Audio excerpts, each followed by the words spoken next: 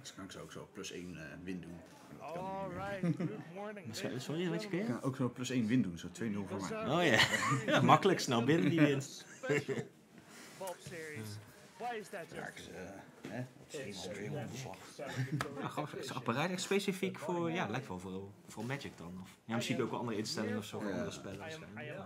And why am I hyped? Vooral voor streamers dat je een sense hebt. You are hyped. Ja, goed bezig. Een klein boodschap, de stream is wel Engels. A lot of celebration going on. Oh, dus als we praten doen we het in Engels? Yes. Oh, okay. So it's clear what we're saying. Okay, let's do that. I might be a little biased You were going about to the Brewers crap. Yeah.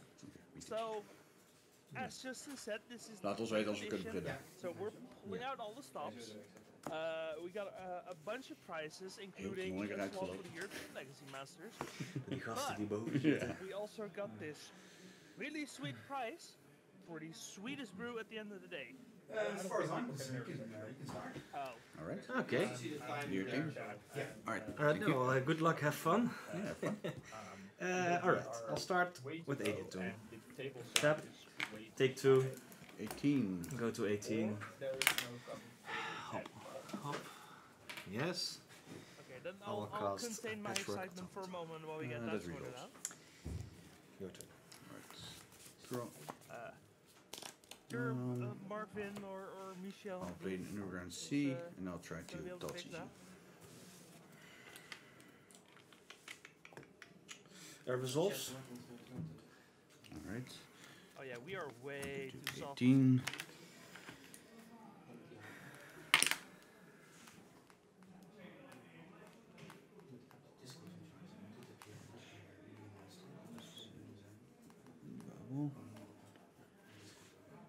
And someone in the booth hears. Well, we get this sorted out. We gotta keep talking, Justen. We can figure this out. Okay. Oh yeah, no. Now we're actually here. I think it's okay. fixed. Yeah, great. All right. Sweet.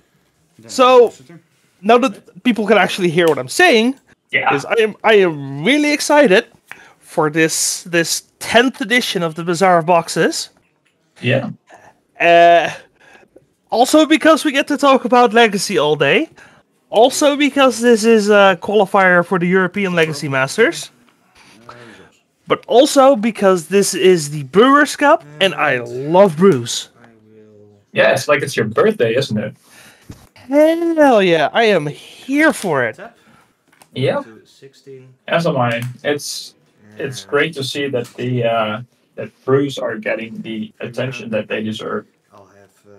And speaking of brews, chat kinda sniffed it out already. Yes, this is Peter Vanderham, PVDH, of 90s MTG fame, of Twitter set review fame, and Fame. Just yeah. The seller of attractions in the format. Yeah. Like this man is on a mission, and this mission includes attractions, and this mission includes dinosaurs on a spaceship. So Yes, I did not expect to say that sentence today. If you asked me like 2 years ago, dinosaurs in a spaceship, yes, this is a Magic the Gathering card. I did not know it, but yeah, Peter's got us covered. I never watched Doctor Who, so I have no context for this lore. But we are talking about Doctor Who card. Doctor Who's great though. I actually started watching it last year, which is way overdue. But it's a great series, and yeah, I think it's a fun crossover. Yeah, absolutely. It's absolutely not the worst. Let's put it that way. Did we have like Fortnite or SpongeBob or what? I will, in response, take 2 damage. All right. Looks like we're back. Yeah, we are back. Let's see. I will cast Metallic Rebuke. Okay, so Alright. figuring out what happened in the meantime. Doesn't look like a whole lot happened actually. I mean, 8cast doing some 8cast things. It's Yeah. is it I mean, typical 8-cast list? I think it is. Yeah, I think Patchwork Automaton is pretty standard nowadays. So yeah. Like Ward 2 is a really good ability, and it gets big so fast. Yeah. Okay, so that's mostly stock list. Let's talk about the dinosaur on the spaceship, shall we? Yeah, absolutely. Let's talk. I'm gonna read that card. Okay, so what I'm gonna do for the stream? It's 4 mana, a red and a white, so 6 in total. Vigilance, Trample, 7/7 dinosaur creature, and other dinosaurs get +1/+1 and Vigilance and Trample. It's got Suspend 4 for 5 mana. And whenever a time counter is removed from dinosaurs on a spaceship when it's exiled, create a 2/2 red and white dinosaur creature with flying and haste. Yeah. So the intention was for the card to be suspended and then getting some value while it is suspended. But Peter decided, you know what, this combo's great with Grixis Soothsayer. Why don't you read that card? So it's a 3 mana 3/2. When it enters the battlefield, you reveal cards from your library until you reveal something that's mana value 3 or greater, and then you suspend 3 it. So it means you always hit the dinosaur because that's the only thing that's actually 3 or greater. Yeah, or another Soothsayer, which basically does the same, doesn't it? You suspended, so no. Yeah. So no. So the idea is you find your dinosaurs, you make 3 dinosaurs, and then you get the big one, and just get a bunch of value. Yeah, so that's one of the plans. Another plan is, of course, Delver doing Delver stuff. Like you see the RC in play here, and the Bowmaster. And Peter wouldn't be Peter if he didn't tease the judges with an attraction card. I think in like 2 or 3 editions ago, he played like Deadbeat Attendant. This time it's Lifetime Pass Holder. And it also opens attractions. Yeah, I think Pass Holder is probably better in this deck because you can surveil some copies into the graveyard, and then if you ever roll a 6, you just put them all back, open a bunch more attractions. But yeah, other than, having actual dinosaurs and a lifetime pass holder, it's pretty stock Delver, Grixis Delver. It does seem like Peter is going for this Brewers Cup. I think it's 7 rounds high star. Yeah. What attractions are played? That's a good question. Can we see this? If you look at the deck list, it's under Artifact, and then just kind of ignore the baubles. Oh, right, yeah. So it's Balloon Stand, Bounce Chamber, Clown Extruder, Ferris Wheel, Haunted House, Information Booth, Pick a Beeble, Storybook Bride, Trash Bin, and Tunnel of Love. I don't know if anyone's familiar with these cards. I sure know I'm not. But, yeah. If you ask, you're gonna get the information. Like I know most of them because I'm against Peter, right? Or are you just a big fanboy? I played at least 7 of these in my own deck. Like I'm a sucker for mid-range value nonsense, so I played the most dangerous gamer. I will admit. Okay, that's we can still be friends. No, but like most of these attractions are pretty standard. Like there's a bit of variation in some of these effects based on whether or not you're playing a lot of creatures or not. But as to what each specific one will do, we'll have to cover that as Peter starts flipping them. I see. That's okay. So, what do you think of this game that's going on? Like, we missed a couple of turns, probably. A lot of cards have been played, and there's quite a big bow guy on the field.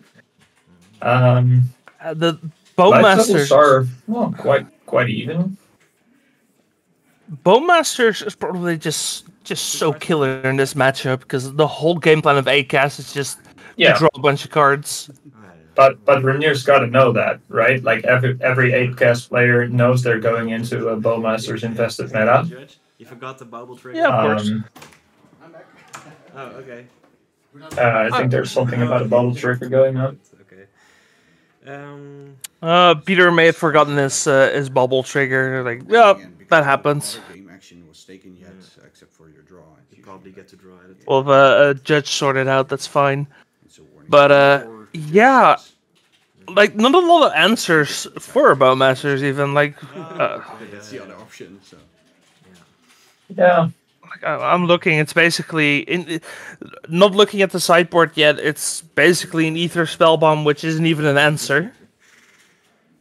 Yeah, it's got it on the field actually, either Spellbomb. So yeah, it's like kind of an answer in this particular situation. If Rainier wanted to draw a lot of cards right now in this turn, then it would probably answer it because Peter's not got any black mana up to recast it.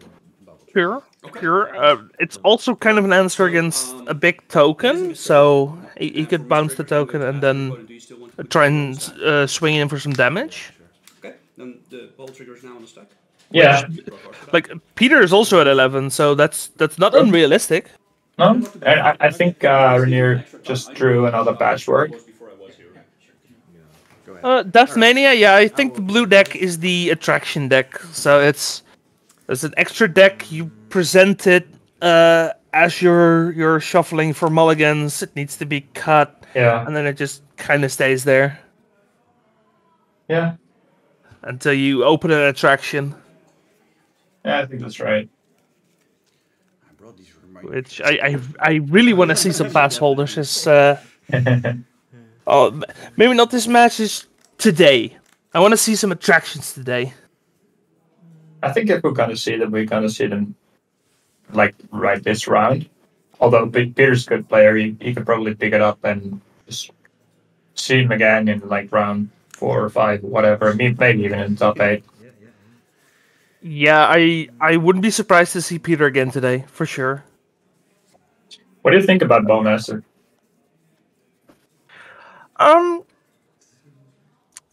I think it's good. I don't think it's like the format killer that people thought it was gonna be when it was first spoiled and when people first started playing with it. In fact, I don't even think Legacy is the best format for the card, to be honest. I think it just kind of slots in. I've made the comparison with Baleful Strix. I feel like it kind of took that spot, as in it's like a 2-for-1 threat. It's just instead of drawing a card, you make it harder for your opponent to draw cards. So it's definitely better than Baleful Strix, but yeah, Baleful Strix isn't being played anymore. No, that's because of Bowmaster, of course. No, Baleful Strix was already not being played before Bowmaster. Don't say that. Don't say that. No, I can't lie to you. Don't talk shit about my boy. I love the card. Absolutely. I love the card, but it got kind of replaced by Icefang Quaddle. I'm sorry. Like blame Modern Horizons for that. Yeah, I blame Modern Horizons for a lot of shit, so yeah. Thank you. Okay. Yeah. I'm not ready to talk about this just yet. Strix. Oh boy. But I kind of feel like it's taken that spot. Yeah, you might be right about that. I think it's just it slots into a lot of decks.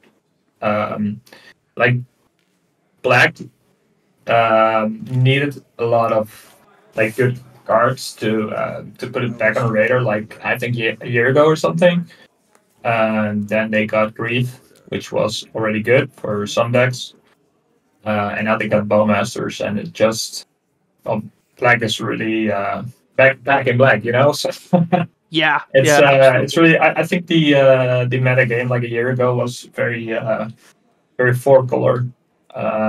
Well, just Black didn't see a lot of play except in specific decks like Reanimator and other Dark Ritual decks. And Bowmaster and Grief enabled this color being back in the metagame. Which I think is a good thing because we have a color buy and it's like a fundamental thing of the game. Absolutely. Yeah. I personally I don't really love Bowmaster. I mean I used to love drawing cards, but then I took an arrow to the knee, Yeah.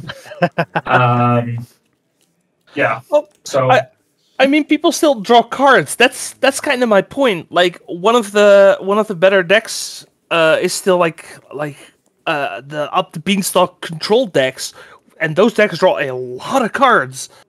Yeah, a lot. And I think the Beanstalk they play Bowmasters themselves, so they have an answer to it. But decks like Acast, like we're seeing right here, or like more fringe decks like Enchantress or something, they are really struggling because of Bowmasters. Well, Enchantress is not struggling because of Bowmasters. Enchantress is struggling because it's Enchantress. Now who's throwing hate, huh? Yeah. I love Enchantress, but yeah, it's I think Bowmaster just really is really pushing it for an archetype like that. And okay, we'll get back to that as we see the Silent Soothsayer. Yeah. So Is it finally happening? You are up to something. well, again, we're gonna hope to find dinosaurs on a spaceship. Like the first time I read the Soothsayer, I just completely missed on the fact that you can. I think you can hit another Soothsayer, right? That's how that works. An online card with mana value 3 or greater, so yeah.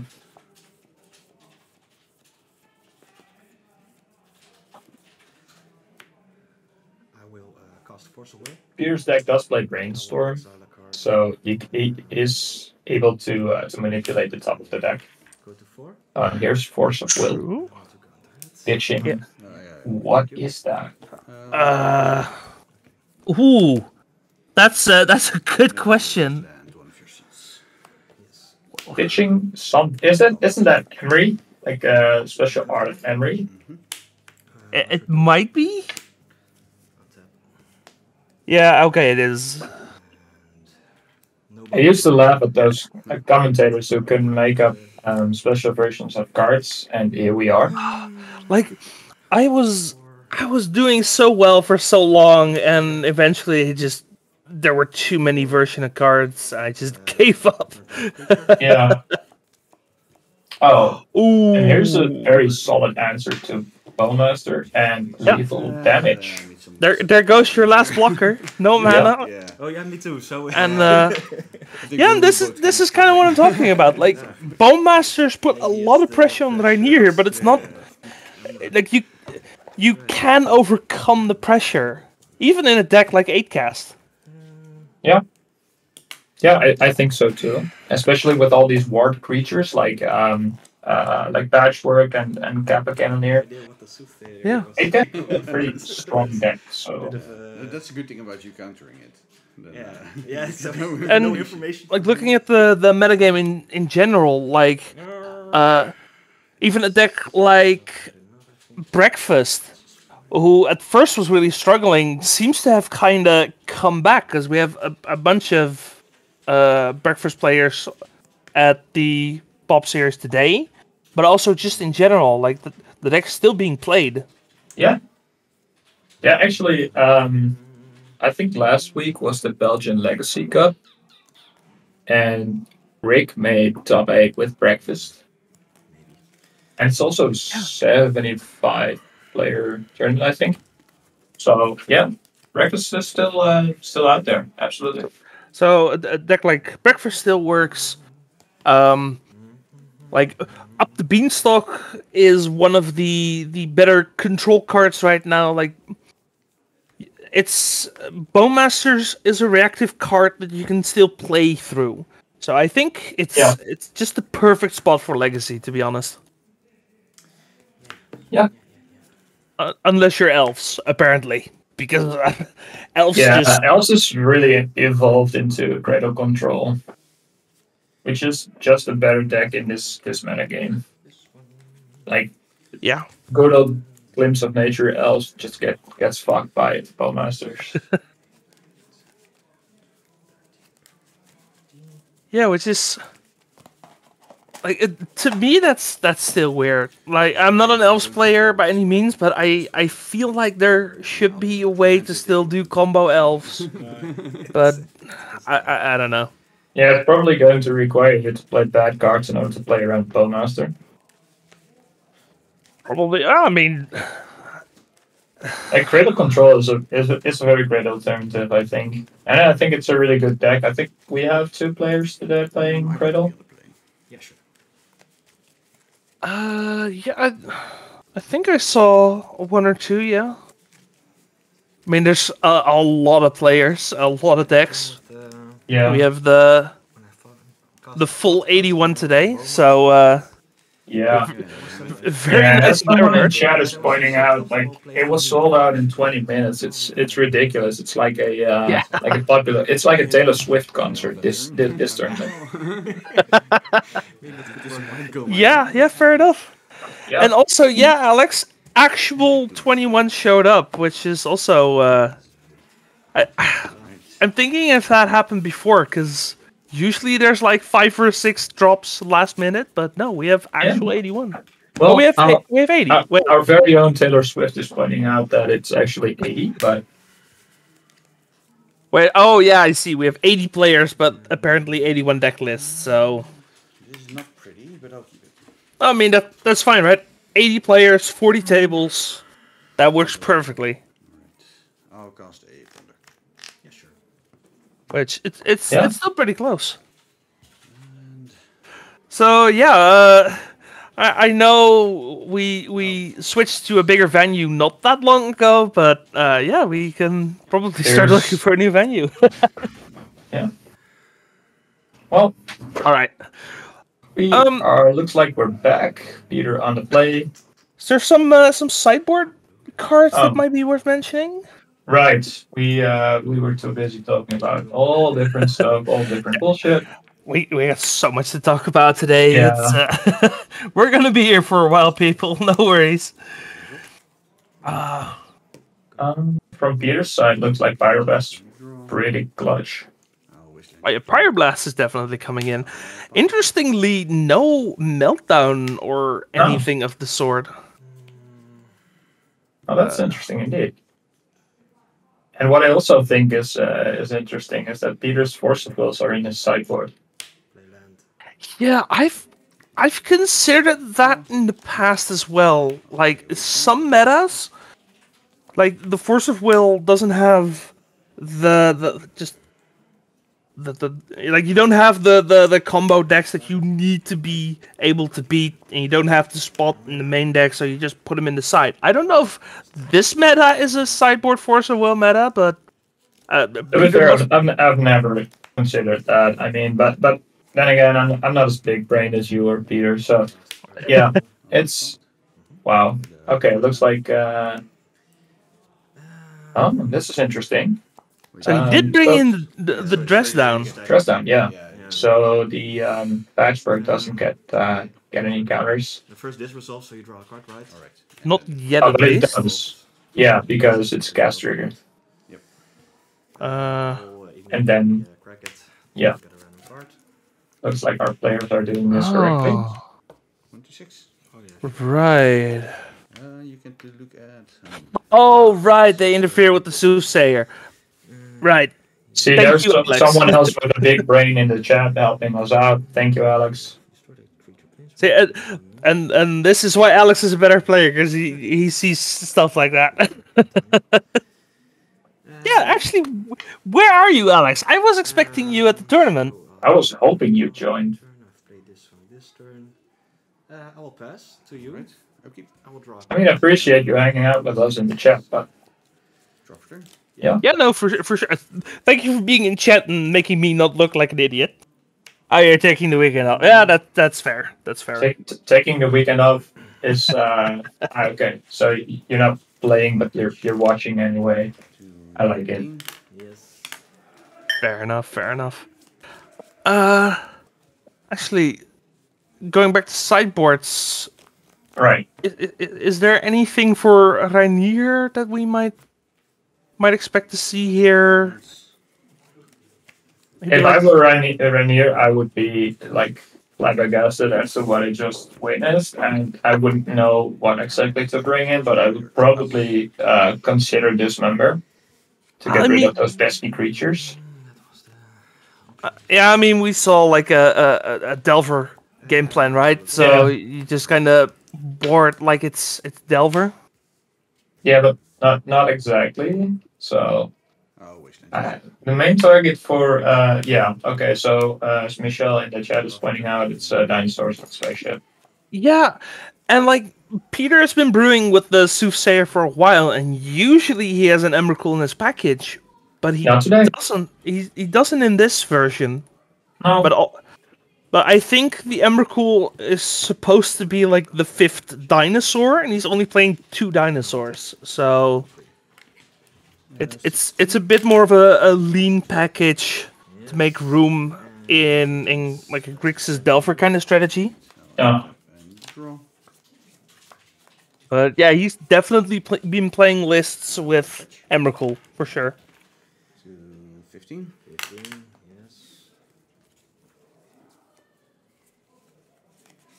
yes. I might be wrong on the Emrakul call, by the way, but I think it's intended as the 5th dinosaur. Because You're probably right. the dinosaur actually does something when it's suspended. Like you get actual 2/2s with flying and haste. Like that's pretty scary getting one of those every turn. And the Emrakul is just kind of, well, it's an Emrakul. You have 3 turns, and after 3 turns, well, you're dead. You still have 3 turns. Yeah. Draw. Yeah, the dinosaurs is it's a really interesting card. I think a 7/7 Vigilant Scramble is, it's pretty much Play. good Yeah, enough. but like even the body aside, just doing something while it's suspended is like new territory for wizards. Kind of interesting. Yeah, Alex is pointing out something like very intricate that Peter's just playing it correctly and waiting for Rainier to announce the war trigger. Yeah, he's basically chalice checking a patchwork automaton. Yeah, exactly. It's basically what's happening. Draw from Ponder. And I'll pass it. Draw. Did I ever tell you about the time I got chalice checked in the same turn twice? What? Oh, did you fuck up twice or? So I had a chalice on 1. Yeah. And I was playing Jordi, who people at home might know as well as the Dutch Lance player, Netherlands. Yeah. So I have my chalice on 1, huh? And he goes, expedition map. I'm like, sure. Okay, so expedition map resolves. I'm like, why did I let that resolve? So punt counter. Yeah. Jordi starts thinking, does some things. Eventually, the same turn goes 17. crop rotation. I'm like, sure. Oh my god. And while he's searching his library, I'm like, did you just chalice check me twice in the same turn? And then I let both of them resolve. Acknowledging that it happened in between. This thing is chalice checking is something that requires either both your opponent not paying full attention and being very very confident. So yeah, I like the psychological effect of that interaction. And like the worst part of that game was that day I went 4-0. Go to 13. Really? Yeah, just completely After fucking undeserved. up like that. Yeah. Nice. Oh. Gislo, you were right. Eon Chronicler is a card that does something in exile. Fair enough. What This is is not- Neon Corona? What? Okay, you have to look up that card. Yeah, I will. it's Beyond Chronic Virus. it's not great, but it's not terrible either. But it's definitely something that they have done in the past. So I was completely talking out of my ass on that. Just a inner chaos card. Look at your top. Okay. Oh, that's sweet. Last turn. Your upkeep, I will draw. Okay. I'll draw. I was like it's intended to put a bunch of mana in it to keep drawing cards. Ponder and trigger. And I guess you could use it with the Soothsayer, but like, do you want to draw a card or do you want a 2/2 flyer with haste? Like, 6 for 7. Yeah, I'll take it too. Okay, Especially in this. There's a lot of creatures around these days. Yeah. So yeah. Yeah, that was it. Okay. Also, Gislo gets it. He gets this reference. Awesome. All right. Okay, why are we looking at I don't, but Oh, we just surveilled a dinosaur into the graveyard. interesting. Yeah, that makes sense.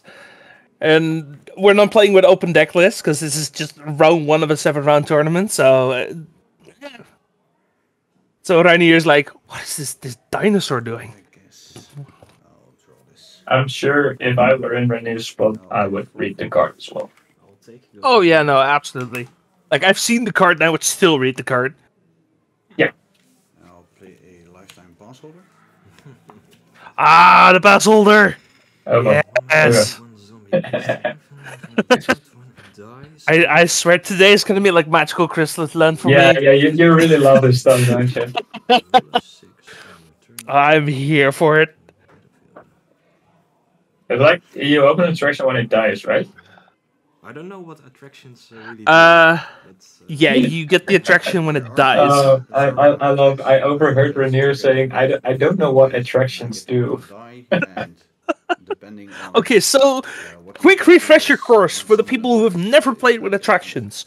When a card says open an attraction, you flip the top card of your attraction deck, which is randomized, which your opponent had to cut at the start of the game. at the beginning of my first main phase. Oh, yeah, And visiting your attractions, then that's the thing that during at the start of your pre-combat main, so you cast normally when all your sagas trigger, with that. Yeah.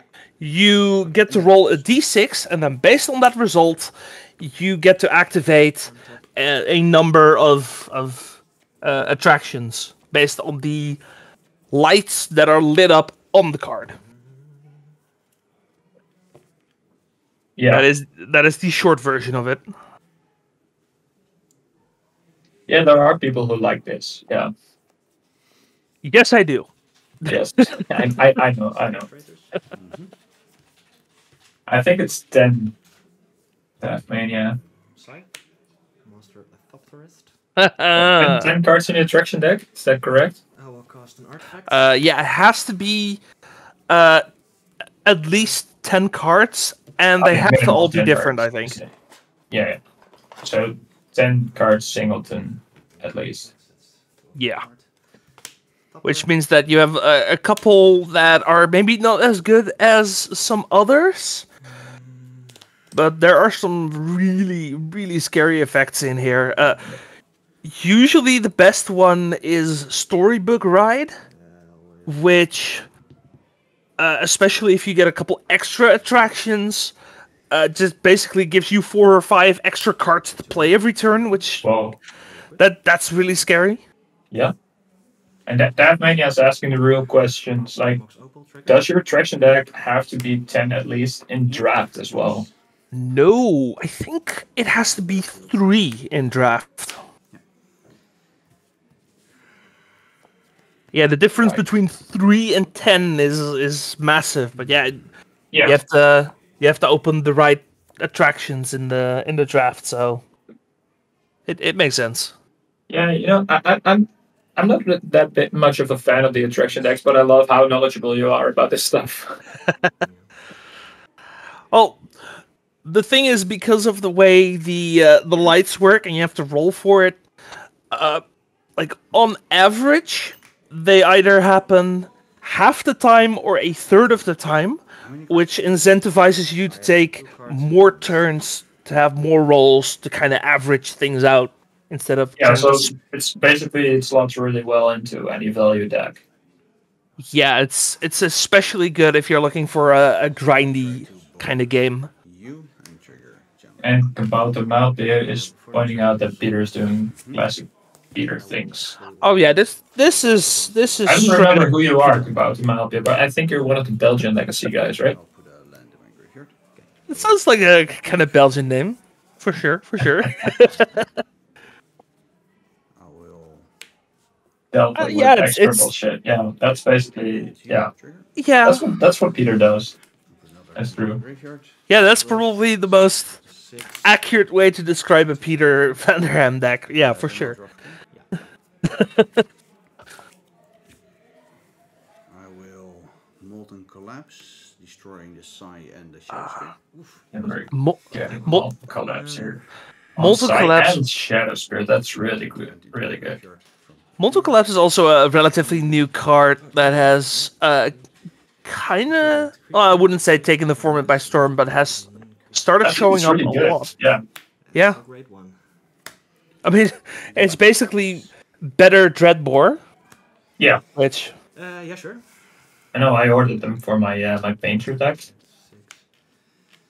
So yeah, I love the attack with the attraction dude as well because These all die. given Rainier's on 6, he's incentivized to block, and then Peter gets to open an attraction. Attraction.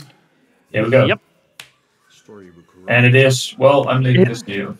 it's the storybook ride. Okay, Oh, it's the one that you said was the best? yeah, it is easily the best. Like, you built the rest of your attraction deck around this card. So let's actually talk about it, what it does. When you visit it, you exile the top X cards of your deck, where X is the number of attractions you visited this turn. So you want as much overlap with numbers as possible.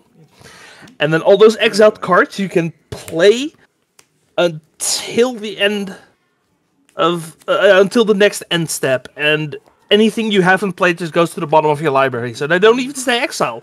You can just put them back in your deck. Yeah. And Rainier's in a pretty bad position here. Just drew the bauble and he's got land in hand, so And now sees another lifetime pass holder on top. yeah. In your upkeep, I will draw cards. Draw for turn.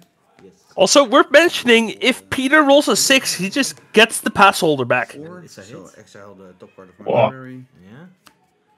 Okay, hits a 4, which still gets him the top card. I'll go to attacks. Yes, fine. It is play, so he can just put the Caracas into play.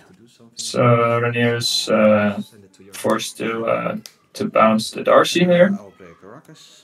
Yep. I will play a Dragon's Rage Chandler. Gislo MTG is And I'll pass. is making a bold statement here. Is that rolling a 6 with a couple of attractions out there is one of the greatest experiences in Legacy. Yeah. Yeah, and the reason for that, for those who don't know, is that all the attractions have 6 lit up. None of them have 1, so you never want to roll a 1. But if you roll 6, it is Yeah. party time. Okay, so we're getting a Soul Guide Lantern from Rainier, which undoubtedly is going to draw a card with his mana floating from the City of Traders.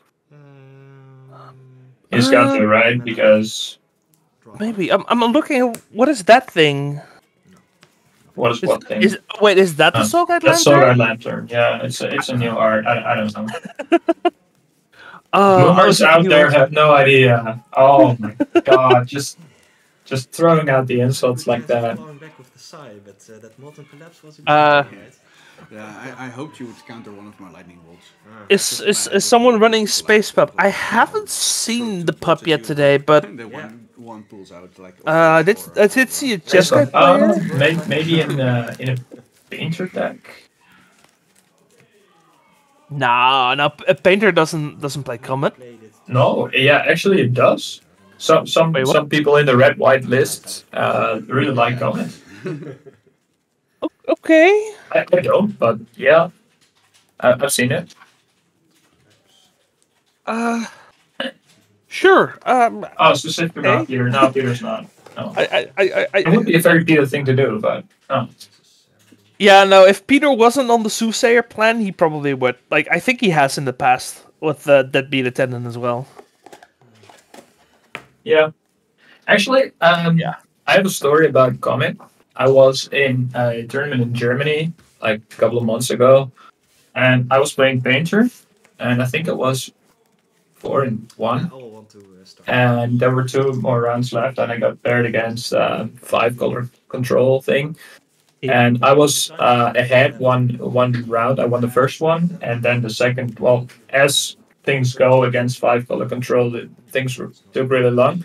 So we're going into time, and in my opponent's last turn, he played a Comet, and he rolled 6 like 5 times in a row. So he killed me, drawing the game instead of winning it for me. Thank you. Which was my best experience with Comet. Oh, yeah, that sounds familiar. Yeah. My first experience with Comet, I think he made 6 squirrels and then domed me for 9 before passing turn. That's so sick. Yeah, that card. I mean, if you're good at doing die rolls, then Comet is a really good card. I mean, if you're good at die rolls, I'm a call judge on that. Nothing personal, but if that is a skill you have, I have questions. Yeah, when I was playing against that guy, after the third 6 in a row, I said, "You're going to throw with my dice now." But I was joking because I know the guy and he would cheat. And even if he would, then whatever. Yeah, for sure. But yeah, he wouldn't. So it was just massive fun, basically. Yeah, and as far as fun can go.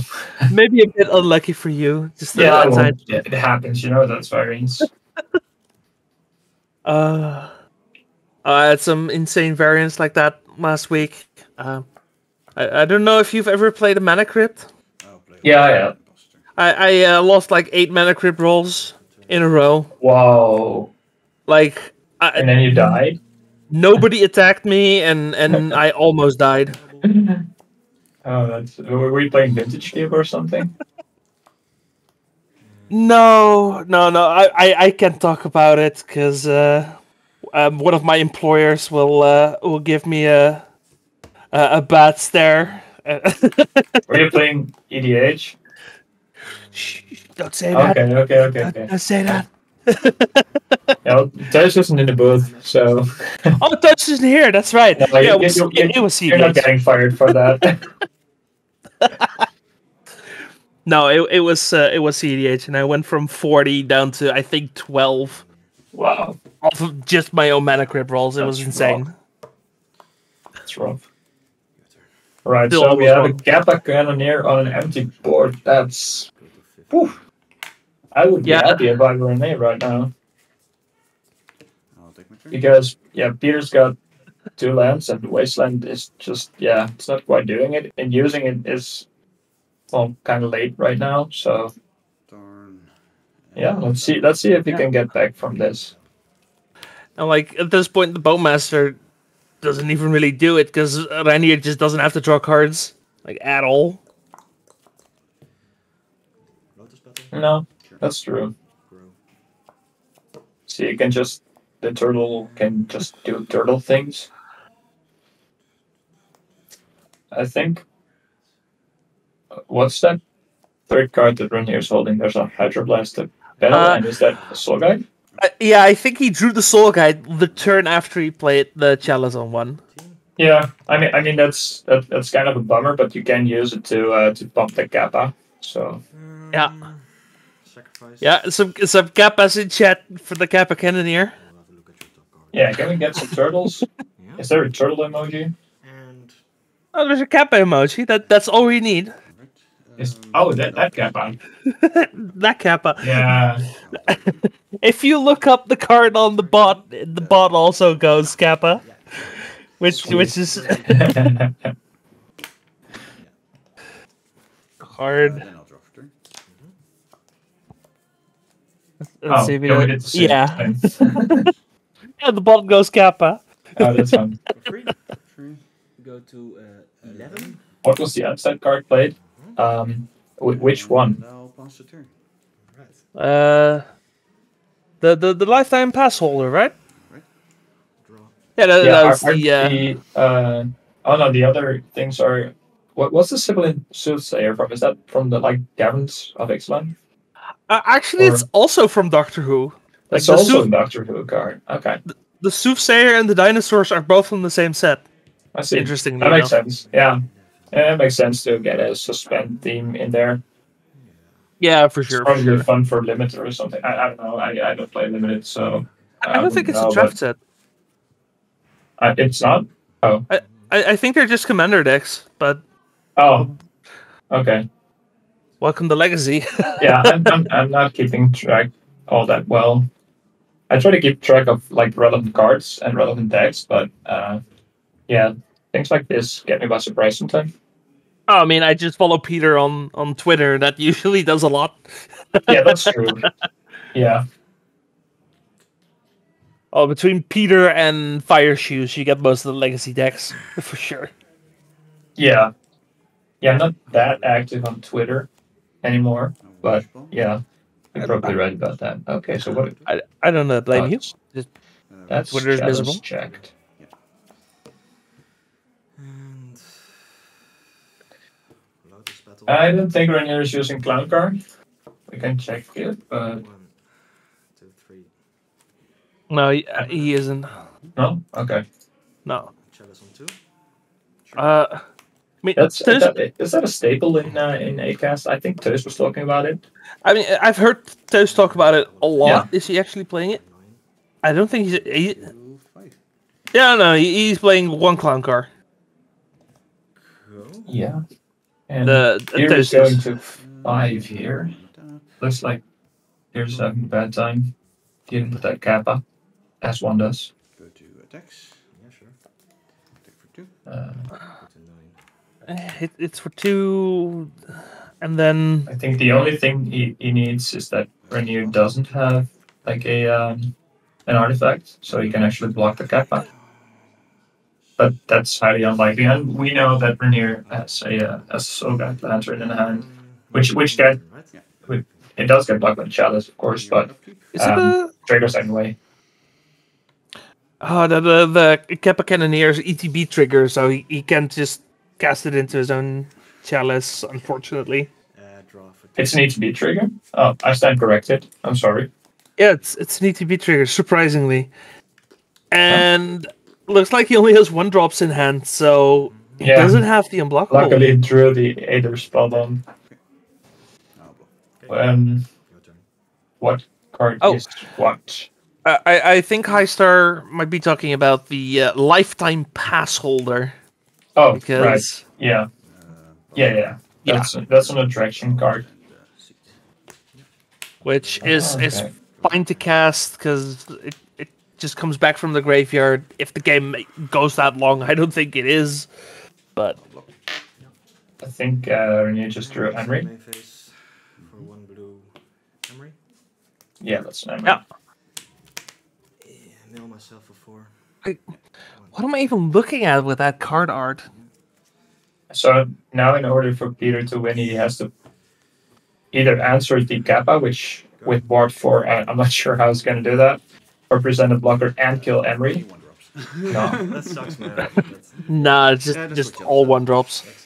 that's too I bad. kept opening Which- it like, okay, if you Terminus from the manage top, great, yeah. if you don't, Okay, there are answers. I had 2 games where I started on that, so that's... No, it's not playing Shatterstorm, is not playing Meltdown. No artifact sweepers for Peter. They usually play like 3. Yeah, these Most days wins, 2 I or think. 3. No- I play 2. No artifact hate at all, which because of is that also, kind of like, surprising. Just keep and see if it works. Yeah. Oh, I mean, Yeah. technically, Molten Collapse can work as artifact hate I was, in a way, but First games I was really trying to stay Yeah. away from getting not ideal. Yeah, you bases, but I don't you kind of think choose your battles, and beating Chalice on 1 is not the battle that Peter chose to win. Looks like. Yeah, because of the Soothsayer, right? Yeah, exactly. So I do have No, days, but I don't have. I don't think I would, to be honest. I mean, Chalice is not played a lot at the moment, so Oh. like there's of course the Monroe Stampy and Initiative, I guess like around. But Yeah. I think it's I wouldn't say it's not on an all-time low, but I get a treasure from yeah. one of my attractions. Yeah, Alex pointing out something. Yeah, that's true. Like destroying all the artifacts, but yeah, there are situations in which you apply enough pressure to the board to not care about your own interactions. I suppose. Yeah, and like if you're worried about Chalice on 1, Meltdown is still something that you might want to consider, right? Yeah, he's got Molten Collapse though. I think there's 3 copies in his main deck, so That would be better than. and he can counter them. So yeah. Yeah, he is still playing 4 days. He has some Thoughtsy, so like, yeah, he's just a delver plus some fun, which, yeah. And this round is, I have to say, excellently timed because we've got less than a minute left on the clock. Right. Did not get to True. suspend any dinosaurs. So Means I can refill my water bottle before starting the next round. yes, it also means we don't Stay have a backup hydrated. match. Stay hydrated. Also means we don't have a backup match for this round, but that's fine. We probably have just a new match in a minute or two. So we're gonna take a quick break. We'll be back with 6 more rounds and hopefully the full top 8. We'll have to see, everyone. Thank you for watching the Series 10 with our Brewers Cup. We'll be right back. All right, we're back for round 2 of the Bob Series 10 with our Brewers Cup. So we got a nice little brew here in a moment. But before we do, Justen, we want to give some people a shout out, don't we?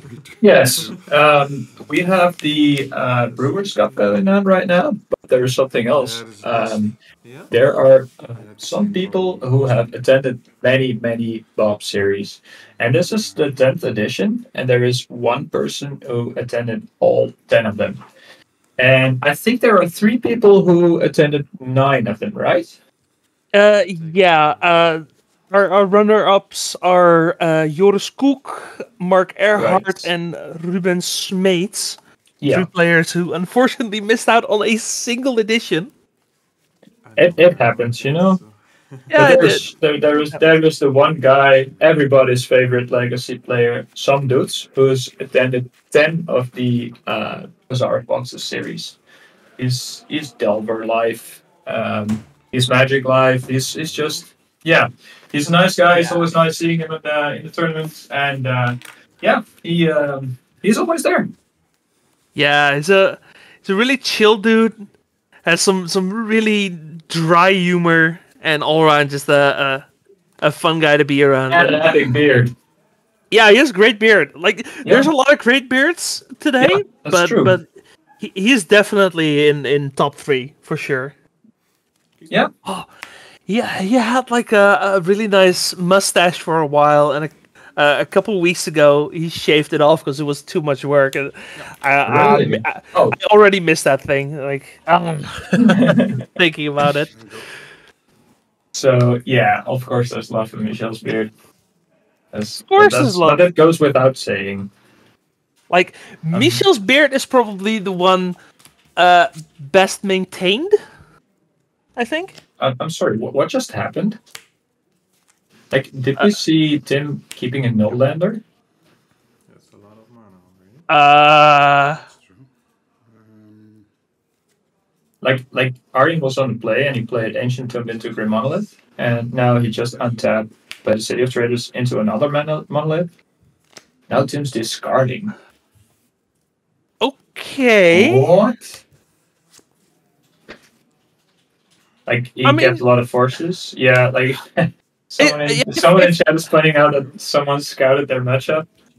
That's okay. Yeah, if he just kept a hand of forces, then he definitely knows what his opponent is playing. Yeah. Actually, let's talk about that, because Tim is playing a pretty Yeah, almost exactly Pokimoki Sultai Beans list. Not quite. Yeah. There's no what's that called? The card called the 3-mana one, the Ransom. There's no ransom in it. But Yeah. other than that, like a couple fun one-offs and yeah. I have to. But yeah, let's talk about this combo deck. Yeah, let's talk about that City of Traders. That's a very good City of Traders. Yeah, Josh is gonna figure it out. No worries, no worries. Yeah, true. Let's talk about the combo deck indeed. I love this deck. We do have a line to the team there, but only to the people who are running the stream, not to the judge team.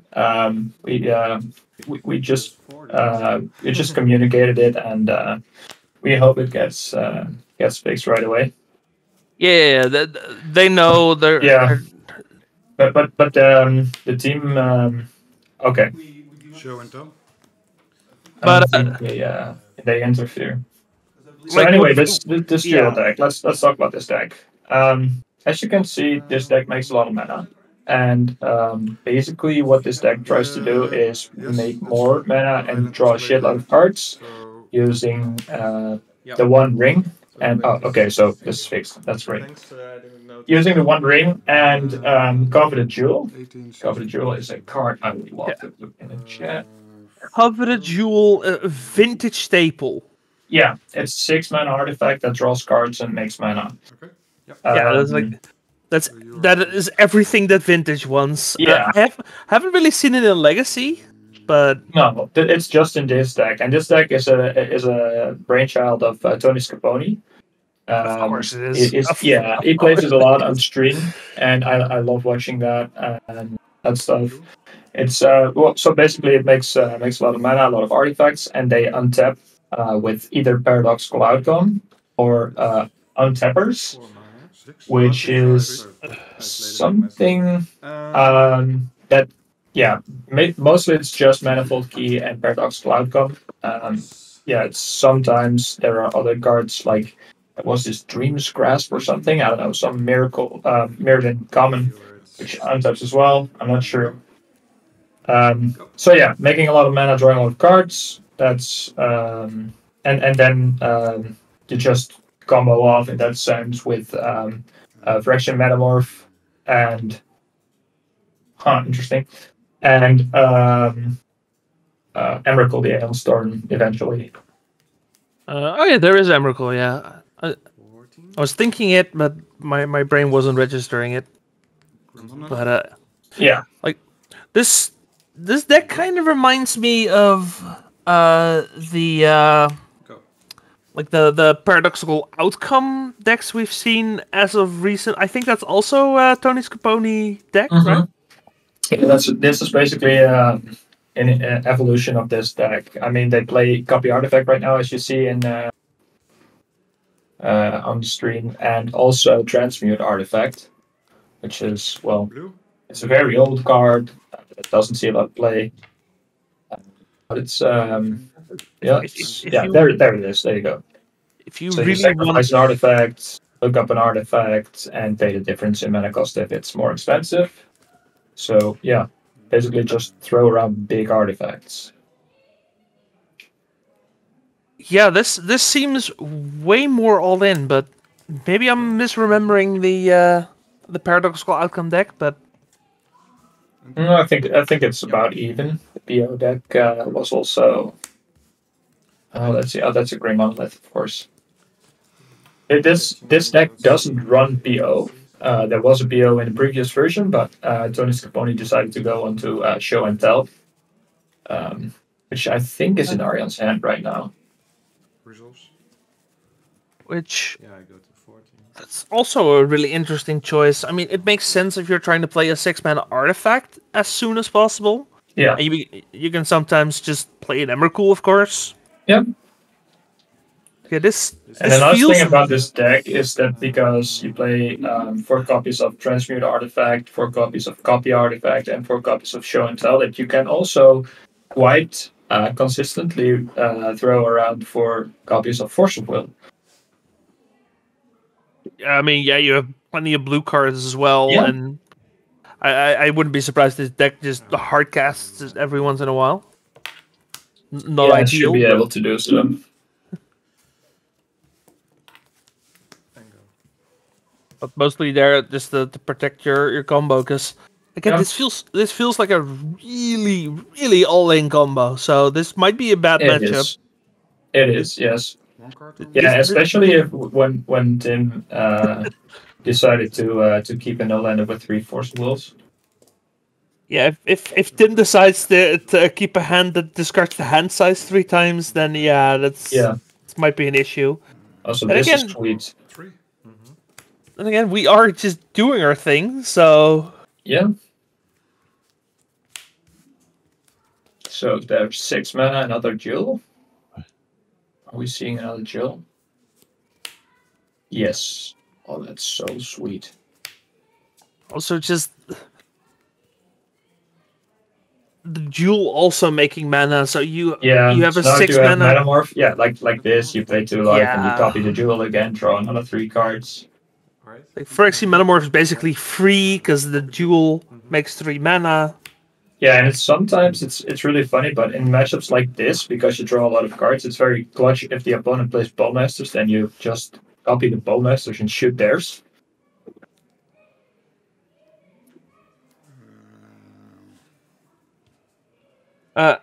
Alex, I think that's not his exile. I think those 3 cards were Yeah, I think were that just they were they were discarded all to hand size, right? discarded. Yeah, Yeah. This is his graveyard, and I think his exile was off screen. This is my grave. Yeah. Oh, it's off screen. Transmute resource? Transmute resource? Yeah, I also Oh yeah, moving it over. There Yeah. we go. Good guy, Tim. Now we're seeing Transmute This- Artifact floating 1 mana. Are we getting the ring here? This is Or are like we getting more jewels?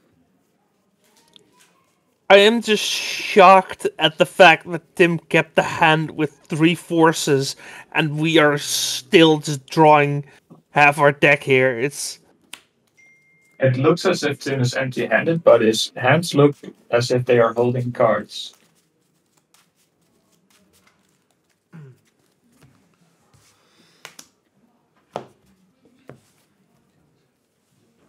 honestly, looking at this, I think Bowmasters is probably going to be a better card than the forces.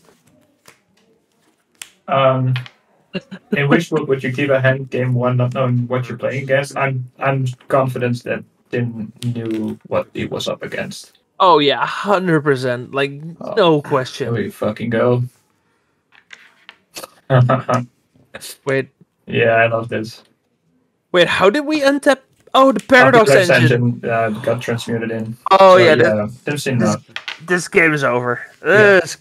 It's Jover. Some mulligan to 6, then double force.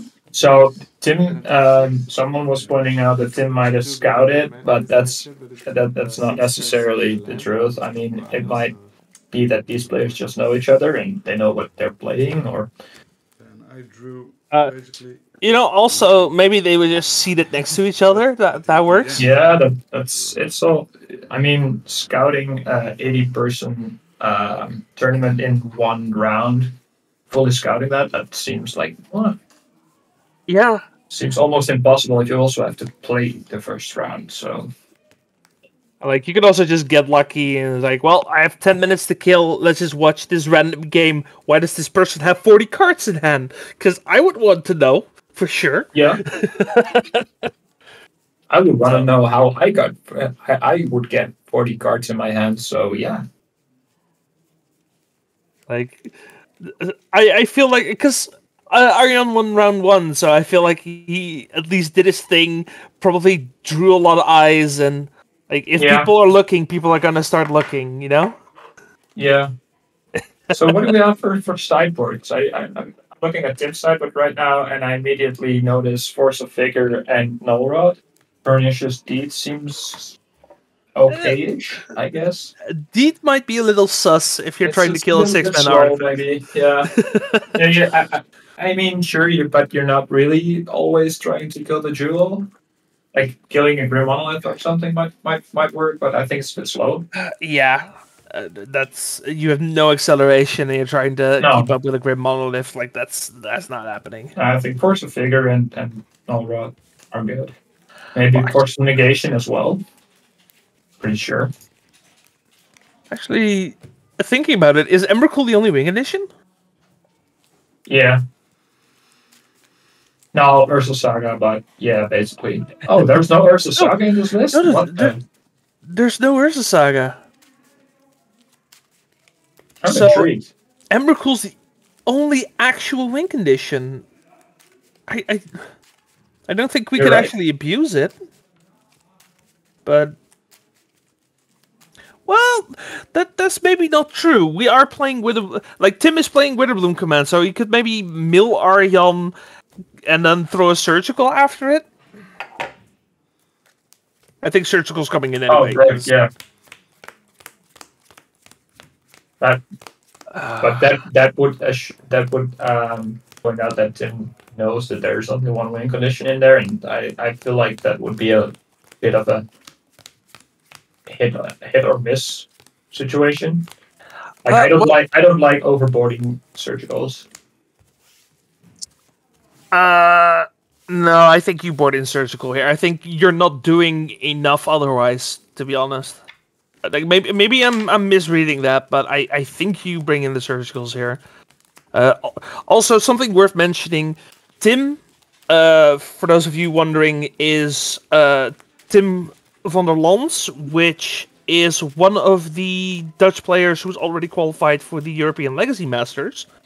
And he did so using paradoxical outcomes. So I have to imagine he at least knows about this deck, if not just the entire 75. Like,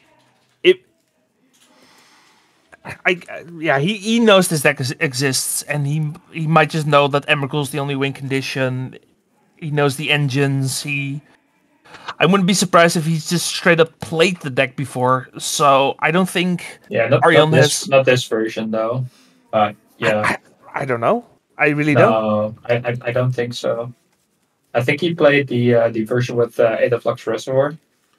Yeah, no, for sure. But I mean, he might have played it afterwards. Yeah, that's true. Yeah, But I honestly, I've been keeping an eye out for this deck like for the last couple of weeks because I feel like playing it. The Bazaar of Boxes And I haven't seen the version without Ursa Saga yet. started when he was in his. I think maybe Tony Scaponi played it on the stream like yesterday, because there were a lot of islands, but I didn't particularly pay attention to that, so I'm not sure.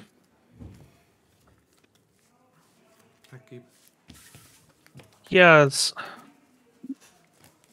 Well, we're gonna have to see what these players decide to do here. Is there anything for Aryan here you would board in? Let's see. Maybe some counter magic, just trying to interact on the stack. I would be afraid of Null Rod probably, and board accordingly. Fair enough. It's got Raven form. So you can keep track of it? Yeah, Deal with Null Rod. Okay. Raven Form is a card I've seen occasionally. But this does assume that Aryan knows full well what he's up against, and so far from Tim's side, we've only seen a couple of forces pitching like Brainstorm and Ponder, I think, and a Tropical Island and the Scalding Turn. So, from Aryan's perspective, I think Tim's deck could be many things still. So maybe Aryan boards against what's it called? Collector Roof as well. Yeah, he doesn't know, of course, what's coming, so it might be realistic to expect an oof. But like the answer is the same, right? It's Raven Form. But there's also this member, I think, yeah. I think I would bring in Dismember anyway, because just to be sure, yeah. Like you could be expecting, anyway. Like you couldn't be expecting Bowmasters, because did we see black? I don't think so. I think they saw Tropical Island and Scalding Turn, but I don't fully remember. I love how the chat is debating Tim's opening hand, by the way. Yeah, in my mind, there's no doubt he saw the deck and instantly knew what it was. Because, Alex, you are right. That's what we were talking about before. Tim played the precursor of this deck for his ELM slot. So I just cannot imagine he doesn't know this deck exists, at the very least. If not just straight up knows like almost the entire 75. And here we almost saw Shaky and the Beanstalk hitting the field. Actually, spell piercing the Beanstalk. That's also interesting. Spell Pierce is interesting. I think that's a sideboard card, actually. Yeah, no, for sure. But that's coming in. Like, I'm not surprised that that's coming in because you wanna fight the counter war. I think. Yeah, probably. Though I do think that on average, Arion's cards have a high power level, so you might just want to consider just overpowering Tim's plays. Yeah. I mean that worked game 1, but Tim's only interaction was just the forces for a couple turns. Like for game 2, there's more sideboard cards, there's more angles of attack. So I don't think that really works. That might be true. Ice Age Island. What's your favorite island, High Star? And what's your favorite island? Yeah, okay. I beat you to it. Go on. Yeah. You're right. Okay, so I have bought a lot of foreign black border German beta island couple of years ago, which were all signed. So I usually run these. I like it because it's old. Though I don't think necessarily these are the most beautiful islands. Yeah, what do I like? I'm not sure. I'm having lands now. I'm not sure. I do really love the Euro lands and the APAC lands, and I think for the Euro lands it's Venice, the island. Because it's just a real world scenario, and I think it's really cool. Yeah. Fair enough. So, what about you? What's your island of choice? I feel like such a basic bitch to say it, but it's probably unstable. I think these are very pretty, actually. Wait, unstable? Which all these unsets unstable. Let me Google that. Oh yeah, I really like that one. I think it's really cool. Especially foils, they shine like a motherfucker. It's just, oh yeah, the nice. foils, the foils are just great. 17. Yeah. And here we see an attempted show and tell getting forced. Yeah, revised basics also really popular. I understand, and I understand the ease of playing those, but I just hate white borders.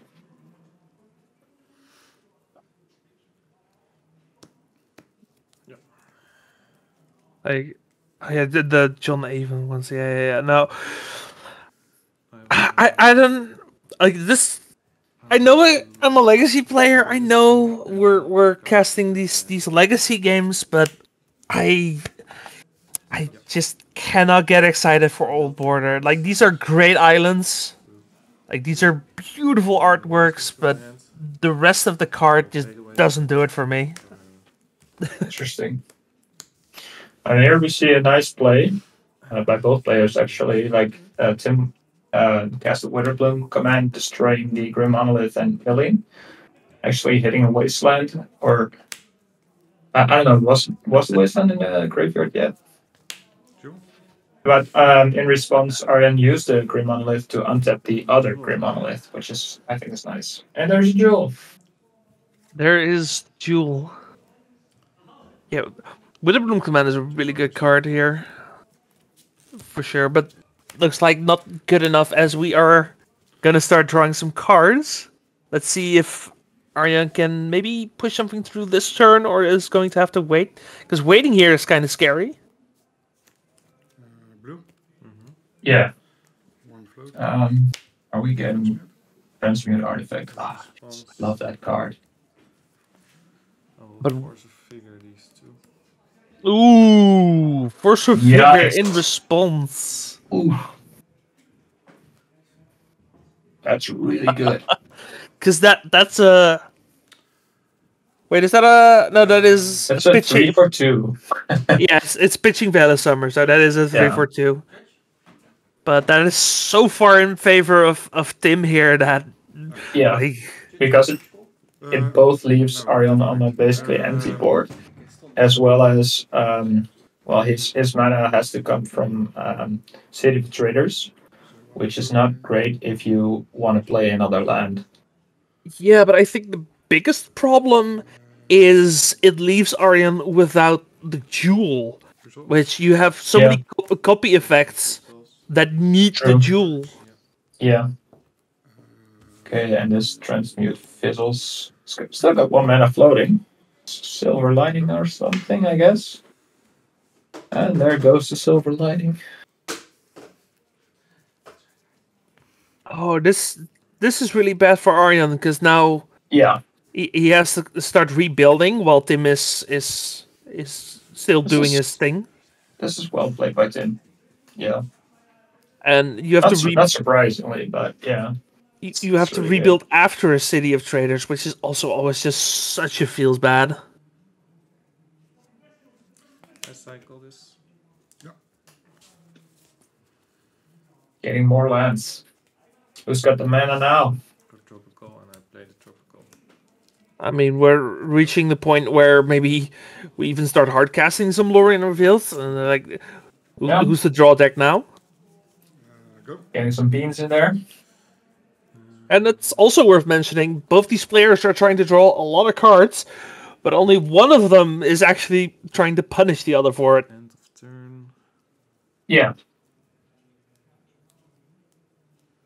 Yeah, Arion's deck is just not really built to punish other decks, just to be better, be a better deck itself. 16. Yeah, he's not really trying to interact with his opponent. He's just trying No. to protect his own stuff. Oh, are we getting a Whalebloom command to the top so you can wasteland again? Oh, that is That'll be fucking such, disgusting. I love it. that is so gross. Yeah. And that's really the power of Witherbloom Command. Because we talked about Molten Collapse the last round, but Witherbloom Command is kind of in that same boat.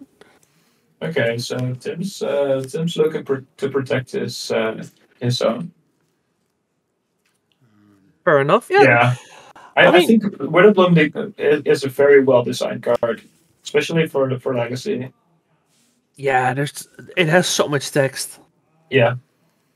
But it's not over the top or something. No. Like the fact that it's a sorcery sorcery speed card, it just makes it so much worse. Even though it's still really good. If it was an instant, it would be insane. And look, here's show and tell. Days picking up the Mystic Sanctuary. Oh, just maximum value. Misdirection. Sweet. So misdirection points the days at misdirection. To the misdirection. No, I don't think Tim drew it twice. I think Tim actually passed the turn twice.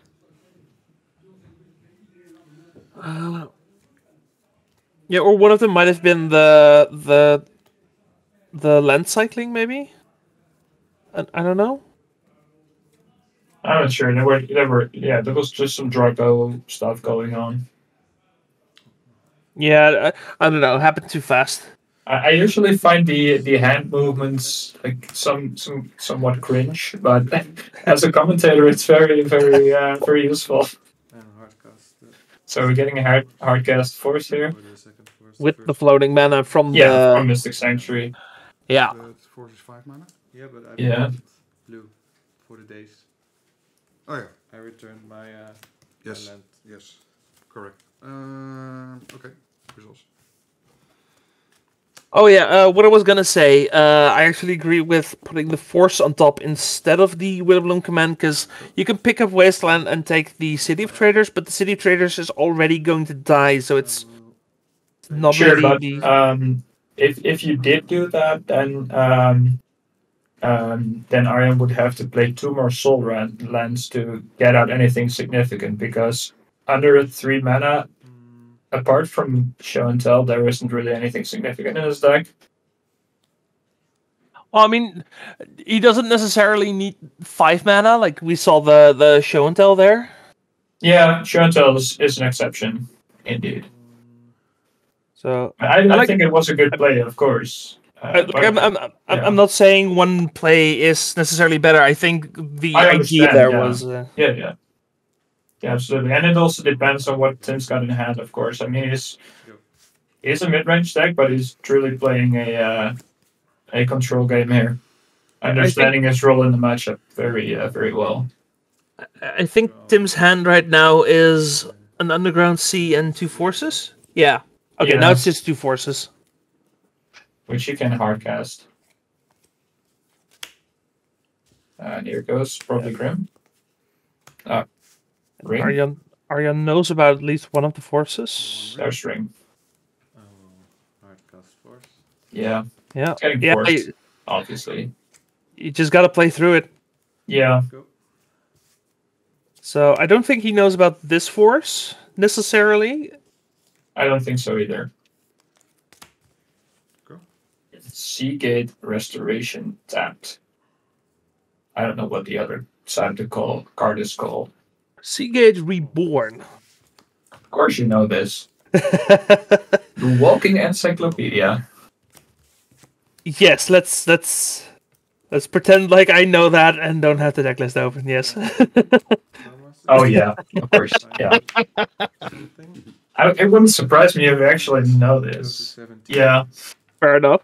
The clock. Yeah, the clock is arriving. That's true.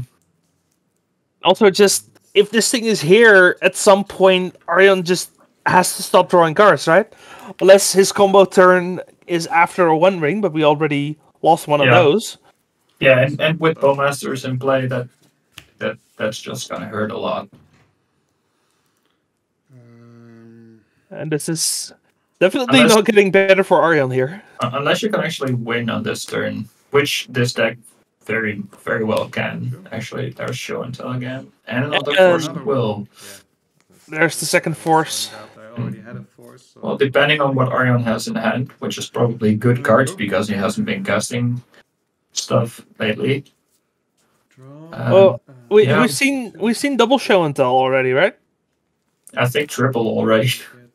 Yeah, we might have seen the third. I'm struggling to Oh, remember. and here is a serious clock from Tim's side. Yeah, Very, somebody very asking serious. what time it is. It's murky time. Yeah. It's murky time indeed. 4, 5. Yeah.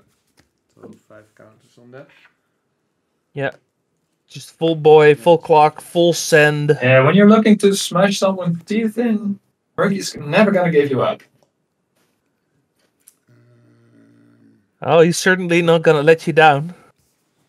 Yeah, and he's not gonna run around and desert you. I had 10. Haha, because he's a flyer. Exactly. He's gonna fly around and desert you. Get rickrolled, chat. Like, it's kind of funny because the dude's been just away for like 30 years, and in recent years he's been kind of coming back, and people are like, where have you been all this time? Yeah, it's funny, isn't it? Yeah. Like, we didn't know we were missing this because, like, we've been getting so much good stuff from Mr. Astley. That's true. Yeah. Like, I've seen some really sweet covers. True world legend over there.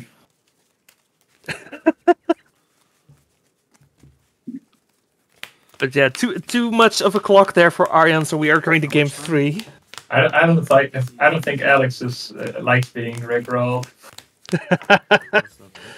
No, Alex, look it up on YouTube. I'm sure there's like some Rick Astley cover that you're going to love. Yeah, some bump cover or something. Like, he has done some covers that you wouldn't expect, and he's just been killing it every single time. It's I mean, insane. Rick Astley himself. I thought they were like covers of the song. No. Him covering other songs, and he's been doing everything, every genre you can think of, and That's cool. It just sounds so great. Like, honestly, if he wanted to, he could have just had a 40-year music career, and he just decided not to. Yeah, I respect that.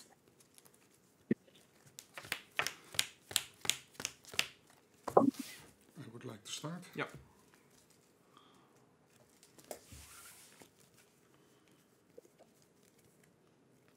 Oh yeah, the token that Tim was running for Orc Army was indeed a Kai Sawatarix one. And he's generously sponsored the tournament as well with custom token. Yeah, for specifically this edition, we also have Kai sponsoring the tournament. Yeah, we have, of course, there's always Rudy from Goat Enterprises. Yeah. We have some of our own merch. Really is everywhere, isn't he? It's like, yeah. And I haven't met a single soul who does like him. To be fair, like Kai's a big Legacy player as well, so it makes sense that he sponsors a Legacy tournament. Yeah, and it is just an awesome dude. Very chill. And Rudy, of course, yeah. Exclamation point Rudy. Nice thing. Nice command. Yeah. Rudy was feeling kind of under the weather today. He is here. He's at the location. He figured he was at least gonna do like the orders for the tournament, and then maybe go home after round 1. But apparently he's still here. So yeah, of course he is. Yeah. So we wish him the Speaking best. Of solid motherfuckers, Rudy is one. Oh yeah. Really, yeah. Like, Rudy's good people. Like, if you're Dutch and you play Magic, you have to know Rudy. Like, yeah.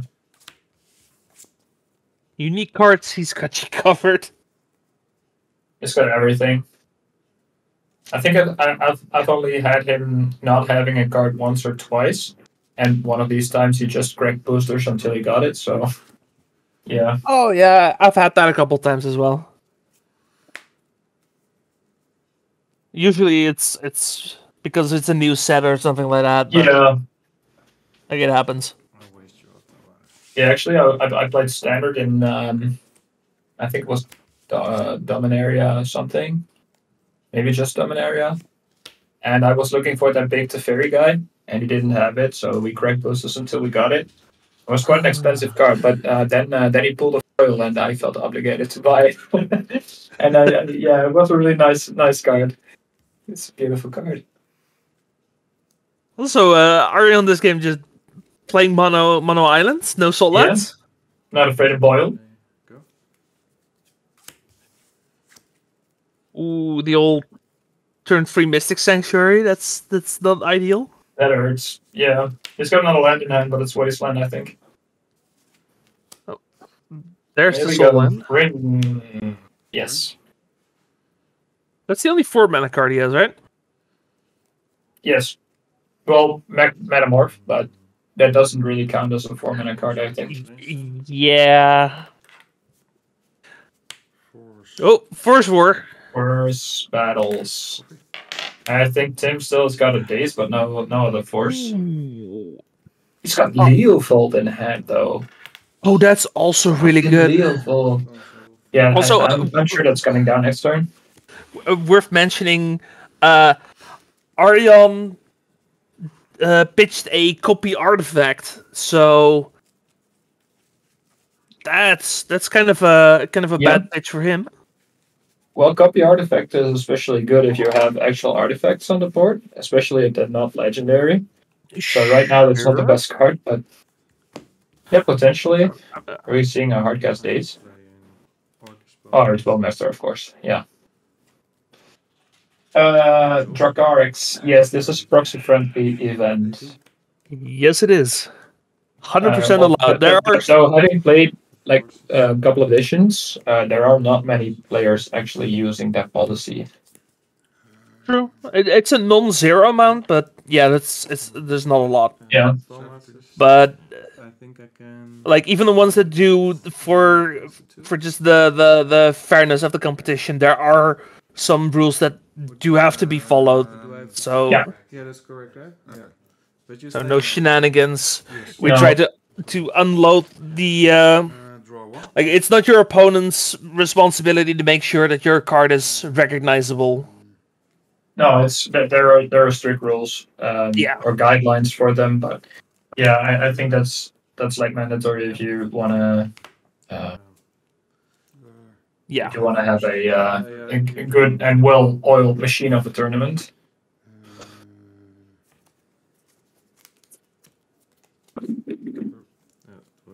Exactly the bottom. There's a bit of a weird card in this deck, I think, like preordain. It's a recent addition to the deck as well. And Tony Scaponi said about this card, literally, yeah, I had some slots and I figured preordain because why not? So yeah, Yeah, preordain is there's your good interesting. reason. Like it's interesting as in it's over ponder, which I guess makes sense because you have no ways to actually shuffle your deck. So There's nothing more forcible getting dazed here, and this means that Leovold resolves. Ooh, that's pretty rough. the Leovold resolves, so you're already losing your card draw engine. Now, if you remove the Leovold, you still have to deal with the Orcish Bowmasters.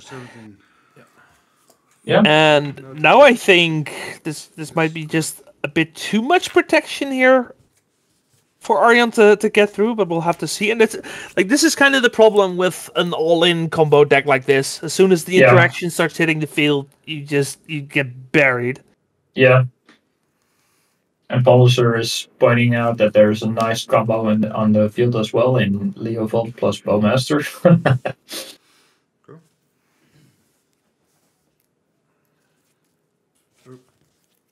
Oh yeah.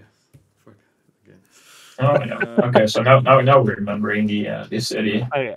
Everybody was pointing out the forgotten city in the first game. Yeah. It happens. Yeah, it happens. It's just that's not something you do on purpose unless you're an absolute asshole. But yeah, I mean, let's not assume that. I don't know this guy. no, but no, yeah. for sure. Like those people exist. I have no reason to assume that Arjan's one of those people. No, it's just a little sloppy, and yeah, Arjan should work on that. But I don't see any reason to assume malintent here. no. Yeah, Arjan's good folk.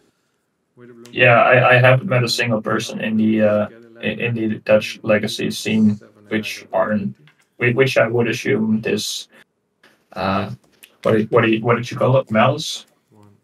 Yeah, I don't malice know, or malintent. It's just then maybe I've been around too long because I can name two people, but I'm not going to because we're not starting shit here. But yeah, I think the legacy community is just too small, and for a tournament in which you can, I mean, there is some money, of course, but it's not a life-changing amount of money. If you're gonna cheat over that, then you're just a dick. So that's my 2 cents. Anyway, here's Metamorph. honestly, I wouldn't even call our scene small. Like we're the second biggest in Europe, right? Yeah, but I mean, it's our tournaments are like 100 people. That's yeah. 120. Thank you very much. I mean, still for how big the country is, yeah, Sure. 120 is huge. That's true. So I mean, 120 people is a very small community in which people just know each other personally. Sure. Yeah. And Arjan extends Anyway, the hand. that was to be expected. Yeah. Yeah, game 1 was a bit tricky. The biggest in Europe is Four The hand was Seasons. too good. Yeah, the biggest European community. The biggest tournament is Eternal Weekend, but yeah. Like, isn't the German community slightly larger than the Italian one? I don't know, but they don't have tournaments that are this big, I think. A slow hand. Yeah, they don't have the tournaments, but I think they do have the scene. Yeah. I'm not sure. That's probably true. I mean, Germany is Like that's I want to going say off. the biggest country of Europe, but it depends how you count Europe. So This is now. That's also going Yeah. off of ELM slots, of course, which yeah, It's- and it's someone in maybe chat not- is pointing out that Bot has a very big monthly community. I also go there every time I get a chance, and that's like an 80 people monthly, 70 to 80. Yeah, Depending on, when. I haven't been yet, but I do intend to go at least Yeah, once this you year. should. I have to. Having discussions. Yeah, let me know when you intend to go. Yeah, okay. Yeah, for sure. We'll work something out. Anyway, that's going to be it for this round. Congrats to Tim for his win. We got 6 minutes left in the round. We don't have time for a backup match, so we're gonna take a quick break. We still have 5 more rounds. We have the winner of our Brewers Cup, and we still have a top 8 for the European Legacy Master slot. So everyone, thank you for watching, and we'll be right back. That means that you. All right, people, welcome back to Rob's Funhouse, also known as the Brewers Cup here at the Bazaar of Boxes Series 10. Nice little anniversary thing. I'm having a blast today. How about you, Justin? I'm especially having a blast that Mitchell actually put in the name that I suggested for Roulang's deck, Tainted Bile. Yeah, this is your territory, Rob. I love this shit. I love seeing new decks that I didn't know existed yet, and yeah, this Tainted Bile is one of those decks. Yeah. So CEDH staple Tainted Pact. You exile the top card of your library from the game. Then you may put it in your hand if it wasn't the second time you found that card, or you just go to the next card. So the idea is here we play just a bunch of one-offs. Yeah, it's basically 60 cards singleton except for 2 cards, right? Yeah, except for a second Tainted Pact, because you can just exile the first to the second and keep going. And a second Thassa's Oracle, which if you exile one, you can still play the second and win. Yeah, that makes sense. So other than that, yeah, we have a singleton deck. We have some tutors, some mid-range value things that you would expect in a Sultai deck. We have a Thought Lash, if we're going to be exiling our deck anyway. There's also a Doomsday here, because why not?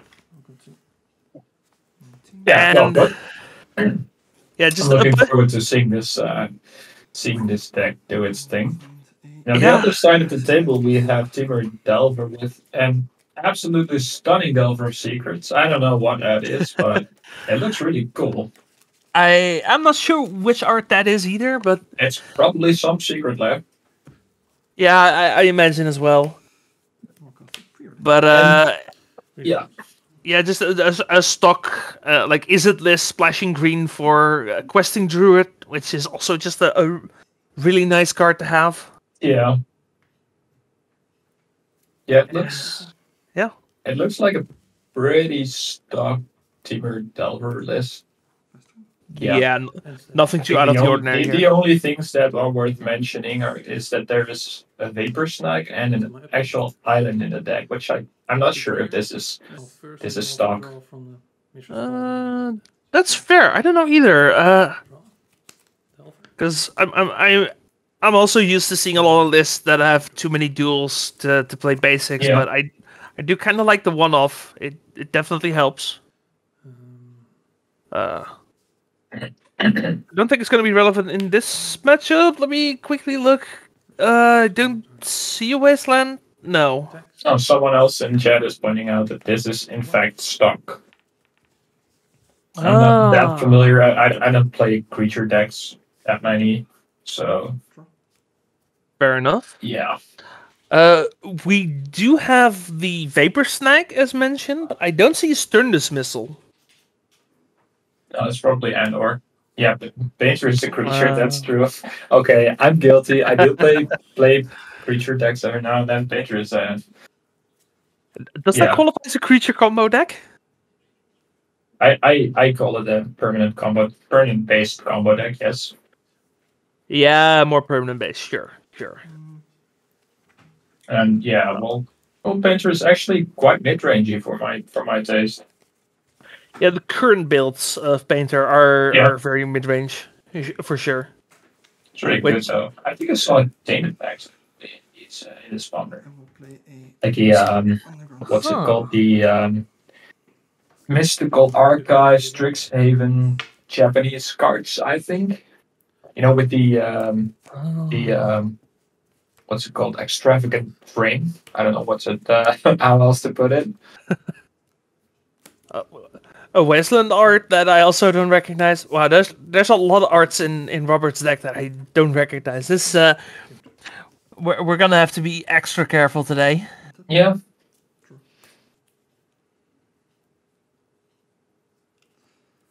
But yeah, this Roulon's deck is essentially just a 60-card CEDH deck. Like, there are some differences because of ban list, of course, and like you don't have the things like Ristic Study. Ristic Study is so bad in Legacy. Yeah, and there's also the difference that this format is actually fun to play. Okay, if you had told me that a couple months ago, I would have agreed. Like, because the problem with regular EDH is that there's just too much complaining and discussion about what is allowed, what isn't, and yeah, I agree. And CDH just kind of removes all that. Everyone's trying to win, and that makes it a lot better. better. I'm just joking. I think there is some. I think there is some merit to CDH. It's not for me because I don't have the patience to play multiplayer games, but I do understand why people like it. Fair enough. I'm also quickly checking over my shoulder to make sure Toast isn't actually here. But yeah. Sorry, I was just thinking like, why are you on location or no, in your home or what is going on here? But either of these things are true. He's currently doing 2:30 on the A10, so yeah.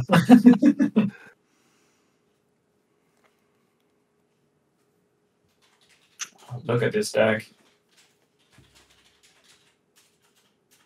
Okay, so what are we looking for here? Something to maybe answer some creatures would be nice.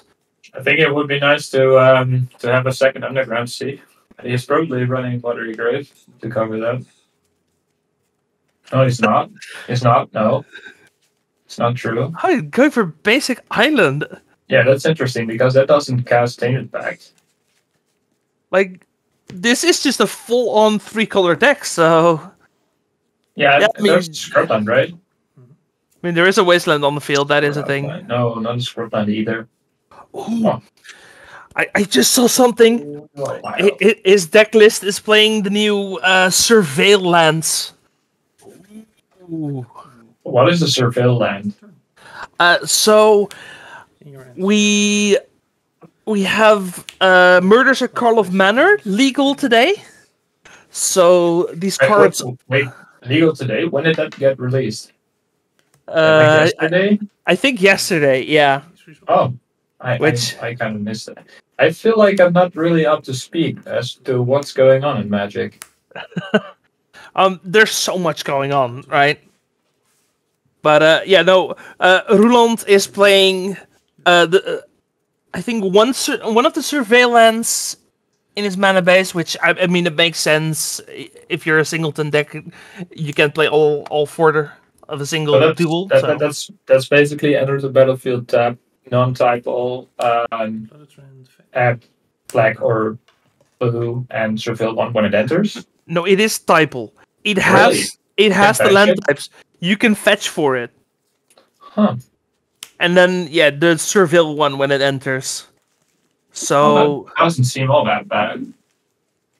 like, it's kind of the same idea as the Triumphs, but instead of getting a third color, you get the surveil 1.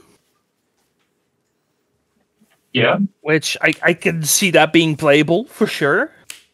It's not that great when your opponent has Wasteland, but it's definitely a card. Yeah. So interesting that he's playing that. Yeah, that's pretty cool. And on the other side of the board, this Delver still hasn't flipped, but we are getting a Questing Druid. Do we have Delirium at this point? No, we don't. We also don't have think so. Delirium. No. I think these creatures are just very often hitting for small amounts. But here is the big boy. Yeah, we get Who enters Murkies. without any counters? Is that correct? Just a counter on. Trigger results. Maybe, yeah. Hardcasting days. But here I mean, if is it's from entering the at all, side. like. Oof. Well, that's a risky play to actually hardcast days because look at this. Yeah, it also kind of telegraphs the fact that you don't have much else going on. That's true. Like, I think that first Wasteland kind of messed him up a bit too Yeah. much. Nice got another answer. He's playing with the card. Force negation. Exciting. It might be force of negation. Force negation, pitching Thassa's Oracle to try and keep this Murktide off the field. And looks like he is successful.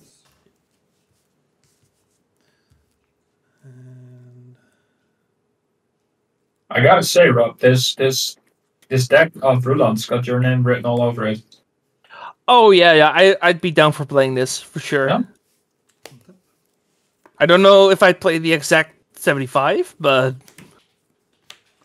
like something like this, just yeah. Admiral Wild, yeah, that's true. I like that. I mean, I see Chrome Mox. I definitely wouldn't be opposed to playing Chrome Mox in a mid-range control kind of strategy. So for sure. Oh wait, did he exile the Murktide? No. I'm kind of clueless as to what happened right there. No. The Force got exiled because that's the exile pile. He has no other cards in his graveyard. It's just the Murktide. Yeah, that's correct, right? Yeah, okay. So the graveyard and exile are correct, I think. Yeah, I think so. Yeah. Combat. But the pressure is kind of, I mean, Delver's flipped, so yeah. This is quite some pressure, actually. This is 2-turn clock. It's Rule's got to mostly do something right now. it's mostly coming from the questing druid though. Yeah, and Delver right now. Oh, did he flip it? Oh, he flipped it. Yeah, I missed yeah. that. Swamp cycling. Right. Possible, I think. Oh, I don't know. Just saying things. I think I see a force. Yeah. Find the basic swamp. Okay, so Roland getting a swamp. I would assume as a deck that plays a Thassa's Oracle combo, that Delver is not the greatest deck to face. Yeah. But I really do hope that we get to see this deck do its thing. Like either this game. Well, this game is not very likely. This match. Yeah, I think we will. And Combat. no, we'll have to wait for game 2. I'm afraid. That's good enough. I think the biggest issue for this matchup is the fact that you have to play so many one-off lands, which kind of opens you up to Wasteland more than you ideally like. Yeah.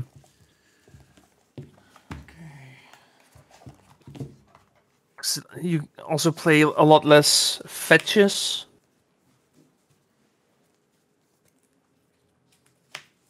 Yeah, we're playing basically every fetch we can here because we just have to. Yeah. Let's take a look at sideboards. To which extent do you think Robert is aware of what Roland's playing? Oh, that's. I'd say a good very.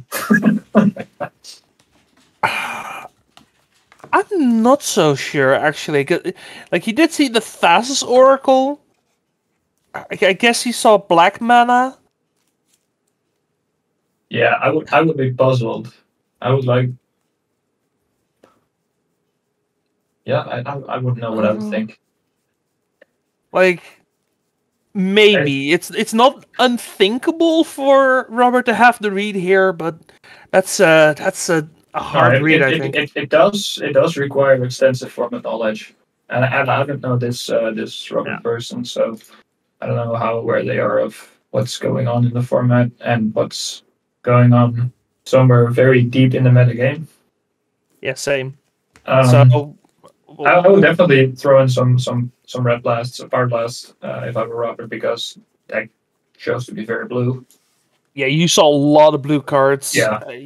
Black is coming, so you can probably assume some kind of removal, whatever that looks like. Mm-hmm. And from Roland's side, I can definitely see Carpet. Yeah. Of course. Some graveyard hate. Doughty Voidwalker is the graveyard hate of choice, along with Soul Guide Lantern, which I don't really like. And Nile Spellbomb is there as well. Oh, right, yeah. It's all one-ups. It is very hard to read deck lists like this. Yeah, this... like, you need to double, triple check everything watching this, because there's so much going on. And then there's also Hullbreacher, Mystical Dispute, and Narset Border of Hills. Mystical Dispute's probably a good one. Yeah. Maybe some draw hate. Although, there's enough cantrips in Delver to justify some draw hate. I'm so incredibly unfamiliar with what's going on with this deck that You'd like to start? I'll start. I find it hard to determine what's good to board in. Also, the decklist preview doesn't really work, but have you seen the 1 green Pick Your Poison? Yes, but this is placeholder card, I think. Yeah, Melee has the wrong version. This is the what's it called again? Test card from whatever. From the mystery boosters. Can we get it in the chat? I wonder. I think we have either Michelle, Marvin in the booth who can bring it up for the stream as well. Yeah. Is this correct? Oh, the bot also has the mystery booster version. Oh, that's fantastic. This is not the correct. Not the correct card. Why did Wizards decide to print a card with the same name as an existing card? Who thought that was a good idea? Yeah. Okay, so I have it here. It is 1 green for sorcery. Choose one. Each opponent sacrifices an artifact. Each opponent sacrifices an enchantment. Or each opponent sacrifices a creature with fly. Well, that's decent. So, that's from the new set, of course. Yeah, I see. Yeah, so it's legal today. And is this a common? Yeah, I can see this being quite okay in Pauper. Yeah, for sure. Yeah. Also legacy, like this it gets the ring. It gets kind of gets Merit Late. It's not ideal against Merit Late, being a sorcery. Yeah, but I actually don't hate it against Delver either, because they have a lot of flyers. Yeah. I just noted that HG pointed something out that they would probably assume that Roland is on Doomsday if they were Robert. And I agree. I think I would think that too. But there are a lot of islands in that deck, so it would be a weird version of Doomsday, but something Doomsday would cross my mind definitely. Yeah, that's fair enough. I mean, we didn't see Tropical Island, right? So, because that might kind of give it away as well. Doomsday knows Tropical Island. Do they? Yeah, there's a bug version. That's doing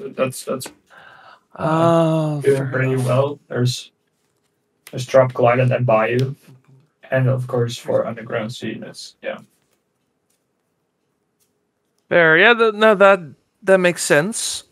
But then again, we saw no green sources and no green cards, so maybe Robert doesn't even assume there's any green in the deck. Like,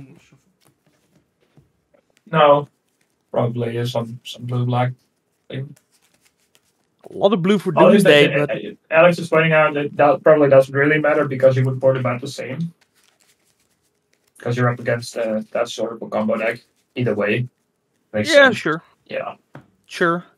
Well, I'm looking forward to see if Robert correctly identified what to bring in and what to board out. Yeah, and what Sepro says, like, he probably still thinks it's Doomsday, it's just a really slow version, which, yeah, that also makes a lot of sense. Yeah.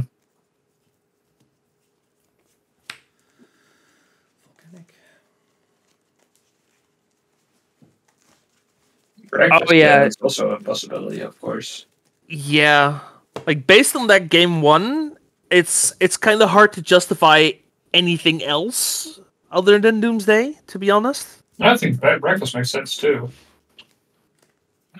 I mean, there's a world where it is breakfast, sure. Yeah, it's just... This is interesting. If Robert has the read on Tainted Pact, then that's a miracle. Yeah, it means that would mean he is really good at identifying whatever's going on. Ooh, we got some Bowmasters. Bowman. Bowmasters pretty good against Delver. Putting darts in Delvers. Yeah, this is kind of This is the fun part of this deck. If your opponent doesn't know you're on Tainted Pact, they just think it's business as usual. But you're just putting in all the lucky 1-drops. Yeah. Oh yeah, picking off of the Mishra's Bauble, and of course drawing for turn. Looks like Michelle's having a good time in both as well.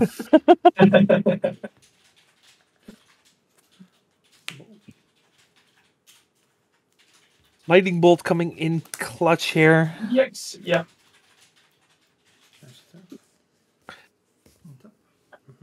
Oh yeah, you've got brownies. Yeah. But again, you're not expecting the one-off Orcish Bowmasters, right? So now the Bowmasters on your mind's like, oh no, I gotta play around this. And there's so many mind games you can do with this. What do you think, Rob? I'm starting to think that this tournament is one big conspiracy. Like, we are supposed to cast from home. Like, oh no, we don't have a room for you guys. And in the meantime, Michelle gets a lot of brownies. I think this is just a little bit of a good coincidence. Yeah. I feel like this maybe should be in my contract. Yeah. Like I feel like I should have maybe negotiated my contract better. Yeah, me too. I have a brownieless contract as well.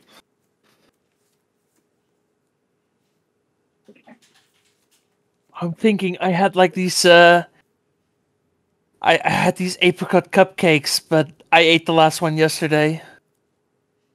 Yeah. No. Bad times.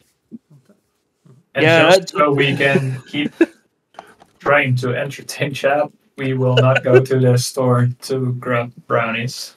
Oh, we're down bad, Justen. We're down bad. Yeah. Send Fs in the chat for us. It's a miracle we're still alive. Is that a Delver? No, that's that a brainstorm, I think. Is that a brace? Oh my god. Yeah.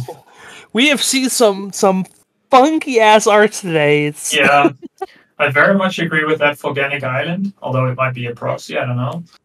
But yeah. I mean, although it imagine you have these brainstorms and you're like, yeah, I'm not gonna buy different brainstorms. I have those, so yeah, kind of whatever.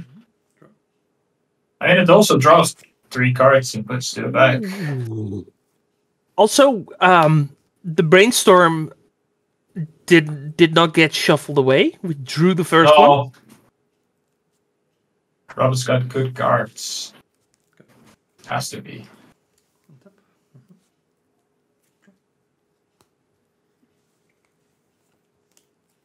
I'm wondering, where's everybody from in chat? Where are our viewers? If I had to guess, I'd say mostly European. Oh, look at that! Misha's from the Netherlands. We didn't know Misha, that. I wouldn't have guessed. There you go, Jose. Sweet. Oh, Maryland, nice. Sweet. See what I did there? Sweet, because the Swede was the first to actually announce their location. South Pole. I don't believe you, Alex. Alex is obviously from the North Pole. Have you seen his beard? Yeah.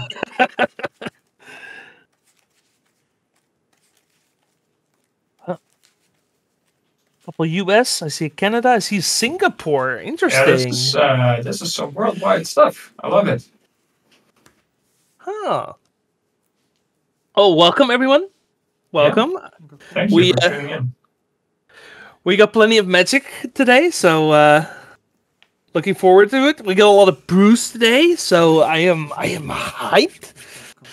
Yeah, Rob's so excited for the brews. It's like these brews kind of make up for the fact that we don't have the brownies. Like, are we going to see the Tainted Pact? Yeah. So this is actually an interesting thing.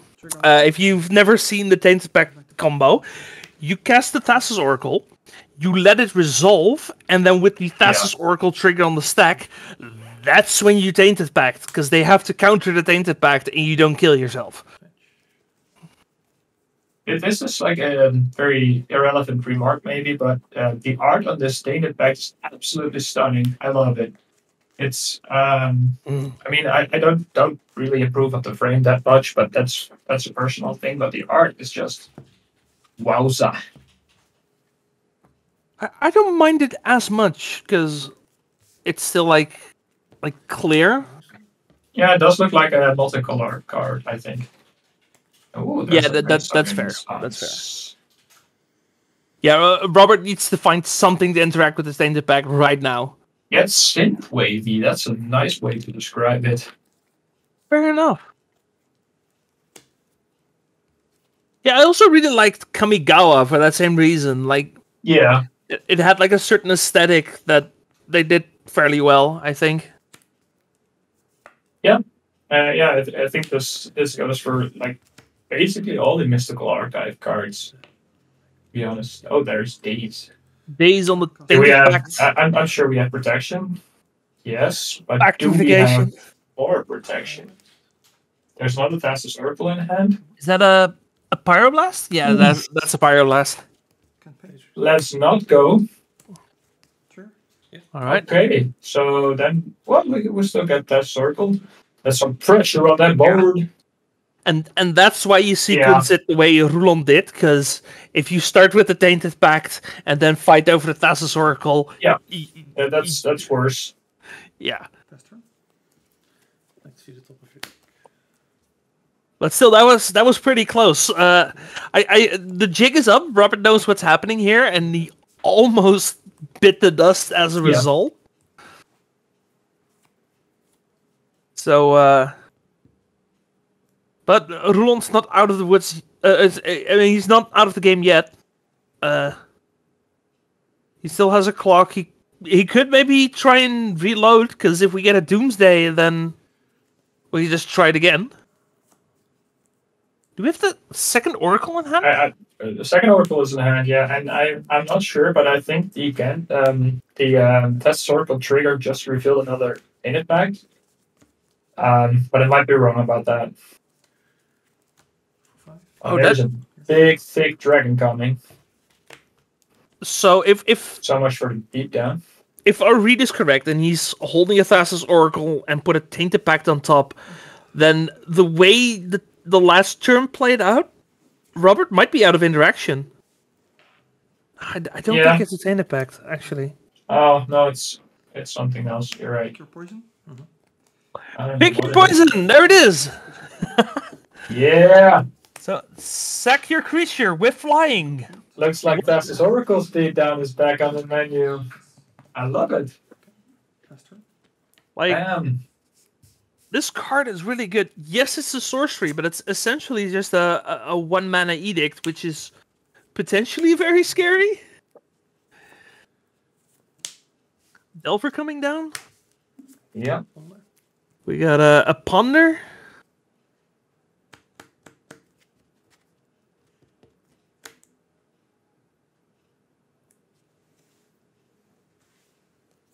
And yeah, just having the fight over the Tainted Pact put Robert in a position where he's kind of shields down here. Because he has to deal with what's on the board as well as just not die. Yeah. Ponder helps. I think I like my position if I were Roland right now. Yeah, for sure. You have plenty of life, plenty of time. You have an actual clock on the field, and and as long as Delver doesn't flip, both your attacks are really good. Yeah. You also have a couple of draws here that give you a combo out. It could be Doomsday, it could be Thought Lash. Doomsday does require another black source, though. Sure. I mean, you could also just draw an Euro and play the mid-range game, play a Leovolt, and just turn off all the cantrips. Like, there's so many good draws for Roland here. Yeah. But they're all one-offs.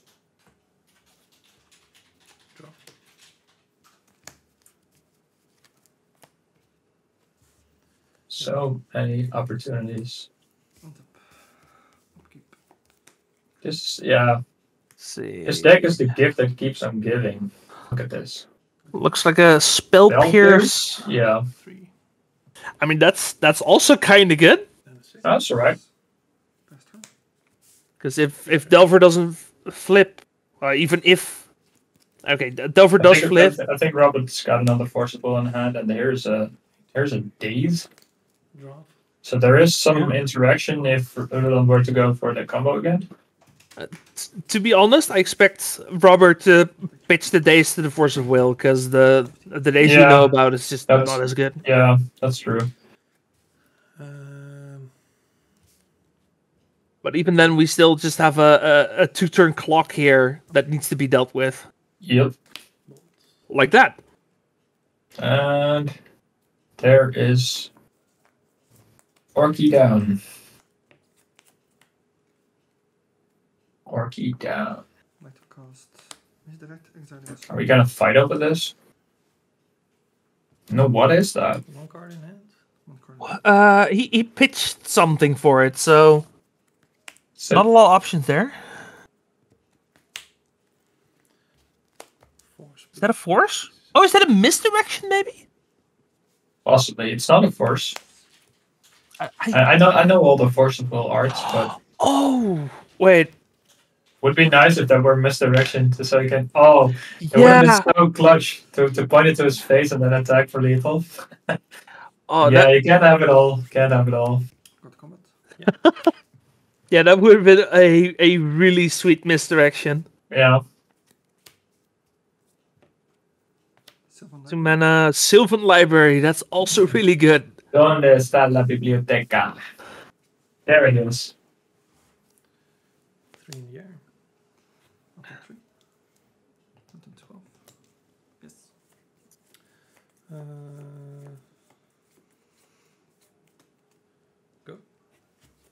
Yeah, Rons is just so close to locking this down, but he's just a little bit short. Yeah. Oh, that's the Tainted Pact. Ooh, here we go. And we still have the spell pierce, right? Or was it something? Or was that the misdirection that we saw? Or was it pitched to the misdirection? Maybe. I have many questions. I think he still has the pierce. Then what was pitched to misdirection? Pay a 4 life and put 1 back. How many cards does he have? Oh, did he pitch it to the misdirection? And he still has the Oracle. He definitely has the Oracle. He has Oracle, Tainted Pact, Carpet of Flowers. That's what he has. You know, I think he pitched the spell pierce to the misdirection, which makes sense. I think Carpet's pretty good here. Yeah. Yeah, I think Carpet is gonna let him play through any kind of daze or spell pierce effect. It's gonna swing in for 1. Robert down to 3. Does Robert still have interaction? I don't remember because he pitched he played the Force protecting his own lightning bolt, but so there's a lot of mana. Yeah, there's 3 blue. He uses 2 blue for the Thassa's Oracle. Does this resolve? Trigger on the stack. Trigger on the stack. 1 blue, 1 black. Tainted Pact. Does Robert have interaction? Can't be dazed. He's thinking about it. You know what's coming, Robert. Reader. Yeah, you know what's going on if you got a reader. It's happening. Please let it be happening. Chat, we still got a pulse. It's happening. I know I'm holding my breath. Yeah. Whole deck in your hand, right? No, the deck's not. Oh, okay. So I'll flip 1. Yeah. I don't want. Oh, he's flipping. He's flipping. Oh, he's doing it 1 by 1. Yes. Boy. To look at it. Yeah. Oh. Yeah, you can look through the deck. You can go to game 3. Try and remind this deck. High Star, you don't have to name a card. You can just choose to exile the next card, and if you don't like it, just keep going, as long as you don't hit the same card twice. Yeah, and he can because he already played the one Tainted Pact and the other Thassa's Oracle. Yeah. Yeah, so that's, yeah. So his deck's all one-offs. Fuck yeah. Doesn't have a deck. Thassa's Oracle trigger resolves. Yeah, bet. Game 3. Let's go. Well, at the very least, the jig is up here. Like, yeah. we know what's happening. Yeah, and looks like Robert doesn't have anything he wants to bring in, which is also interesting. Yeah. He just checked the deck and I bought it correctly. Yeah, fair. Nosman, you were right. He could have left 2 cards, just in case. I mean, if you left 2 cards, that's a double bolt, I guess, which is not ideal. So if we see the Tainted Pact doing such and other things, then Yagmoth's Bargain is probably a safe on band, right? Why do I feel like you're just trying to tick off a bingo card or something? Maybe I am.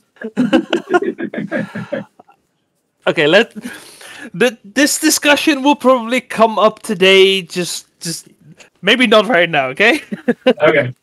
What I am interested in, yeah, since we're seeing piles, since we have the Brewers Cup, what would you have been playing if you had played today? If I seeing as this is a proxy friendly tournament, you can play anything. That's cool. Yeah. I probably would have played the dual deck that we saw in the last round. That's something you see every day. I mean, Painter's my boy, and I still really love Painter, but over the last couple of weeks, I've been really into this dual deck. I know I would want to take the opportunity to bring it to a tournament. So yeah, I would have played that probably, or last minute decide to play Painter anyway. Yeah, you? fair enough. Well, the boring answer would be Painter, probably. Hey. The exciting answer, or like the safe exciting answer, would be like 5-color control. Nith. Yeah, just play some Nif Misted Supreme and work from there. Yeah. Try some new things. Probably like No More Right. Lies, which is also a new card. What is? No More Lies. It's a 2-color mana leak that then exiles what you counter. I'm looking at that card like, oh, Life from the Loam exists. I'd love to exile that. You know? Oh. So yeah, that would be my safe spice. Okay. And if we're going full spice, You want to win the Brewers Cup, so I am going quad stifle. I'm going quad tight binder, and I'm stifling some solitudes, and just going to town that way. I don't have an exact list, but it's definitely something like that. I was looking at like Bant, get some Euros in there. No, I think I might be looking at Jeskai and going Blood Sun, just full mana. Okay. Maybe you get a Lotus Field or two in there, but Yeah. like actual spice, you know? Yeah. That's decent spice. I would have put you on the spice list. Yeah. And Alex is saying he would have played for the Brewers Cup as well, playing Mav and Mimi. Oh, I know exactly the deck he's talking about. It's like Yeah, me too. I know. yeah. Explain for the viewers. For the viewers, it is a 69 card Maverick list, playing attractions. I think Birthing Pod was in there. Initiative is in there. Monarch is in there. So it's just all the triggers. And I remember I saw Alex play it once, and he was feeling kind of under the weather at the time, and he was like, I'll play an easy deck. And then he plays a deck that has like 5 triggers you gotta remember every single turn. I'm like... Yeah, but Alex can win a tournament with 59 forests and a potato, so that doesn't really matter. I am not shit-talking potatoes, okay? Those things are scary. Yeah, I know, right? But yeah, just for the 69 cards, I approved the Maverick list. Voodoo Gremlin would go for ley lines. Oh, we have the new ley line. Did you know? Do you mean this deck with ley lines and then I think it's opalescence, like animating them all? Is that what you mean? I think that's the list. I haven't actually seen the deck. I've heard of it. I can kind of imagine what it looks like. Yeah, I've heard whispers about this deck too. Yes. But again, you can play the new ley line, the 5-color ley line, that then also fixes all your mana. Oh right, that card. Whoa. The ley line of the Guild Pact, because that's legal in this tournament. So cool. Yeah, I love that. Yeah. It turns out I really like Jank. I did. This is something I discovered about myself today, looking at all these brews and talking about them. So yeah. Yeah, you're having your jank coming out right now. Yeah. Oh yeah, no. It's for me. It's no secret. Everyone who knows me knows I love me some jank. Yeah, that's not a secret. No, That's true. Let's see what does AG Buddha have? Band Legends with Stifle. Oh yeah, just turn 2 double Wasteland. Oh yeah, I hate Wasteland with a fiery passion, but that I can get behind. Yeah, this does seem like something for you to say. Hating Wasteland, yeah. It's like Wasteland, no. Jank Wasteland, yes. Yeah. In the meantime, it looks like Roland is firmly ahead on mana. Did he just mill both his Tainted Pact with the blue command? I thought I saw something else, but that might be true. Yeah, I think you're right, actually. Yeah. Let's look into this deck. Let's see if he's got a way of getting them back. Otherwise, he's going to have to do this with combat damage. Other Snapcaster Mage in the deck. No worries, Snappy's got your back. Does he have a Snappy? Okay, Snappy works. Yeah. Top Lash works. Doomsday still works, so that's fine. Deck is not bad. Demonic Consultation in the list. I'm 100% sure that this is not true. No, like I was making the CDH joke. This is not an actual CDH deck. No. Demonic Consultation would be, yeah. And we would be having a different discussion if that were in the deck. I mean, if Demonic Consultation was even legal in the format, I don't think he would be playing Tainted Pact. Hey, I joked about barding, okay? Let's no. Sure. No, but I'm not saying we should unban Demonic Consultation, because I don't think we should. I think that is an absurdly strong card that should not be unbanned for quite some time. No. But what I'm saying is, if this deck had Demonic Consultation, we wouldn't be playing the Tainted Pact, probably. Yeah, that's right. There's Worldly Tutor for Thassa's Oracle. Okay, so Roland still believes in these any combo finish. And HG pointed out that there is only one Pact in the graveyard. I was pretty sure that I saw it too, but you might be right. It all went so fast. I don't know. Yeah. Like, even still, like, Thassa's Oracle win is fairly easy still. So I don't hate it.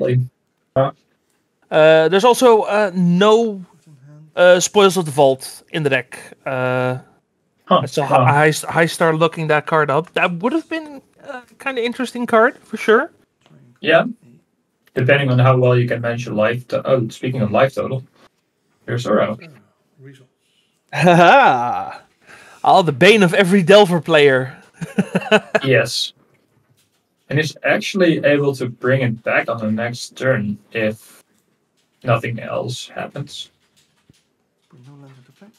Yeah, and also normally Delver would bring in Surgical Extraction because they hate Uro that damn much. Yeah. But are you bringing in Surgical against a deck that plays Singleton? Because that seems dumb. But I mean, you could, but that sucks. That sucks like 50 Shades of ass. Yeah, I agree. I have to say, looking at Roland's deck, I'm feeling things in my stomach. I think it's butterflies or something. I don't know. I think I'm in love. Deck looks awesome. This deck is fun. I mean, we're both painter players, right? We can appreciate a mid-range deck that has a combo finish. Let's be honest. Absolutely. That's what I'm all for. I mean, we also both played Stryfo Pile, so yes.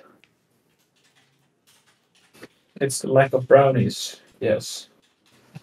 What is the lack of brownies? Yeah. Of course you did, Michelle. You played Stryfo Pile. Yeah, we're brothers. Of course. Of course. Being very, very weird bunch of brothers right now. I mean, if the three of us were walking down the street, then people would look at us and say, "Yeah, I bet they're brothers, right?"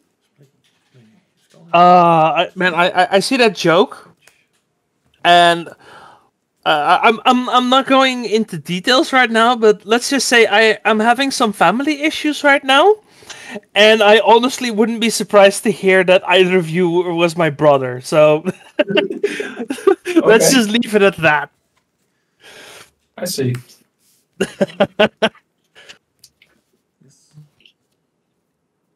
Well, it wouldn't be the worst to have you as a brother. Oh, I would not hate that, honestly. Like, Imagine playing Magic with your family. I need some more Magic in my family. Imagine for sure. Christmas being like that. Yeah, imagine Christmas and you just have like a 60-player legacy tournament. Oh, yeah, and Christmas doesn't suck. Man, yeah, I'm not a fan. You know what? I don't hate that. No.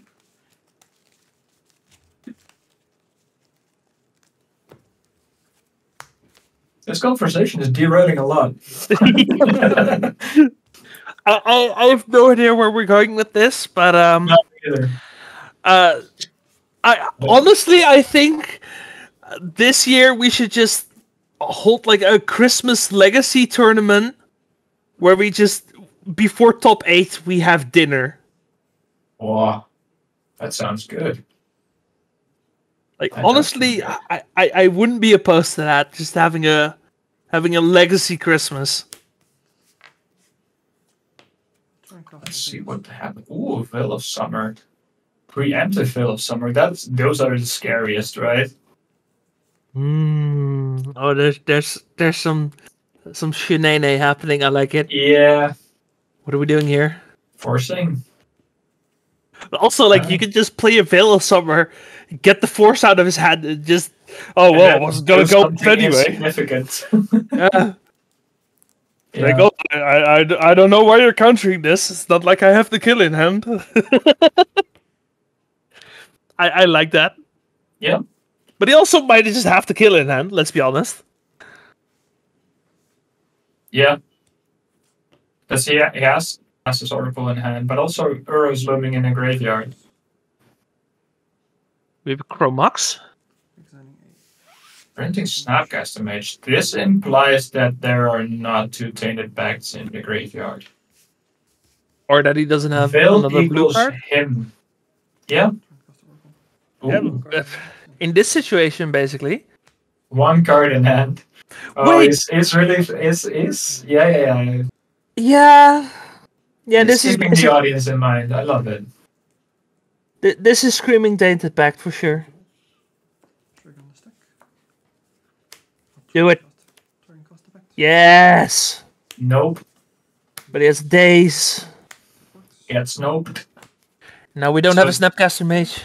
And a Tainted Pact. But there's still Uro looming in the graveyard, and that's still really, really good against Delver tactics, so I still like the lost position here. Okay.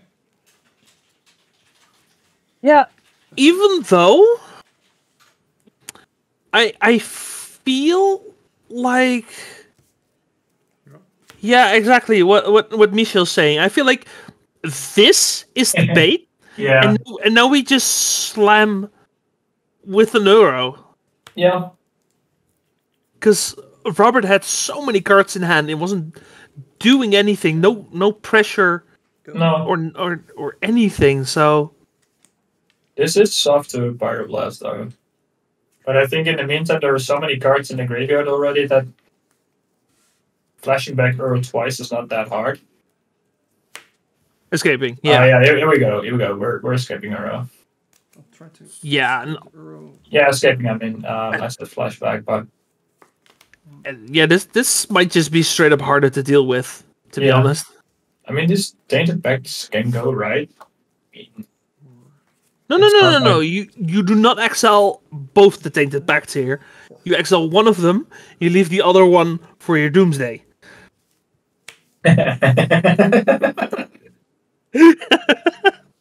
All right, yeah, you got me there.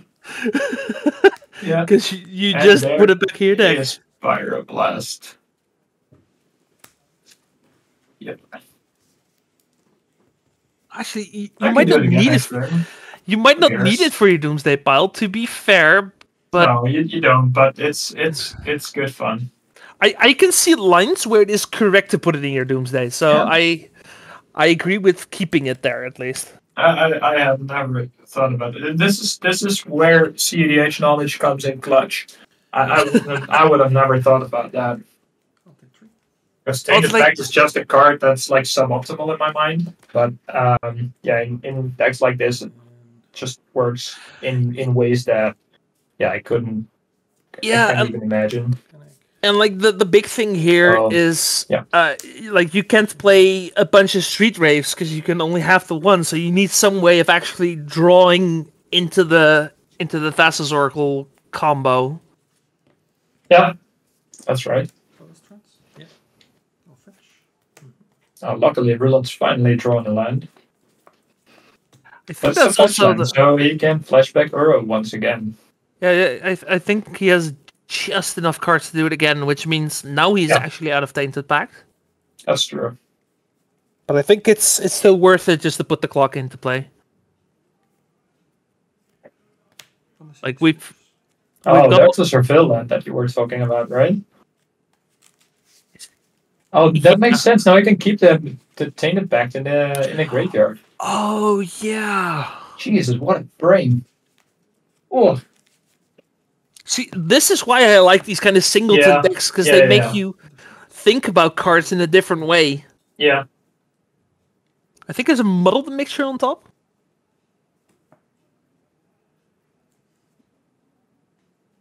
HG is pointing out that you can, in fact, win without True. but then you are softer removal. Yeah, but now let's make it even more big brain. Are we testing it?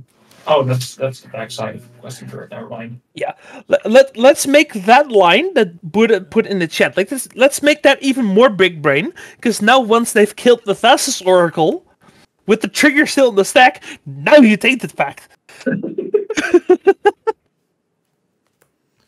All right. You can't play around singleton combos. It doesn't work.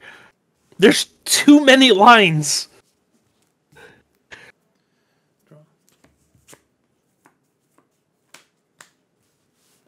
Sweet. Oh my god. Justin, this is round 3. We still have so many more rounds to go. Yeah, I'm so excited for this. Can't believe it. I really love watching Legacy, and getting to talk about it is it's a treat. Active player finishes turn, and then there are 5 more. Next time we come up with a Brewers Cup, I may need some more advanced warning for this. Yeah, and to be honest, if I would have paid more attention, I would have motivated people more to go for the Spruce Cup. Oh yeah, absolutely. Like there's a large number of players who went for the ELM invite, and that's fine. Yeah, absolutely. But the brews we have seen so far have just been so sweet.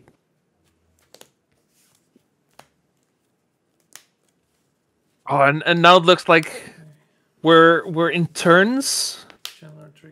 Yes. Or we might be fast approaching it, because I don't know if there's any time extension still left. But I think so. I think that the stream has got a little more time than the rest of the tournament, because they get moved at the start of the round. But who do you think is favored here? I mean, the questing druid is getting pretty big. On the other hand, Robert does have 1 card in hand. Like, the question is pretty much, can the questing druid become big enough to win with the time allotted? If not, Roland might still be able to just get a combo kill. Yeah, and Uro's also still looming. Also a lot of Darcy's. Yes. 6 is 9. Okay. Yeah, we're blocking here. Take 3. Yeah. And that's also now Robert's only got 1 card in hand, I think. And then it's... Yeah. We are actually. We are in time. We are in rounds. Oh yeah, I see the dice. What's it called? I don't know. Time's up. Yeah. Yeah. So Roland is turn 1. So yes. Robert has 2 turns to win in combat, which is That's not not looking impossible. bad. It's likely, actually. I'll try to Yeah, though if this Euro comes back, which it does, need to tap That helps. That helps Yes. Roland a lot. absolutely. green, blue, blue. Yeah. Resolve. Is that lethal? How big is the? This is 9/6. Oh yeah, no that. So without the Euro, it is lethal. Gain 3. With the Euro, I think he goes to 3. So lightning bolt would be lethal. And Yeah. then we still have a turn afterwards. What the heck does Roland have on hand? I honestly don't know. I don't know. I think one of them is muddle the mixture. Muddle the mixture. The Is that 2 in blue. deck? Of course it is. What dumb question. That's a counter spell too, right? Yeah. Well, it's Of sorts. counterspell, but it only works instant sorceries. Mana cost, Yeah. everything's the same. But Oh, it's- there's misdirection. It's a Again? misdirection was the card. On what? I'll target The myself. brainstorm? He gets to draw 3 cards now? Are you Wait. kidding me? Does that work? Brainstorm is not a target, right? I don't think so. It's not ancestral recall. I still have I don't think. Yeah, no, I don't think that works the way they think it works. I don't think that was a legal play, if I have to interject, because the brainstorm does not target the player. No, it doesn't. target player. No, it's Oh, no. that's Oh, not no. targets the player. But Yeah. not Okay, yeah, no. Okay. Oh, brewing with the rules. I can say it's a target, but I don't set the draws. No, that's not the way that would be Yeah, but so you- much fun though. Yeah, So we have to actually call it Okay, judge, so we are already in time. So. Yeah. Still returning this You guys around. want to call a judge? 6, 8, 9. Okay, yeah, that's gonna be a judge call for the only table still playing. As they are the last table standing, I'm pretty sure there is a judge in the room. Yeah. So I saw the top 3 cards in my library, of course. So Oh yeah. If brainstorm targeted and then you play in Bowmaster, that would be yeah. I had 0 in hand. I drew Ooh. 3. So the only thing is I know that Judge is not in the room yet. Okay. Okay. Judge is coming, it's fine. So technically, just a shuffle. Probably. Waiting for the judge. Mental reserves are depleted. Yeah. Yeah, you're judging, not judging, Michelle. That's I- true.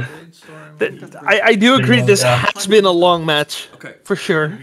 It would have been so fucking weird if that if that brainstorm like draws Roland 3 cards, then Robert has to put back 2 or something. That's A bit easier. Yeah. So brainstorm does not have a target. No, it doesn't change So- anything. You are allowed to cast misdirection. It doesn't do anything. Just doesn't do anything. Where is the card you drew? oh boy. On top. Or any other cards known in your library? No effects, so there's nothing. I don't think you have any scries or any. The judge is pointing out that this is actually a legal play. That it just doesn't do anything. We're going to randomize. Oh, that's also interesting. Everything. Yes. And I didn't think it was gonna be a legal play. No, because brainstorm has no targets. But I would think Yeah, the same. But yeah, I'm Yeah. dumb, so. Yeah. It's strange. I'm that kind of player that asks a judge every time a Dryad Arbor hits the board, whether the Blood Moon in play or the other way around. Every time I ask the judge what happens, and then Yeah. they explain what happens and why, and I never listen to the why, which is why I ask every time again. That's also, by the way, somewhat unfortunate because Roland had a muddled mixture, so he could have actually countered the brainstorm. I'll take 9. Go to 7. Oh, yikes! Yeah. The target spell with a single target, brainstorm has a target, misdirection can be cast and should be taken back. Yeah. Pass the turn. Okay, so there's some I'll fetch. discussion in chat about Yeah. whether or not it actually can be cast. Well, the judge ruling has been that the misdirection can be cast and just doesn't do anything. So that is the world we live in now. Yeah. Like honestly, I have no idea how that works. So Me neither, but Alex sounds that does sound like I would assume it works, and Alex is quite knowledgeable about this thing. So, oh, that was a very quick block. But I love Alex, but Alex is also not a judge, so I don't know. He's often right though. Yeah, no, for sure. But all I'm saying is I'm glad I'm not sitting at this table. Yeah, that's all I'm saying.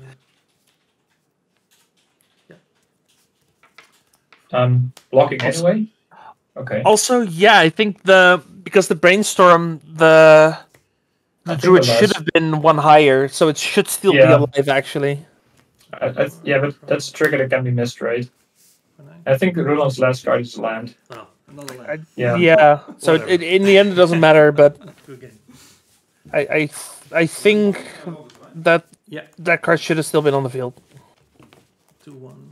Yugor, I think Johan was. I think he won round 1. I actually looked it up because I know him as well. Let me check. Oh, what a match!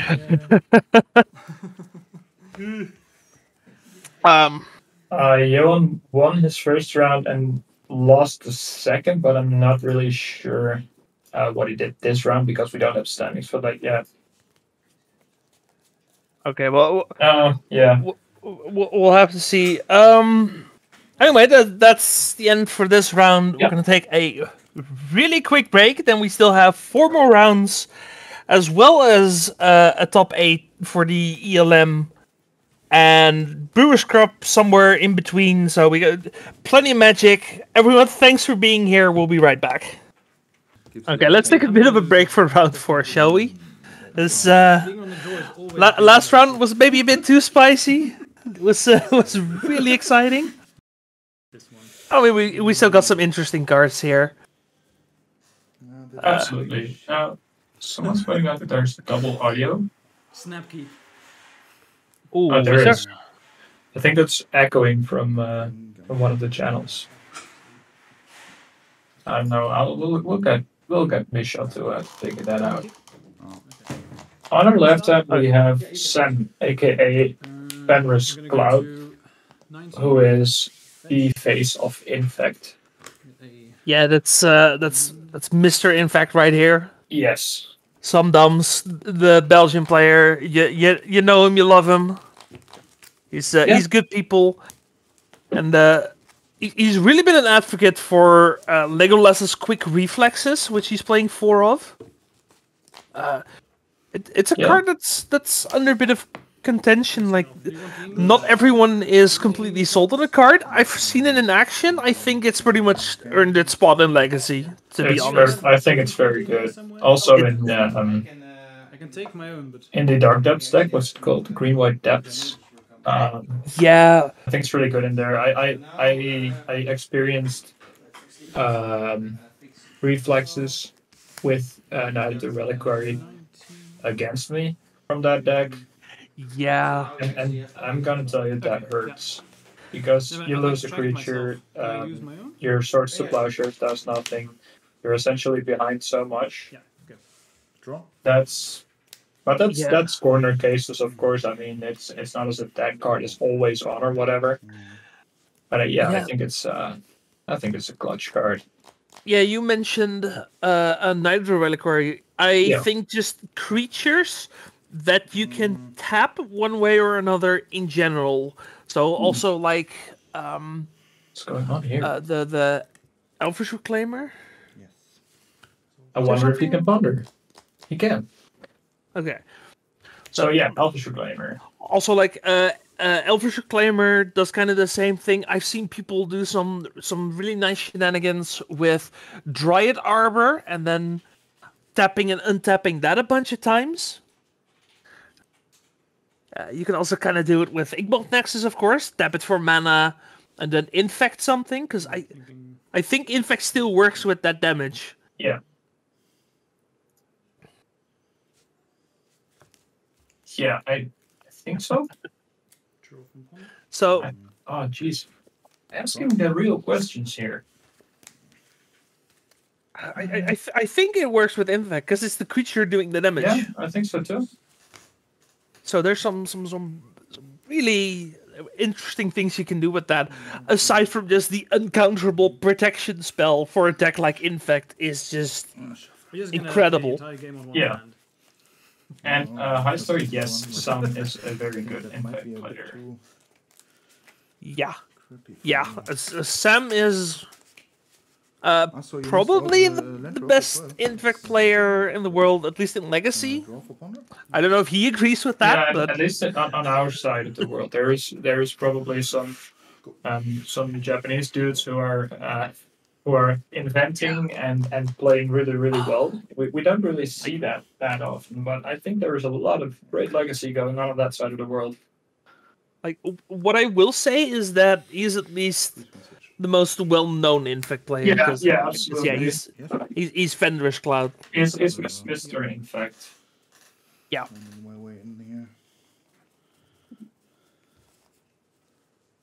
So that's for sure. That's on the Infect side. Yes. We have Philippe on the right, who is playing. Technically, it's 4-color control. It's in practice, it's mostly Bant with a red splash for 4 Aerolingus in the main, and then some blasts in the side. So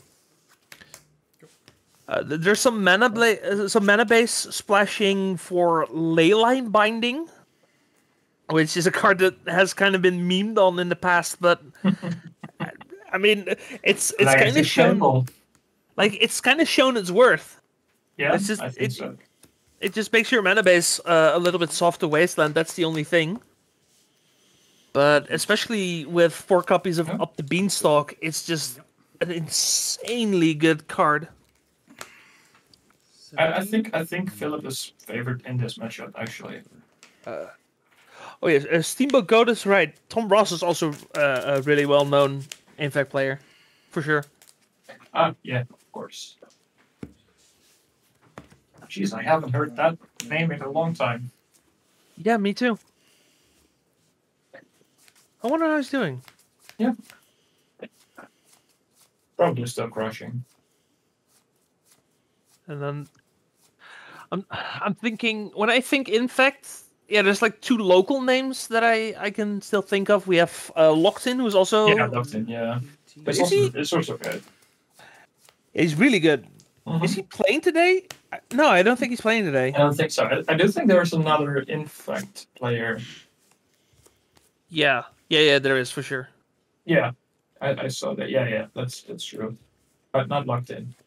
No. And I remember in the past we had... I like watching that dude play. For sure. Like, I remember we also had René van Horn, but... Oh, right. Also haven't heard from him. Guy? I have haven't no seen him idea. in a while. 3 cards? I haven't seen his hat in a while. Yeah, the famous hat. Yeah. 3 now? 3, yeah. And this could be a dangerous turn for Philip, actually, because the Glistener Elf is not summoning sick anymore and ready to attack. Yeah, and I don't think... Possibly backed up by several shenanigans. I'm not quite sure what Philippe has in hand. I think it's at least a forest. And Life from Below. Yeah, and then... Force of Negation. Oh, yeah, now I see it. I think there's 4 cards, right? No, it's 3. Really? Yeah. I think... Is he gonna... He's gonna force the Brainstorm. I think I would too. Really? Yeah. Denying some card advantages. Although there's a lot of cards in his hand, he is brainstorming for a reason here. And I don't think it's because he just likes to brainstorm. I think he's looking for a way to finish the game, because the longer this game goes, the more likely it is that Philip will turn the tables and take over control. True, and it is a main phase brainstorm, so that... Yeah. That's fair.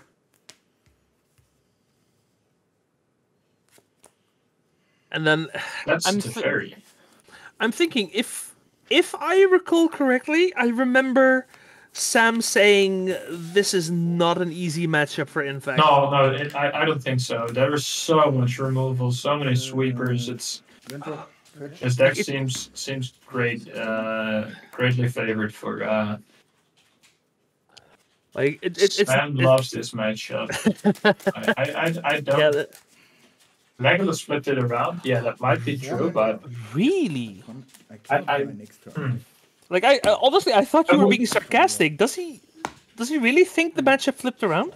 I don't know. Michelle's saying it in chat. I'd like to see. Wow! Sam says it's a buy. I wouldn't say that, but Holy crap! That is a complete 180. Yeah. Okay. yeah, for me as well. Sure. Noble. Now we get Noble Hierarchy. He's playing really fast. Plays if he knows what's. And Bacon. Plus the one I have. Oh, that's probably a pretty good draw. Because, like, I was thinking that it's not just the removal spells from 4-color controls, also just the fairy turning off any kind of counter magic. So basically, You can just play a dress down and then things don't have any effect anymore. I know. Yeah, I was thinking the same thing actually. This isn't a Nexus, right? I was like, I would want to be in the control seat here. It's a 1/1, so the game's plus. And big, and how much does that plus? I don't know. I'm big in these nuts. Yeah. It's. I was laughing at that too. Oh my god, we're 5. I gain. It's Embiggen is +1/+1 for each creature type. Yeah, this is not a family friendly stream.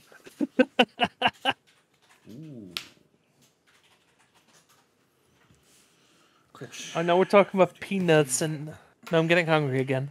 Where are those damn brownies? Michelle! Yeah.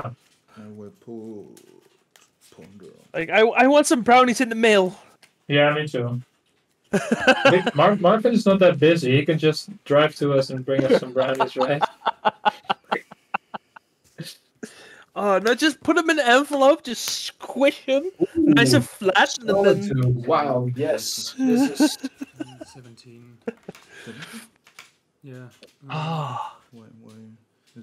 It is 1/1, right? Oh, you guys are distracting me. I was looking up what the creature types for Glistening Elf is. I think it's Phyrexian Elf Warrior. Yes. Oh, it's a warrior as well. Probably, yeah. Force. Doesn't even matter in this matchup. Share good times. Can I take them? Yeah, well, Flooded. here goes your family-friendly stream, man, Michelle. Fuck you, man. I want brownies too. Oh, 5-mana plow, yeah! Yeah. I searched it. Yeah, we were talking about Stifle earlier. Oh, a 1-mana swords with a 3/2 lifelinker. In blue. Oh, Sorry. Terminus. It is of a ponder though. There's no catering for you today, as someone's pointing out in chat. Is that your house caterer pointing that out in chat? I don't know. Is that Marlene? If it is, hi Marlene. If not, I'm not sure who you are, but hi.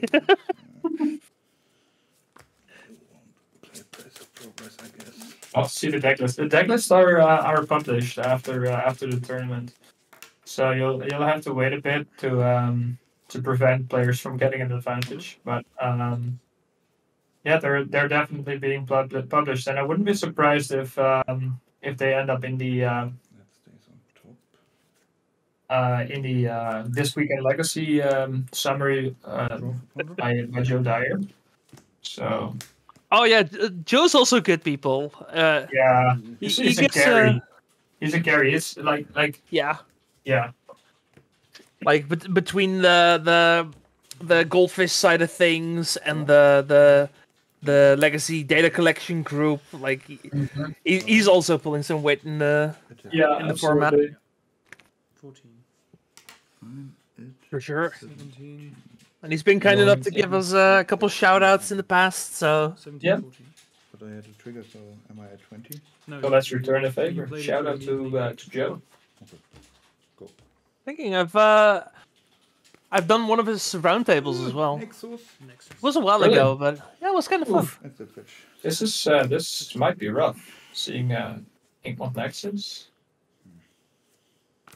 It's creature. There's a single wasteland in Philipsstead. Also, how about that Terminus, huh? Yeah, I just shuffle it away, I think. Yeah. I mean, if you see an Inkmoth, then yeah, you don't want a Terminus anymore. Alright. Unless you can cast it in your opponent's turn. We do have an Uro with enough cards, so we might Draw. be able to draw a second card this turn. Yeah. I see Force, I see Brainstorm. Green, blue, Painful to see Infect like this. cast your. I think I know you too, Bolshaki, but I'm not really sure. Your name sounds familiar. 5, 19, 19 trigger. Yeah, Sam is still in a really good spot here, but No help. it's not like Philippe isn't doing anything. That's a Teferi. Cast Teferi. It's gonna go for the Teferi. That's That makes sense. no. Actually, I'm not sure if I agree with that. What else is there in his hand? That's my own stuff. Yeah, Force and Brainstorm. Like, yeah, I guess if Sam only has one pump spell, then he can't kill Philippe. You can actually bounce the Solitude and then hope to draw a white spell. What am I gonna do? That's true as well. I was thinking you could Brainstorm and then hold the Teferi for both Force or a Solitude. But maybe this is correct, because now you turn off interaction. Oh, right. Yeah. Because if Sam only has one pump spell, then he can't actually protect it anymore. Second main. And he drew a Ponder, which is not a white spell, but now he's gonna dig for a white spell, I suppose. Looks like a bunch of blue cards. Not getting it. Though there are a lot of counter spells right now. It's too bad he's missing a blue card for that second Force, because that would have been really nice. He has Force, Brainstorm, Solitude, so Yeah. second Force unfortunately doesn't work. Takes the shuffle. Yeah, but it doesn't matter, right? Because the Teferi's in play anyway, so he needs only one Force, unless Sam has 2 pump spells. This is a weird spot to be in. Yeah. Their attack. Isn't 7? So he can't pump right now, so he goes to 9. Yeah, can't put him Then, oof. at instant speed. Okay. No, definitely. Now we just need. Now Terminus would be good. Are we forcing this? I would consider it at least. Yeah, looks like we are. Yeah. I mean, he has no control over his top deck or anything. Why does Philip Schroeder sound so familiar? I think because Germany is the place where over 1 million Philip Schroeders live. Because it's like I think it's both first and last name are German staples. So I have maybe no clue they're just actually. a good player and we're unfamiliar, but I don't know. Like my German is not good enough for this. I like Germany. To attack, I cannot block, right? No block. 24. Oh yeah, I love the Germans. No worries. Trigger. But It's from Bazaar Tournament. Yeah. I think I saw their name in Bazaar Tournament as well, multiple times. Maybe. Yeah, I'll just do this. Pretty well over there or something. I have no face to the name, but fair enough. yes, we're at 9 in fact. Oh, we are 9. Yeah. I have 9, yeah. The players are missing 2 in fact, but Sorry. Philippe is We at have to 9. do so many things. All right, Yeah. Yeah, okay. Yeah, no, they got it. They got it. Yeah. I think I got it. Terminus is a great pitch card now. It's not very good I guess you could cast it, but honestly, I'd probably pitch it to the Solitude, if anything. Ooh, the Wasteland. That's a really good draw. Cool. So, did we say that this matchup was a Scary matchup. buy? Yeah, Sam? someone said that. I didn't believe it. And is Beanstalk bannable? No. Come on. I Nah, don't think so. I think Grief is bannable. Like, arguably, Not that it's too good, but I just too good. But I just fucking hate that card. So honestly, I don't think it was warranted to ban in Modern even, but it's banned there. I don't think it's too strong for Legacy. no, at all. Grief is bannable because I don't like it. Oh yeah, no, Yeah. well, the problem with Grief is that's it's a free proactive spell. Like It just enables so many non-games like Grief, Reanimate, Yeah. Grief, Wasteland, blah blah blah. I actually put you on Yawn, Sneaky I'm Show. falling asleep. yeah, just being able to Yeah. That's fine. double Thoughtseize someone turn one is just Yeah. such a miserable game Yeah, but experience. after all Yeah. these years, I want to start to play some That's Magic especially again. With the combat and so- the blocking. And then when I saw like it was controlled, You I'm haven't like, given me okay, a so brownie. I More brainstormed ban and discussions. found it Let's go. entirely incorrectly. That's why I kept double force. Yes. Oh, okay. No, I don't think Beanstalk is particularly too strong. Because again, like in Legacy, there is an actual cost to playing the card. Like it's more of a deck building cost, but there is technically a cost. Can we ban Bantalk? No, we can't. Can we ban Bantalk? Only if we can unban Okay. Talk. Okay, Anyway, let's go to sideboarding. can we ban the talk about banning ban talk? Because I've heard that one too much. What? Okay, never mind. What do we got on the sideboards? So for Sam, there is relevant cards in maybe Veil of Summer and Yeah, Flusterstorm. probably too fail to fluster. Oh, actually, this is the matchup where you want Triumph as well, right? Yeah, I don't know. But It's I think depending on it really depends on Philip's list. I mean, we've got Philip's deck list in front of us, but of course Sam doesn't. okay, So this Oh, this God. might be a hot take. I would board in Triumph of St. Catherine before Veil of Summer. okay, can you elaborate? Because I think that Veil of Summer, yeah, it interacts with the counter spells, but it doesn't get the removal spells, which are the actual issue. Whereas Triumph is an extra threat that needs to be removed, and is thus a way of forcing removal. I see. Yeah. That Uh, makes sense. Michel, the list No I have, TOSK. What is a TOSK? Triumph of St. Catherine. Jesus fucking Christ with the abbreviations. Come on. Are you looking at Sam's list or are you looking at Philippe's list? Because I'm talking about Sam's sideboard. Yes. Philip doesn't have TOSK. You know Triumph of St. Catherine, right? Yes, but I don't like to abbreviate every single card. Oh, you were looking at Philippe. Okay. To be fair, He's just so handsome. Yeah, well, you've Tos- got him in front of you. I don't. We don't know, but if he's in fact shirtless and handsome, then yeah, it's you do you. wait, we can see he has a shirt. Wait, who's shirtless? What? Oh, you didn't read chat. Apparently, Philip Schroeder is a familiar name because he was shirtless on some top 8 photo on the Card Market Series 2009 because everybody has seen his upper part of his body on stream. Okay, I was not Yes. aware of that. No, me neither.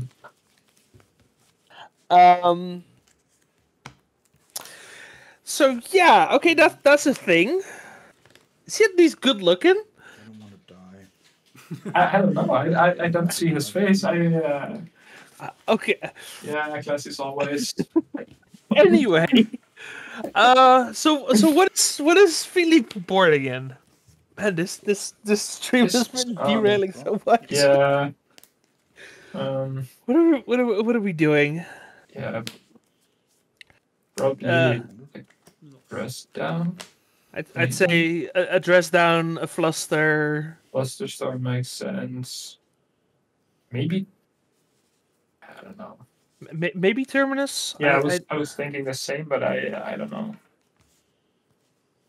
This interaction is so good. Days in your force, yeah. That's also one of those other play patterns. Yeah, that's one of the fun things of playing a blue combo deck in Legacy. Because I mentioned playing the free spells proactively, and technically Infect still plays them reactively, but it plays them reactively to protect their proactive plan. Oh, wow.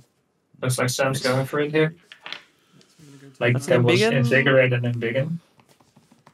So he That's I don't know. I never know how much plus something the cards give. well, we're at 9, so removal spell robust. Oh, we're seeing I think I saw no prismatic ending true, right? No, that's not in the deck anymore. What's that? Oh, source flashers on the flip side.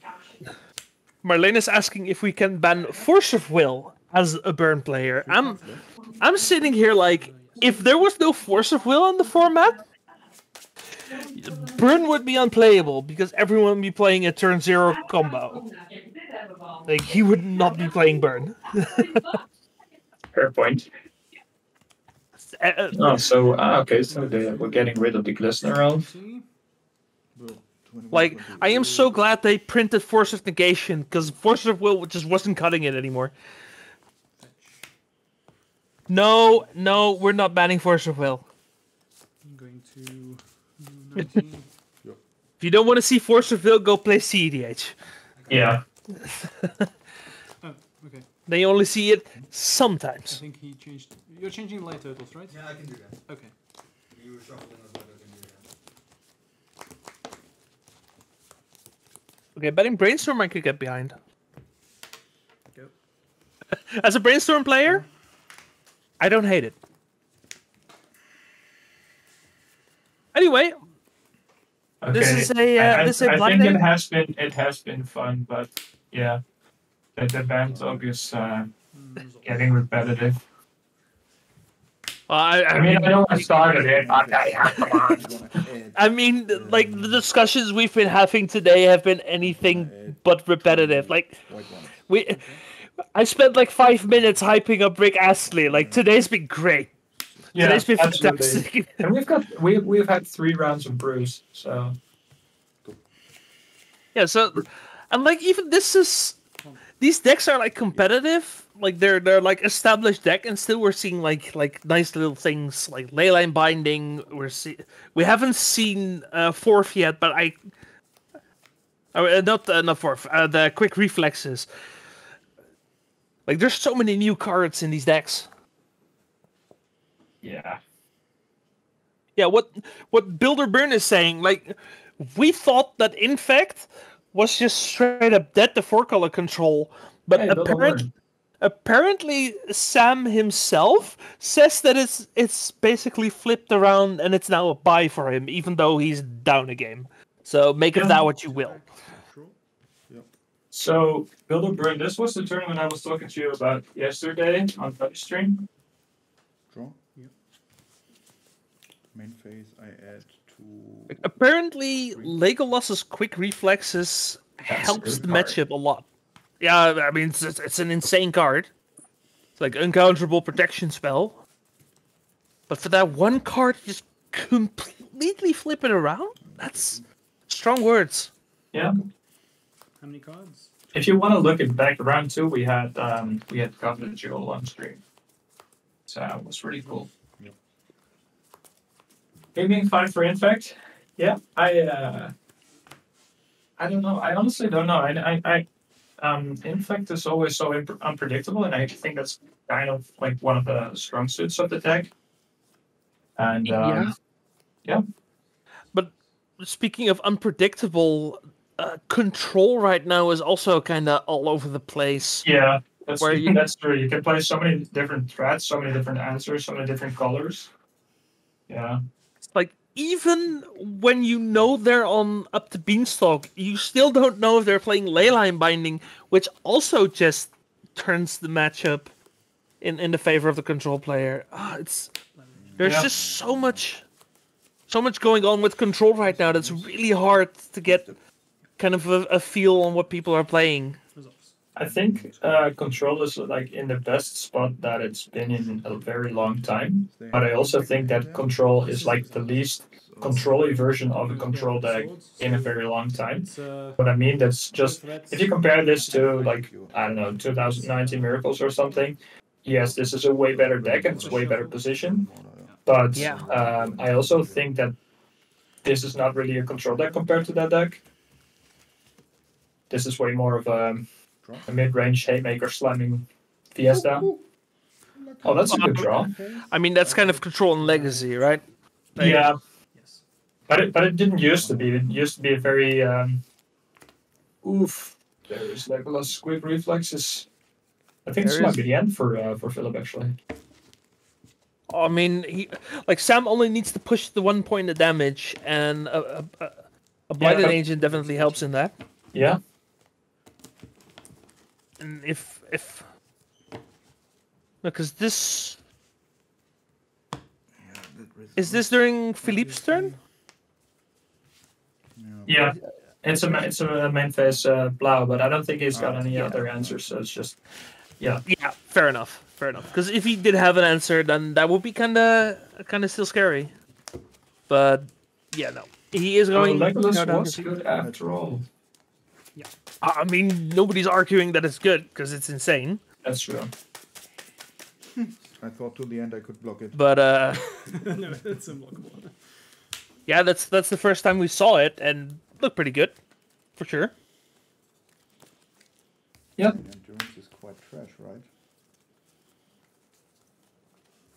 But yeah, I didn't play Legacy during the Miracle days, so I have no idea what control looked like back then. I actually started playing Legacy right after Top was banned, and my first Legacy deck was Miracles nonetheless. It was still a top tier deck despite the banning of Sensitive Divining Top. Fair enough. No, I started playing Legacy in 2019, like right after what is it? War of the Spark. Oh right, yeah. And at that point, the control decks already kind of felt more mid-rangey to me, but yeah, I think when War of the Spark was when it dropped, then Miracle players starting to adopt like the Very Time Rattler and Narset both. And then it was just Planeswalker control with Jason Mind Sculptor as an absolute beast. The printing of Legolas. F, I think my win rate against in the chat for Jason Mind Sculptor. Still miss my boy. You can play him anytime you want. Yeah. He's right there waiting for you.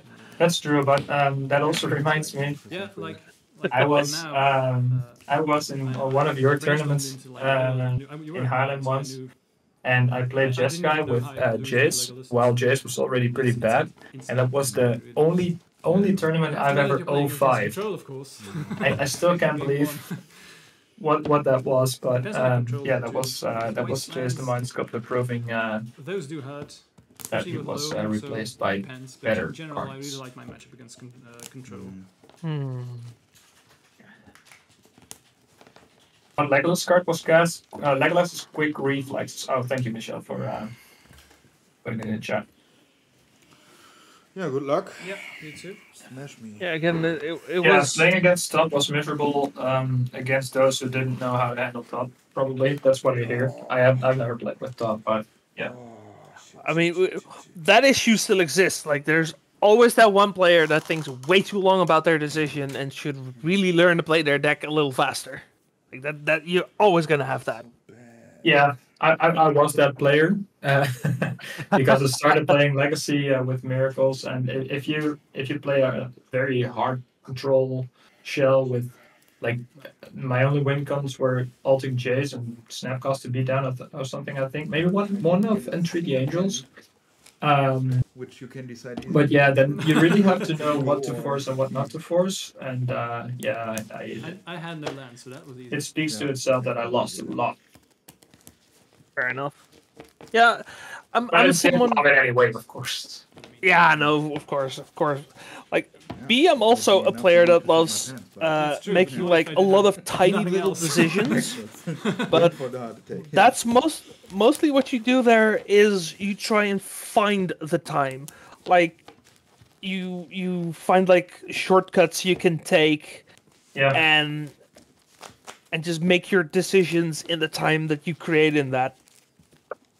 And then still at I some think that's point important for almost any deck, but it's especially true for those who play control decks. Yeah. If you have to before you're gonna do anything like brainstorm or ponder or whatever, you gotta know what you're looking for. And winning a match 1-0 is fine. That's true.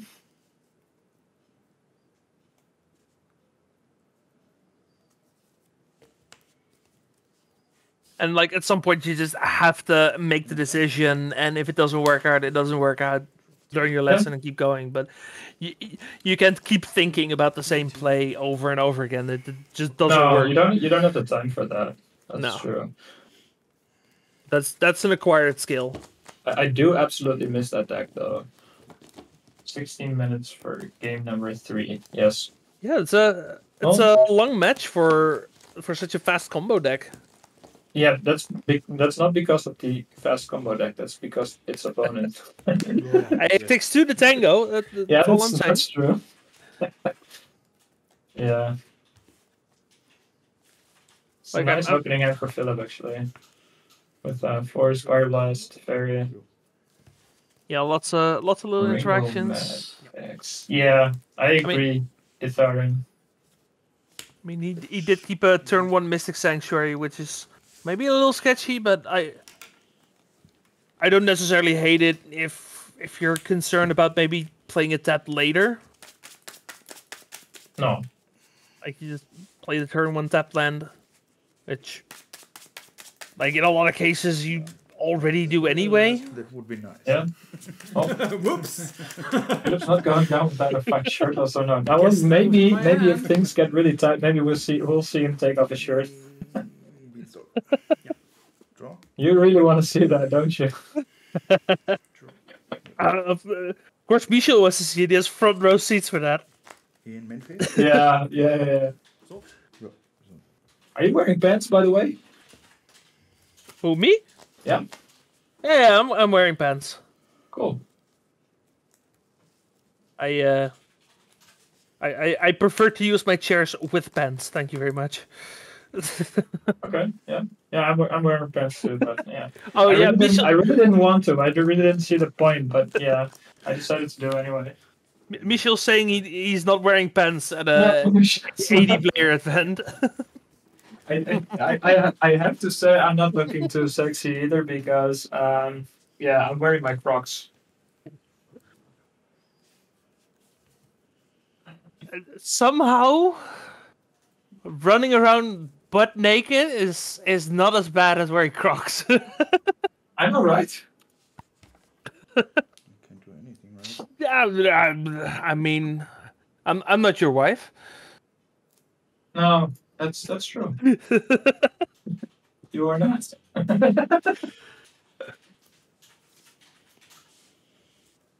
She just brought me coffee, so she's cool about it. About me wearing pants somehow and Crocs.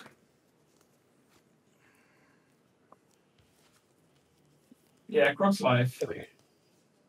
I do have. I mean, they're fucking ugly, but they're so comfortable. My mom has them, and she wears them with socks, and it's just. I don't know what to say about that. I am also currently wearing socks in my Crocs. Oh, here's the one-up Wasteland. That's really, really good. Oh, Wasteland's pretty good card. Yeah, this is a very good position for Philip, actually. One of pain, yes.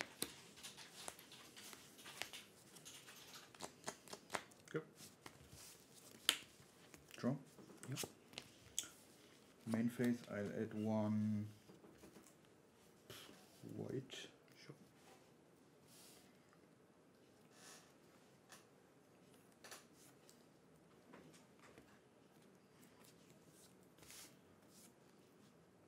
And then complete that silence. No. What are we doing here? The fairy. Okay. Oh, get some brainstorm in response. Yeah, because you kind of have to. Yeah, I guess. I don't think Sam's incentivized to. Oh well, he does have a lot of cards though.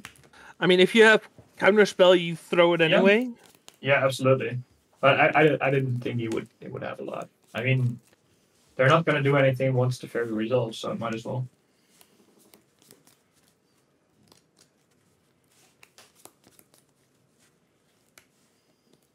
Man, I'm seeing Teferi. I'm getting like Grand Abolisher flashbacks. Random side thought.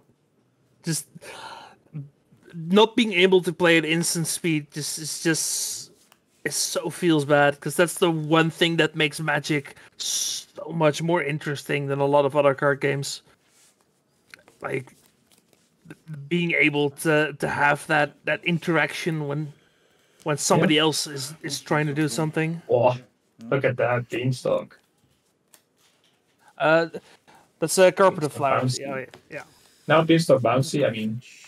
Oh yeah, no, the Beanstalk Bouncy is a good play. No, someone in chat was asking what the card was, but there's a carpet of flowers behind the fairy. Yes. Yeah, bounce the Beanstalk, draw a card. Play the Beanstalk, draw a card. Yes. Play the game, draw a card. Somebody farts, you draw a card. I just lost the game. And everybody who's listening also did. Yeah. Okay. The game's ended, right? Has the game ended? What? The game has ended. Not this game of Magic, but I mean the game. Draw. Yep. Wait, I'm having a brain fart right now. What game are we talking about? You're not familiar with the 90s email chain about the game? No. Like, no, I completely missed that. The game was, if you think about the game, you lose the game.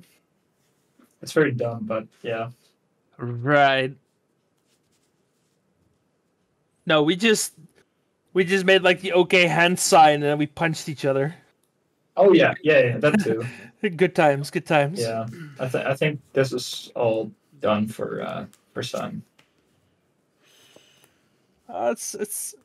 It's getting a bit sketchy. Look, the question is, does Philippe actually have interaction? And he does, but yeah, he's got Swords to Plowshares. You added a color in the and another Teferi and a Red Blast and yeah, and a Pyroblast and a Fortification. Yeah, it's I think this might be over. Which again, like Sam just said on camera that he thinks it's an 80-20 matchup for him.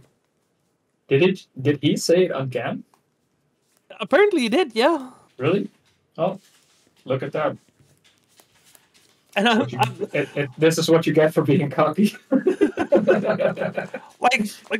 maybe he's right. I'm kidding, Sam. Nothing but love. But, maybe he's correct in that. I'm just thinking, like, is it a different build of control? Because that's why I was talking about control. True, yeah. Control's so fluid right now. Like, maybe it's just not this build. Yeah.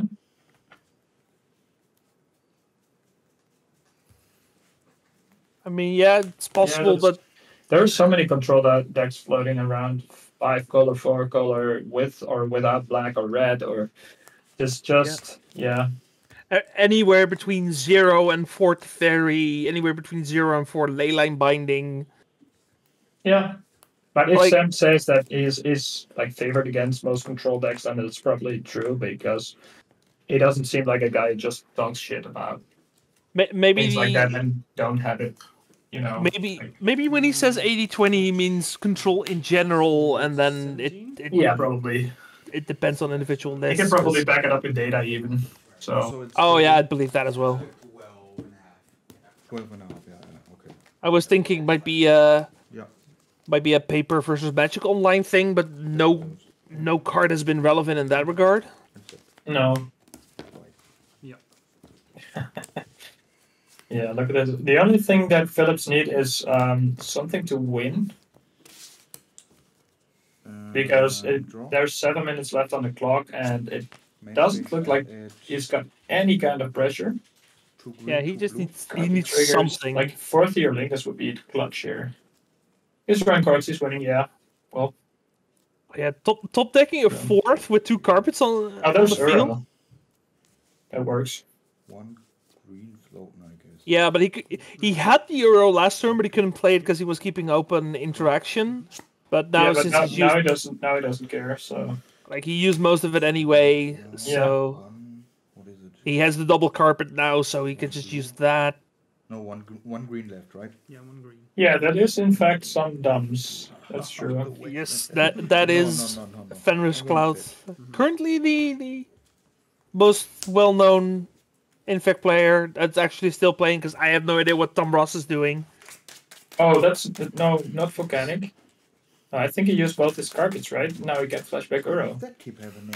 Yeah, he used Doesn't have double green. All the cards that are Oh. good against you. when he made So with 4 mana. He might still have one green floating. Yeah, might be true. Oh yeah, Euro, Yeah. this guy knows what he's doing. What am I talking about? I may have played this card one too many times as well. Oh, I think the wasteland has. Which card? You mean Euro? Yeah. Yeah, me too.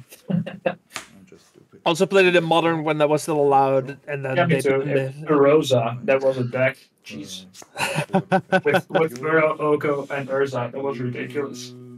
Oh, I remember playing my 5 mana 6/6 to pick up Uro Oko and then not have enough green and blue to do everything. Yeah. It does seem like Sam still thinks there's a way out of this situation. Anything.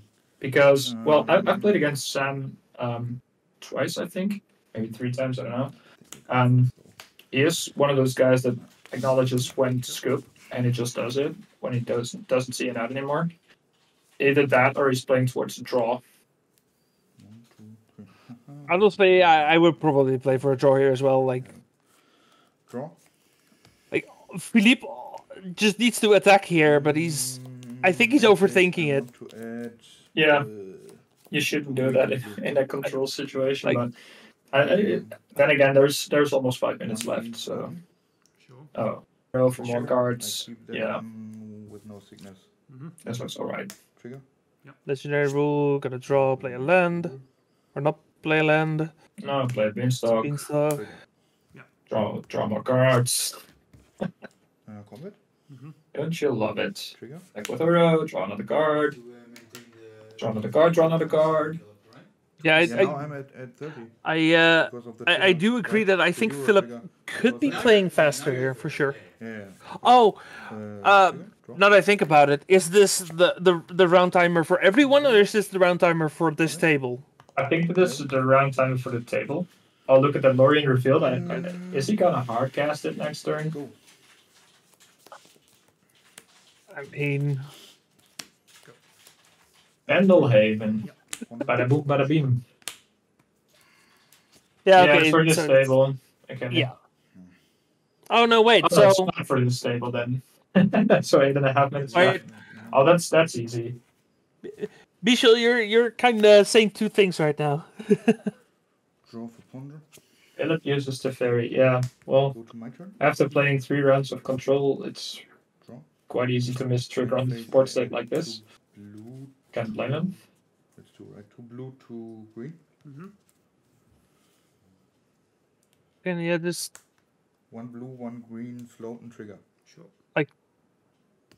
Another I- beanstalk. 1 blue, 1 green. I would just, as a control player, I'd really like to see the game actions come out a little faster at this point. But Yeah. I So, think he can also still win it from here, Yes. Trigger. because the 6/6 is just too much of a clock right now. No land drop. That might actually hardcast Lorien Revealed in Sam's turn for 6 cards. Yeah, because of the Teferi plus. That would be bonkers. My turn.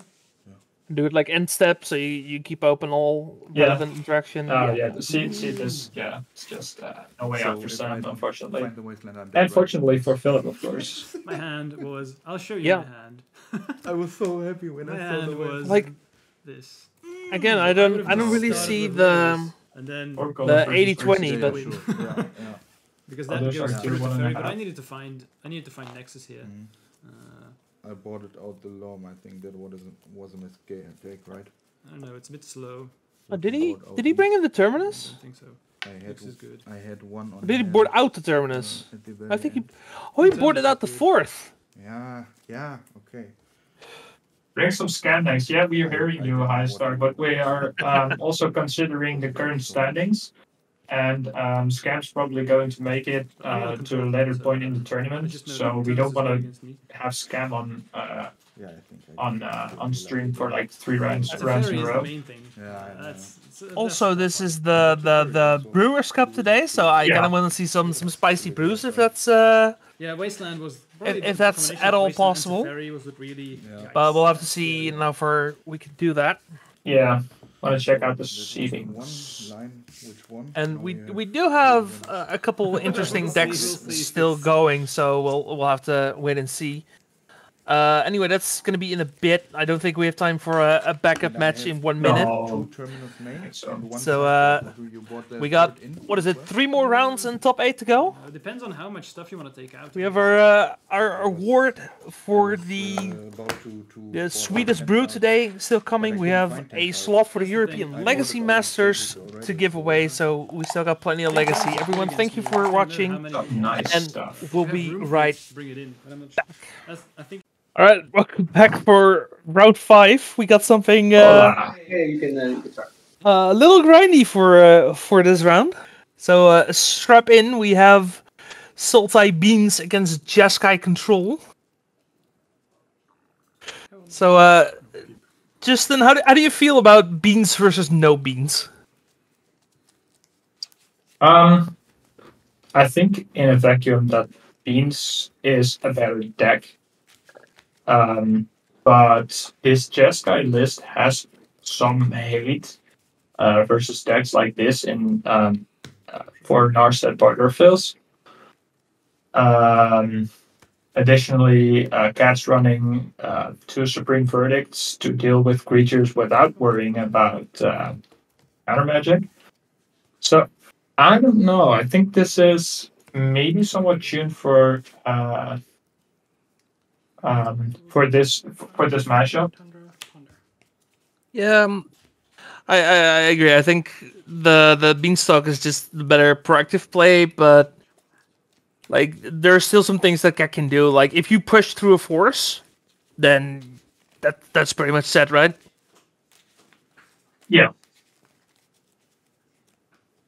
But I think there are also some dead cards in the Jeskai deck. I think the Jeskai deck is like somewhat of a thing of the past. I don't think it's as good as it used to be. And Sultai is just yeah. like I'm thinking I think I agree, but I don't think it's because of anything that Jeskai does. It's just Up the Beanstalk is such a good card when you're playing a control style game where your force of will just kind of replaces itself. That's true. I think it comes down to if Cat is able to stick an Narset. Can we please see Turbo Monks? I don't think anyone's actually playing Turbo Monks today. Or maybe one player? I think I'm Hey, really there's someone on Goblins. Let me check. Yeah, this is with named Sticker Goblin, so yeah, this is... Oh yeah. That is the turbo list. Yes. Surprising, actually. I was expecting more of that deck for They're sure. actually 4-0. Really? Yeah. So maybe we get to see that. I mean, that deck is pretty cracked. Yeah, for sure.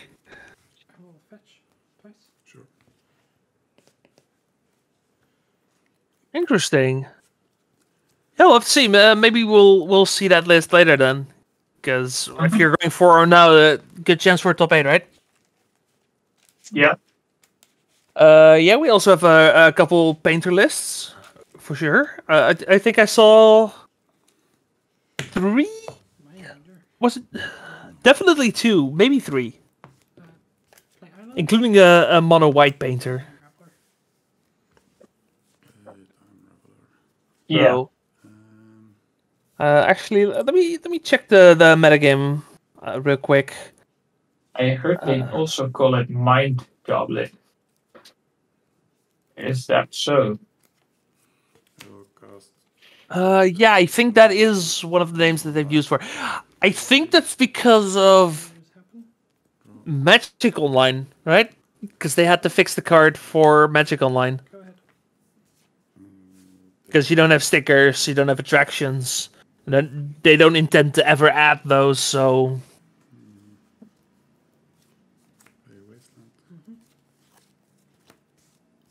Someone in chat is calling me out. Sure. I don't know who they are.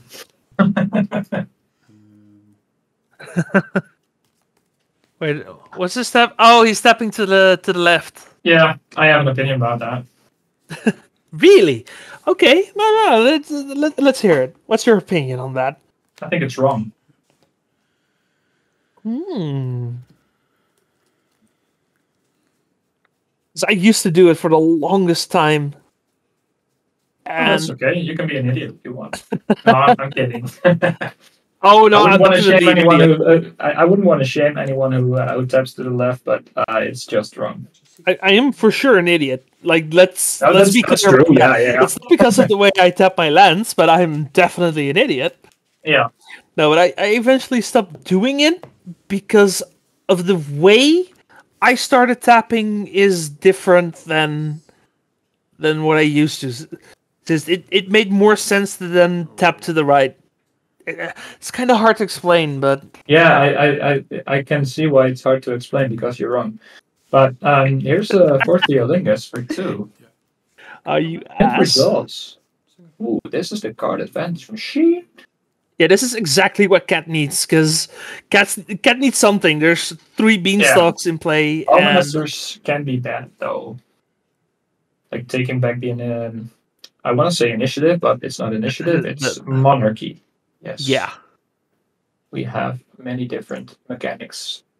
which is why Cat decided to attack with only one of them Yes. instead of 2. But that means that you can just throw the army in front of it, and you don't get the monarch at all. And just again, we're sitting on 3 beanstalks, so this is. Yeah. It's just waiting for this to go horribly, horribly wrong. There's Bowmaster. Results. Yeah, that was correctly identified by Cat. This friend. Sure. Yeah, blocking, And then obviously. Yeah. Sure. You will take one. It's got trample, right? you got the monarch. Right. It does have Wait, what is it? It's a 2/2, right? Yeah, it's a 2/2 with trample and haste, I think. Yeah, Cat's got the monarchy. Yeah, that's right. So Oh, and now creating another Arc army token because the monarchy draw, of course. Yeah, this. oh no. We blocked with 1/1, then drew off the monarchy trigger, and Yeah, and then create no, wait, another. no wait, we shot with the ETB, we blocked, it dies, and then we make another. There's a lot of triggers happening here. I will attack you for 2. There's a lot of triggers. Right. Yes. I will take the monarch. And now we also just push the other token. We get the monarch. I will play Ponder. And now we have monarchy and 3 beanstalks, and I don't Yeah. think this is happening. No, me neither. Triple beans. Yep. Beans is fucked up, but Bowmaster's also is fucked up. I don't like this. There's platinum, but yeah. Oh, always eat your beans, chat. Always eat your beans and stay hydrated. If you haven't Stay had hydrated. anything for a drink today, stay hydrated. Well, I mean, if you haven't, I'll if you drink the have, chat. okay, I know we're with time zones and all that thing, but here in the Netherlands, it's getting to like 4 p.m. If you haven't drank anything by 4 p.m., call a doctor, please, because that might be an issue. Yeah, I do that when I don't have a water bottle next to me. I'm a very bad drinker unless I have reminders. That's a little scary. Yeah, I know. Oh, Blood Moon's also a little scary.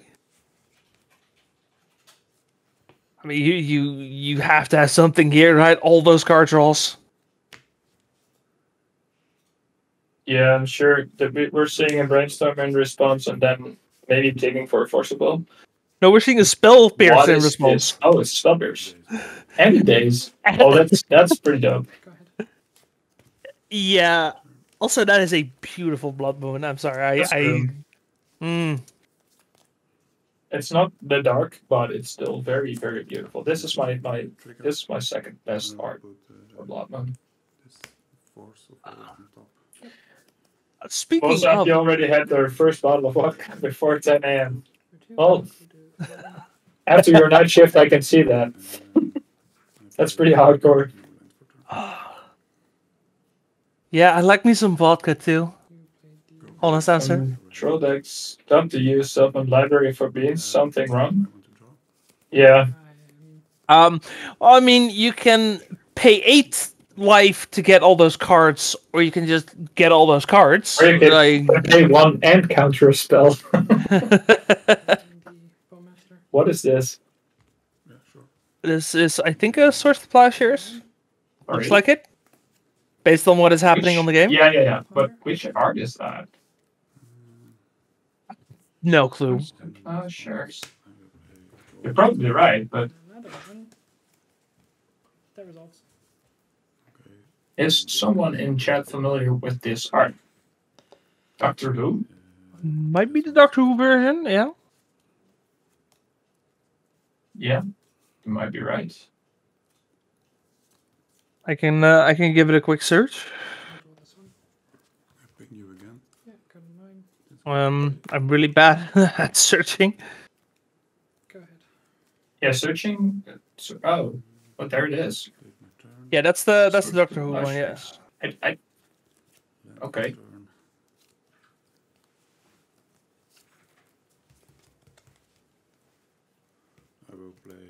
I mean, library is kind of living its retirement already, right? Like, yeah, it's still a CDH staple, so that's kind of a retirement, right? And pre-modern. Oh yeah, is it? Is it? Wait, is it modern? Pre-modern? Some I don't know. Some old people format, boomer magic. I need to play more pre-modern. Yeah, me too. I have 2 decks, and I really like the format. It's kind of the boomer format. But I think this is one. This is Secret Lair. It's a secret lair, of course. Yes. I don't know what secret lair, but it's some kind of secret. I like the art. Yeah, it's quite pretty. Pretty sweet. It's secret lair. Freaking secret lair. What do we think about that? I will try to contact. I was thinking something and I lost my train of thought.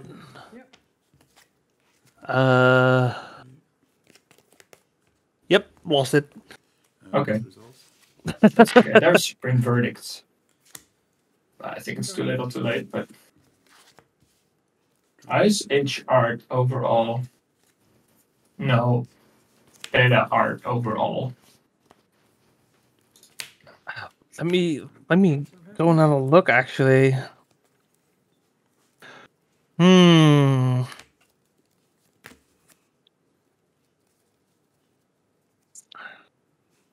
That's a hard one.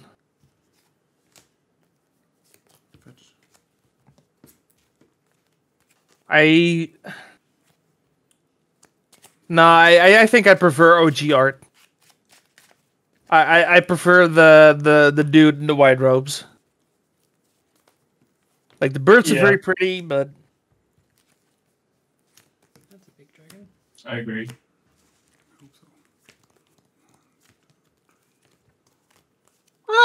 I also kind of like the bald dude with the sword behind him. Like I don't hate that art. The bald dude. Yeah, I have no better way of explaining it. Like Michel. I hope so. Yeah, basically Michel with a sword on his back. That seems fitting. I also don't hate Tank. The tank is also pretty cool. Tank is pretty cool. Yeah, we're getting a really sweet one for MagicCon in June. Oh yeah, that's a cool one. But yeah, absolutely. But to be fair, we are a little biased in that. Let's be honest about that. Oh, that's I think that's also Secret Lair, right? The one on screen right now. Yes, it has SLD in the bottom, and that's Secret Lair. Like I like it aesthetically. I'm not as much a fan of it as a Magic card because it's kind of hard to read in that regard. But I don't think it's ugly or anything. Like I do think it's pretty nice looking. I can't seem to find the bald dude unless you mean Yargle. Oh, you mean this one? Oh, right. I mean, it has like a gazillion printings. I don't know why I looked over that. Yeah, it's like 20 printings or something. Yeah. I don't know. Also, what is this? What is this? This is a numbered Secret Lair? Is that a thing we're doing now? Are you kidding me? Of course it is. I have 5 life. Like, okay, I don't even want to know what this is. Like, it's it's pretty. It's pretty. Let's keep it at that. Wait, the bold dude is the conspiracy art? Yeah, it's conspiracy. It's Commander something something. Commander something else. Oh, so, yeah. I don't know. It is the conspiracy art. You're right. Serialized one is the Magic Gun. Yeah, I guess. Because they put it as a Secret Lair drop. Like they need to differentiate between which freaking Secret Lair they're talking about. Then. Yeah. And Basket, you wanna buy my promo? You can buy it for a small price of €1,000. Oh, I'm getting one. You would consider selling it? Yeah, of course. I don't run Swords to Plowshare. I run a beta, so I don't. Hell, I'd rather frame that thing hanging on the wall. No, I don't really care. Not that interested. Not for the small price of €1,000. Like, only four. If I sold my collection, I'd probably keep the Magicon one, the Magicon Amsterdam one. Really? Yeah. Probably. Okay. I ain't getting rid of that thing.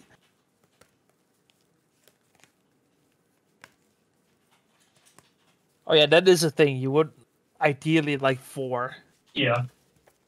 So I don't know how you get one actually. Do you get one by participating or by buying some kind of VIP expensive shit package? I don't know. If I recall, they give them out if you spend an X amount of euros at the Magicon on something. I don't exactly remember what it was, but I remember reading like if you want a play set, you need to spend like 1,000 euros at the event.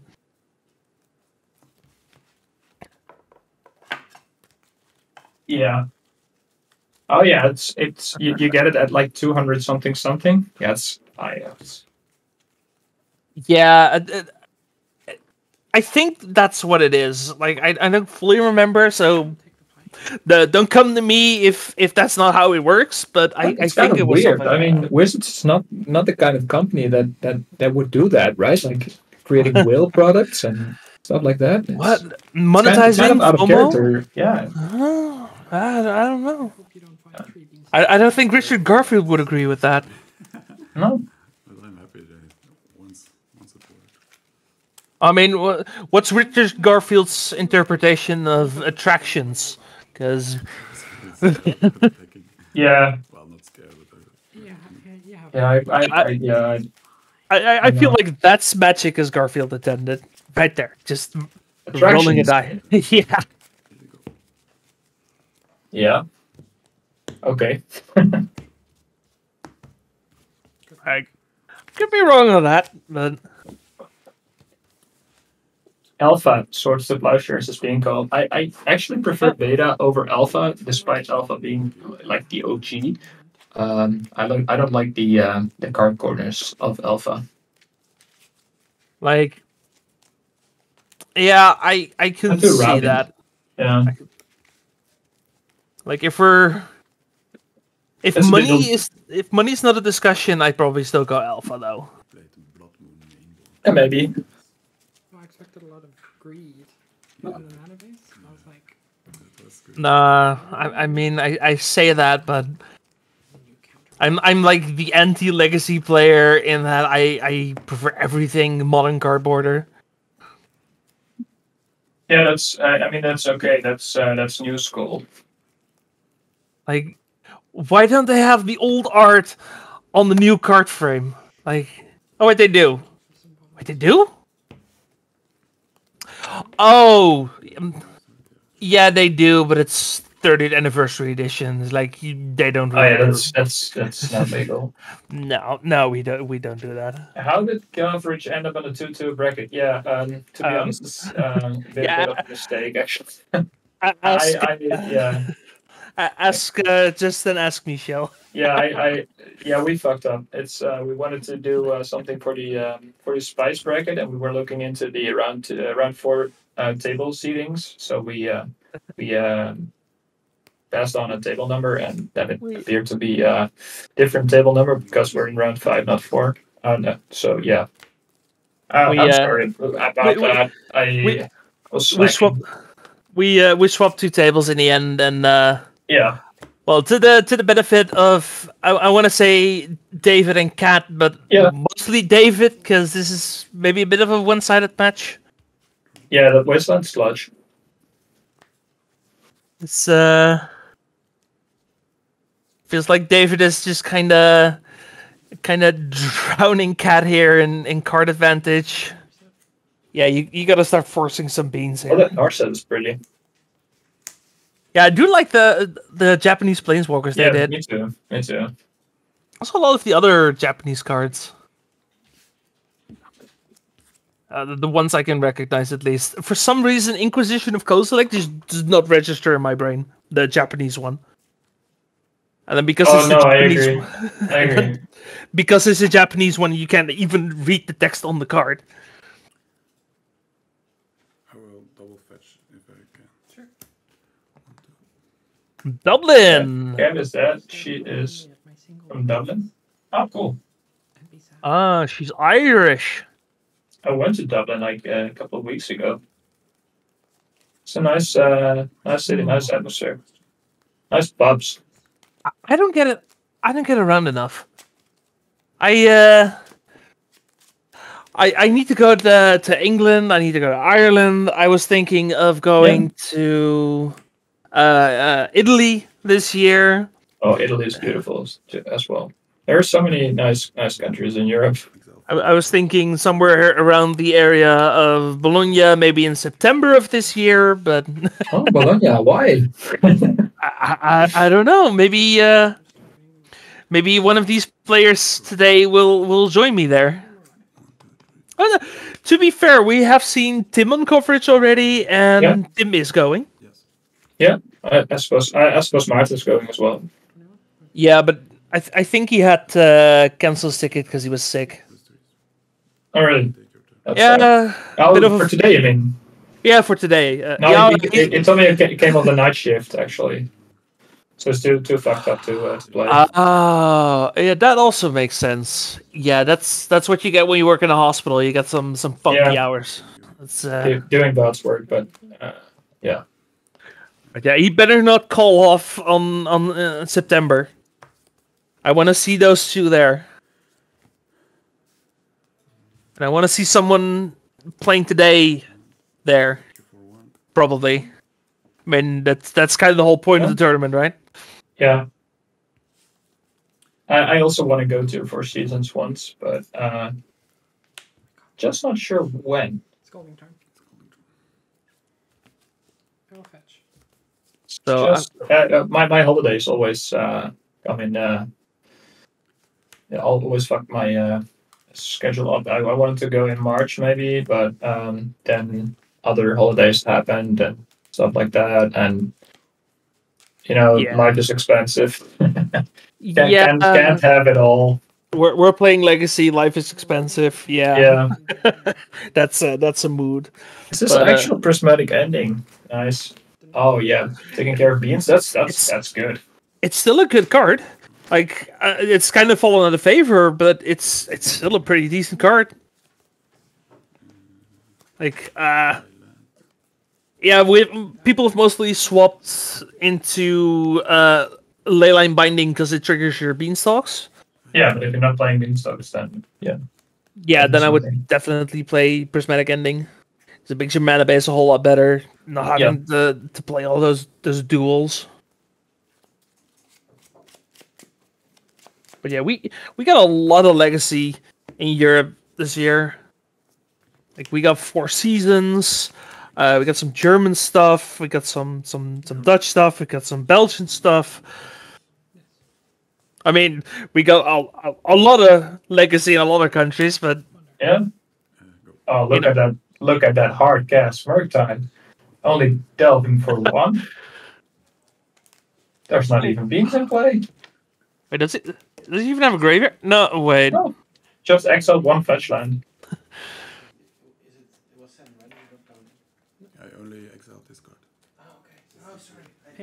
Huh. 7 mana. Oh gosh, could you imagine? Yeah, that's a expensive ass. Regent. Okay, I will draw from Ponder. Yeah, no, like you could just put 5 white into a prismatic ending. Like you are allowed to do that. Yes. Two Murkies with 0 counters each. Nice. I think I saw Kat having a Spring Verdict in hand, so depending if she gets to 4 mana this game. Oh fuck, there's Beanstalk again. I will attack you. Yeah, this is again not looking great for Jeskai. Yeah, and this is pretty much the difference maker, and this is why you don't really see Jeskai anymore. Just fourth is a terrific card, but if that's your value engine, you just get outbeamed. Yeah.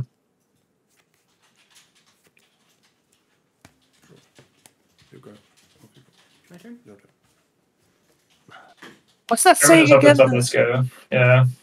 Beans are the musical vegetable, right? Are the what? Why is there a wasteland? They're the musical vegetable. Musical? What musical? I feel like I'm butchering that quote, but Another island. it's a fart joke. Is the clue? It's a what? It's a fart joke. Fart joke. Because you eat beans and then you make sound. Jeez, I'm slow. I'm slow. Oh, Colgene, beans better. Yeah. No, cast on our subpart. I don't know. I think so, but this deck is a little more lean. You get to play more wasteland, so I think there are different takes to attacking the format. Yeah, I wonder. If fire left, yeah, then you get to go 5 color. That's. I wonder if this matchup would have been better if Kat was maybe playing Hull Breacher, because she's kind of relying on the Narsets to really do it here. She's also been missing a lot of land drops this game in particular. And I mean, like even lining Narset here gets an activation out, but like Children's Edict is good, but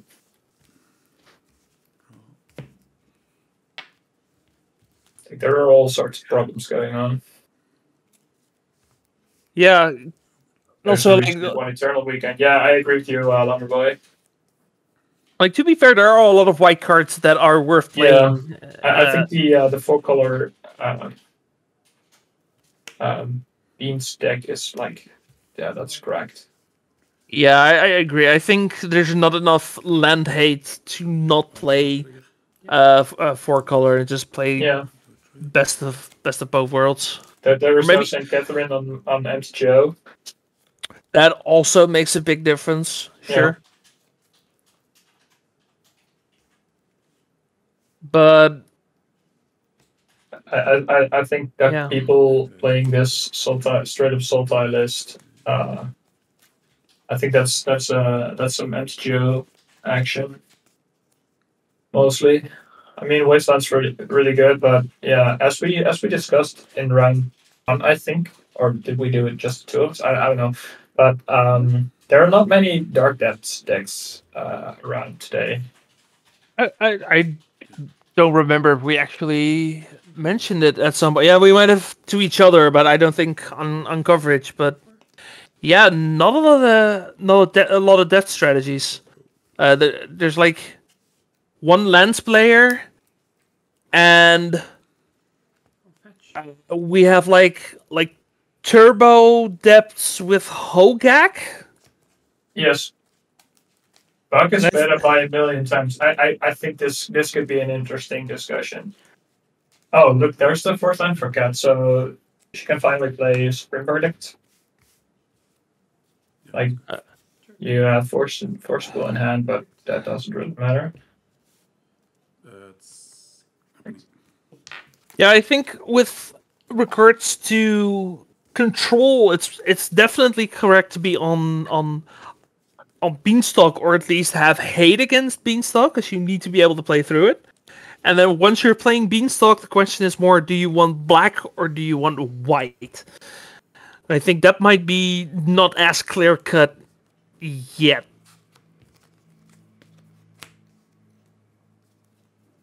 Like, in paper, I'm leaning towards white because of Triumph. Yeah.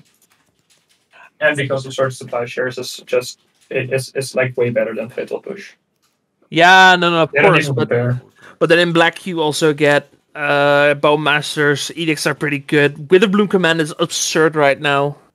Yeah, and you get to be a lot leaner, so you can play Wasteland and Days. Yeah, and then Wasteland is also a big one, but Wasteland is also better in black because you're not trying to play the Leyline Binding. Yeah, Spell Snare. Yeah. So, there's a lot of little things of contention between those lists, I think. Oh, we're actually...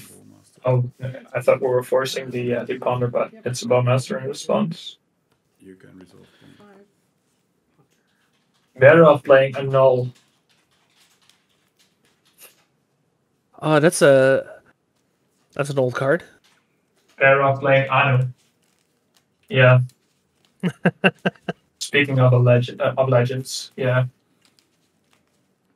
Yeah, Anu has been putting a lot of work in as well on the legacy side. Mostly in the US, but he did do a few European. I think the Eternal Weekend Europe. Yeah. I know. Yeah, definitely. This was really going good for me. Okay, so this we're seeing the concession like that. Yeah, this Beans in this matchup pretty much seals the deal if you don't have a way to answer it, like a Nardset or a Hull Breacher, and yeah, that was some firm upright Beanstalk take in the game. That's a non-game then. I did okay for being But one land for the first 6 turns. But definitely interesting thing to talk about, because we did talk earlier about whether or not Bowmasters was too strong, and I think it's not too strong. And part of it is just, people still keep drawing cards, right? Yeah, it's difficult being on Jeskai without engines, like beams and stuff, right? But we'll, sorry, I was interfering with the chat. No, we still have like a good 20 minutes left in the round, so we'll see if we have a backup match. Would be nice. Yeah. Otherwise, we are getting our well-deserved break. opponent over here was like, Uh, I see the line. You can So, have Michelle, tell us what's it gonna be. Do we have a my backup first round? game, and I went, Can we check it I'm out? glad you saw that line see. because I didn't. So, what have we seen today? Yeah, I attacked with one because like, yeah, We've sure, seen. We started with. I don't even I'm remember. just like, yeah, sure. What did we start? We saw Peter. Was it the first Oh yeah, round? we started with so. we started with Peter, who Oh, was yeah, we playing who was playing both attractions and dinosaurs on a spaceship because of course he is. And it was Peter up against 8cast. Yeah, with Patchwork Automaton, which is just a fantastic card. Yeah. Then we saw Coveted Jewel against Grixis Delver. I think it was Grixis. Yeah, it was Tim. No, wait, no, that was. Was that Delver? Yeah, I can play around it. I just couldn't play around it. Was that Beans? I think that was Beans. Sultai Beans. I did have fetches, they fetched basics, but it didn't. Because he kept the hand with no lands and 3 forces. Yeah. Oh yeah, right. Yeah, right. It was that's true. Yeah, it was second round was Jewel versus Tim on Sultai with the forces. Yeah, that was a nice discussion in chat. And yeah, then, and indeed, round 3 we had Timur Delver versus Tainted Pact. Tainted Pact, that was so sweet. Yeah, There was sweet. there were so many lines there. If you intend to watch the tournament back, it'll be on YouTube in a couple days. As soon as Marvin gets it up there, definitely watch round 3 because the Tainted Pact match was great. Yeah. And round 4, that was the previous round. We had Infect versus Forkful Control. Yeah, we had some Dums, aka Fenris Cloud, who very confidently stated that his control matchup was 80-40 thanks to Legolas's quick reflexes, and then he promptly lost that match. So yeah, your mileage may vary. Yeah. Hey, this is a good. I think this is an interesting talking point in chat. Social Gamer pointing out: is it acceptable allowing Magic to do the "I had all these" to your opponent, revealing your hand? I think you're referring to, because it used to be seen as pretty janky things too. I don't know about that, but 80-40. That's interesting odds. Yeah. Don't you know that a full odd sums up to 120%? Did I say That's 40? new maths, man. That's new maths. I thought I said 80-20. I meant 80-20 at least. Yeah. But you can just gaslight them into making them think that 120% is the full scope. So, yeah. Okay. You said 80-40. I missed it, but yeah. I thought I said 80-20, but I at least meant 80-20. 80-40 would be an interesting odd. It's like it's like a 7 in 13 chance, you know. Like at that point, I think you have more than 2 players, but that's maybe. Yeah. You mother. Oh, yeah. I saw that. Misha gets to kick us. I saw that. Yeah, I saw that too. I like my ring. You really find that, yeah. I think since AI beat us at math, I think we have to reinvent the game. So I think that right now 120% is like a full scope, so that AI doesn't beat us, you know. I mean, I've seen ChatGPT play chess. Like, I don't think we have anything to worry about. Oh, that's true. Yeah. I want to see ChatGPT play Magic. Oh Yeah. no! You don't want to see that. Trust me.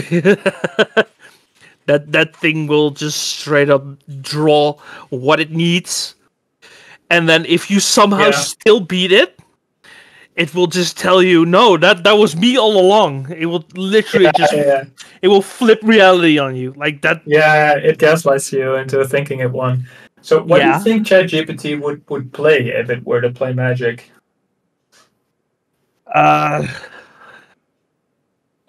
Burn. Yeah, that seems like a ChatGPT thing to do. Like go straight ahead and just ignore whatever interaction you have. Enchantress. Yeah. Okay. So 100% oops. Oh yeah, that's a solid. That's solid there. Oops. Yeah, no, yeah, fair. Like, fair. here's a turn one for you. Deal with that. Just Yeah, like I don't have Force of Will. I don't believe in Force of Will, so yeah, too bad. I won. like oops all spells with a companion. That final answer. Yeah. Well. Anyway, unfortunately, we don't have a backup match. I think. Are you going to take a break after this round, Rob? Or? Yeah, I'll take a quick break for round 6. I'll be back for round 7, where you take a little break. Yeah, Justen. We have to eat, so I will be joining chat in the next round, and we'll both be ready to go for top 8. Correct. So, everyone, thank you for joining us. We have our winner of the Brewers Cup still coming up. Yeah. We have a slot for the ELM still coming up. 2 more rounds of Magic and a top 8 cut. So, don't go anywhere. We'll be right back. Hello, everybody, and welcome back to the stream. This round is just me. Rob is taking a quick break to have an early dinner because, we gotta eat, you know. So for this round, we've got Raoul versus Ruben, both were considered for the Brewers Cup. And the Brewers Cup will be announced at the start of round number 7. They both have very sweet decks. Raoul's deck is a Dimir, so blue black, mid-range-ish deck. But it's also got a lot of interaction with artifacts. There's Emery, there's Walking Ballista, and Phyrexian Devourer with the Agathatouille Soul Cauldron combo. And then a buttload of artifacts. Also an Entomb to get Phyrexian Devourer in the bit. For Agathatouille Soul Cauldron. Yeah, it's a small Tesserator is a pretty good way of putting it. I will get to the top tables in a second.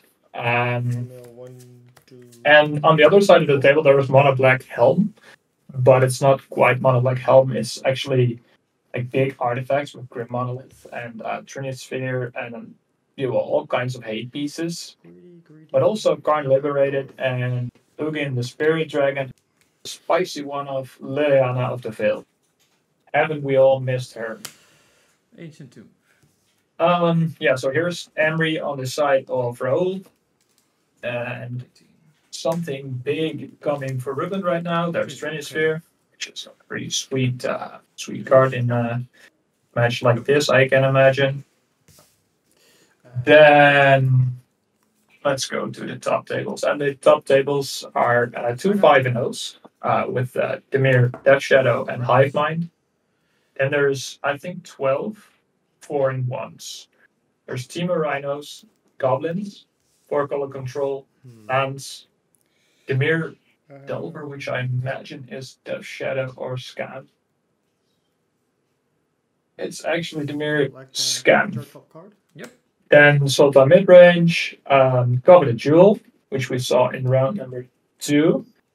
Another copy of Dimir Shadow, Boros Initiative, Rectos Painter, Grixis Delver, and Mono Black Reanimator. I really want to see that deck on stream as well. So we can get it on the stream on the screen after this round probably.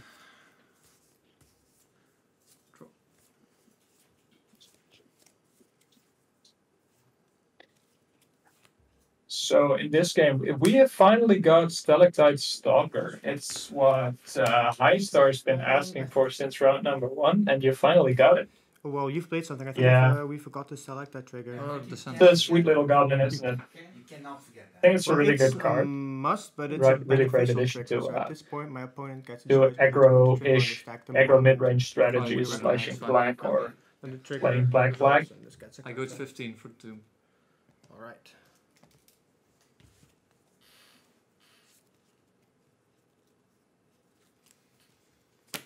Bridge. Okay, rules. Go. How many cards And in hand? ensnaring bridge, potentially preventing Raoul Card. from attacking. Uptick.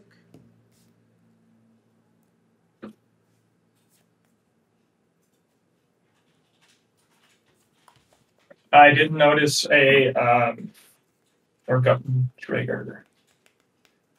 And I'm not sure. I think Yatanaga is asking if 5 and 2 record is good enough for a top 8.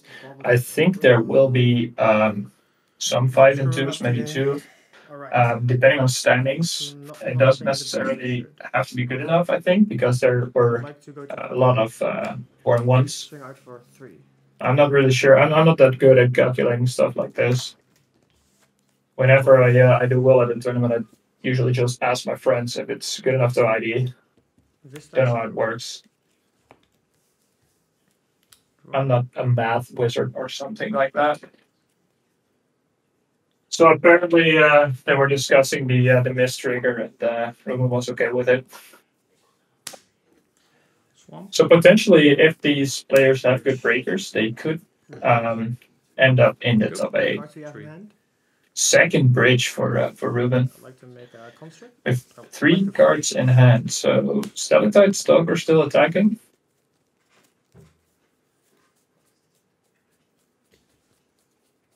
What do you guys think of Raoul's deck?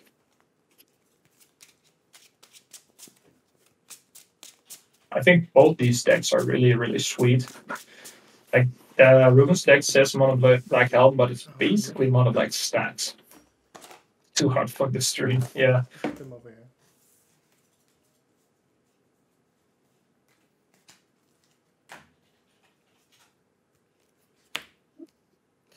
Versus Saga doing Saga things. It's Drop very it. sweet. I love Versus Saga. I think it's a very homogeneous card, doing a lot of the same things in different games, but I also think it enables a lot of archetypes that previously weren't playable at all.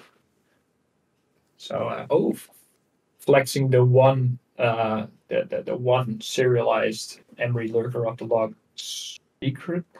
No, it's not a secret lair. What is this? No, Some card. Yes. Go fetch. I find it hard to keep track of whatever version of a card it is, especially with all the secret layers and special editions of different IPs and stuff like that, joining the Multiverse Legends. I still don't know what that is, but I suppose it doesn't matter. So, if Ruben manages to get empty-handed, get hellbent, if you will, then Raoul is only running 1 Brazen Borrower in the main deck, so that's not a way around that. So then he has to win through either Bowmaster pings, which I don't think are very relevant in this matchup, or with the combo. 3 cards, alright? Yep. Swing for 1, 2, 3, 4, 5, 6. Haywire Might, that's a blocks. sideboard card for Raoul, Go to 6. and potentially also for Have a saga. Ruben, but no, there's no Counter on it. Haywire Might there. Pass turn to you. My end step this gains a counter. Yes. Go cards.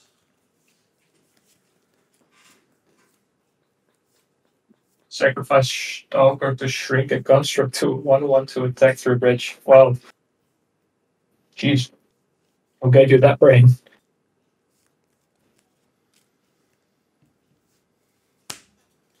City. It looks like Ruben's got a hard time emptying out his hand. Leyline. Right now, Fortrop is coming in Leyline of the Void. 2 cards in hand. Looks like potentially lethal for Raoul. Drop turn. Uptick. No, Yeah, right? no, that's not true.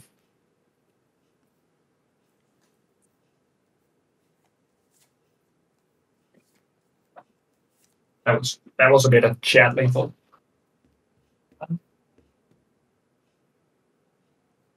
Purposely missed the trigger to dodge fridges. Which trigger are you referring to? Like the Stalactite Stalker triggers? I don't think you can do that.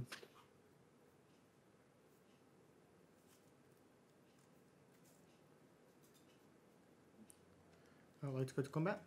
Yep. Swing out for 1. No blocks. 5. And I would like to pass the turn to you. Draw. So Raoul just passing the turn here. Ruben on 5. Well, that Ancient Tomb is not looking too great right now. Need 1 mana to activate, right? Yep. There's Helm. Oof. Alright, I'll go to the next round. Okay. That's yep. That's it for Raoul. Well, that came out of nowhere, at least for me. That's good. So let's take a look at sideboards here. For Raoul, there is Pithing Needle, which seems kind of clutch for this come up. What does Helm do? Yeah, thanks Michelle for putting it on stream. Basically, it puts the top card of an opponent's deck into the graveyard until you have hit a X card or a creature card, which is prevented by Leyline of the Void or another effect that replaces the mill to an exile effect, basically milling the entire deck into exile. So yeah, that's fuel combo. Yeah, apart from Pithing Needle, I see there is let's see, Haywire Might from Raoul's side. The rest of these sideboards seems mostly tuned to either hate graveyard decks or mostly graveyard decks. And from Ruben's side, there are some interesting cards. I mean, he's playing Karn the Great Creator, so it's mostly a wish board. There's also 2 Maze of It to prevent fast aggro decks from taking his life total down too fast. So that might come in here.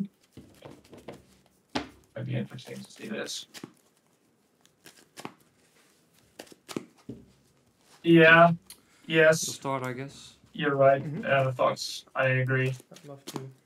Like, it is terrible at doing that. Karn the Great Creator kind of helps, I suppose. But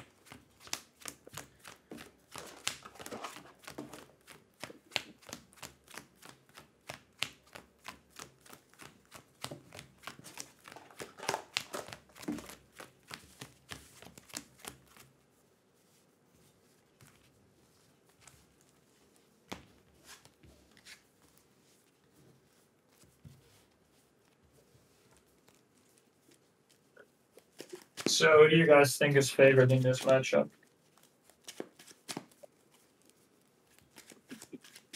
I mean, Ruben's got a lot of hate, but Raoul's deck seems to be doing pretty well, and it can be quite aggressive.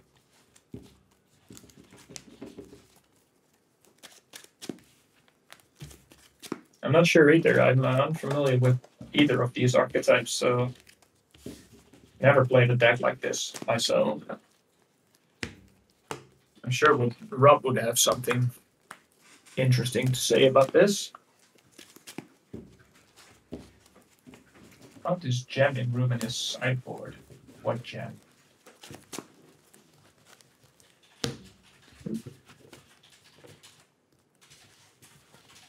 Deck is better versus artifact lands. Better than what?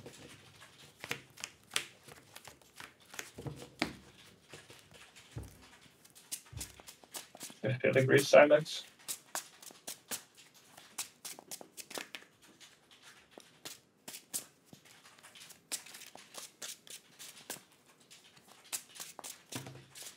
No. No, Raoul doesn't have a whole lot of things to stop Ruben. I mean, he does have 2 Pithing Needle in his sideboard, but yeah, Luck for the second you game. can needle the Helm, of course, to prevent yourself from being comboed. But then there's also Karn the Great Creator, Karn Liberated, and Ugin the Spirit Dragon that each deal with Pithing Needle. So yeah, you need double needle and might indeed. That seems pretty strong. Okay. Ships passing in the night. Yeah, I think that both decks are not that interactive. So yeah. Oh yeah, you're right. Yeah, Ugin does not deal with needle indeed.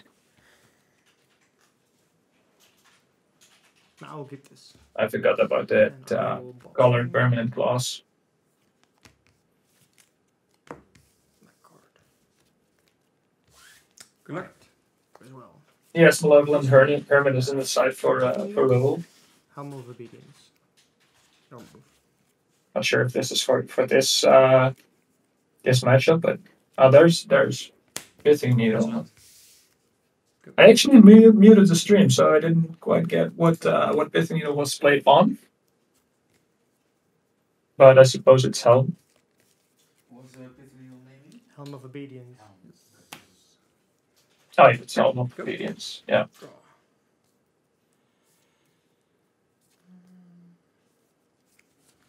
Play Prismatic Vista and go Faction Island.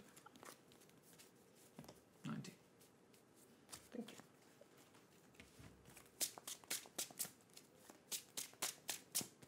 Hermit hates you. Yeah, it's a malevolent kind of motherfucker, right?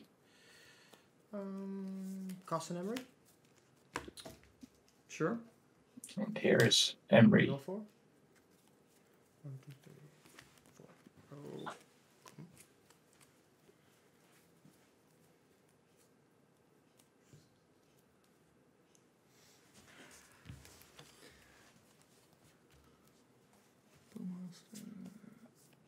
Was that one? Oh, Cephalid Coliseum. Yeah, Coliseum. okay. Yeah, there's Cephalid Coliseum being built by Emery, Pass turn 2. which is like a very cool interaction if you have Bowmasters in your deck. It's yeah, that's nice. I think Raoul's deck is really is put together really well. Not sure if this is like a final version of this deck, but yeah, with the Correction Devourer and Walking Ballista, I got a Soul Cauldron combo in conjunction with Emery and Tomb and stuff like that. It seems like this combo would come up quite often. Yeah, Karn is a problem indeed. That's kind of Karn's thing, creating problems.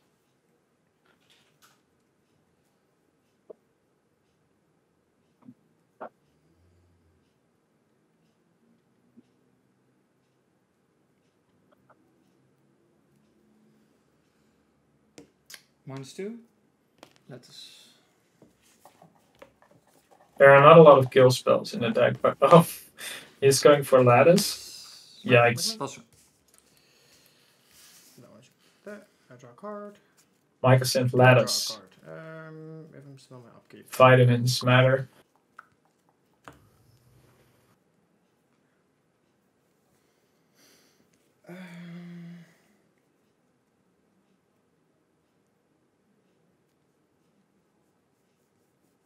There's actually no kill spells in Ruben's deck that enable a plus on the Pithing Needle to get rid of the card.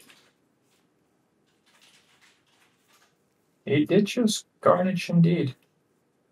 The ship's stomping the night, yes. Opium that Emery can deal with it. But we might be seeing a match very soon.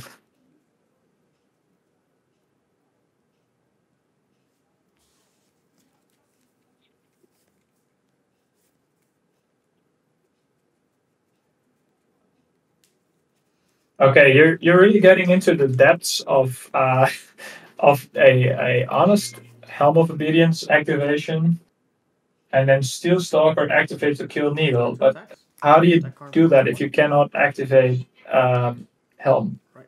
Because Needle is on Helm.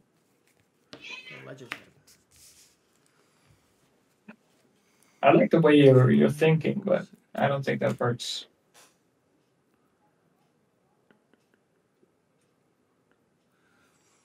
That's for Ruben's figure out. Okay. Yeah. Say go. Okay. Ledger Shredder hits the board, potentially dealing with Karn.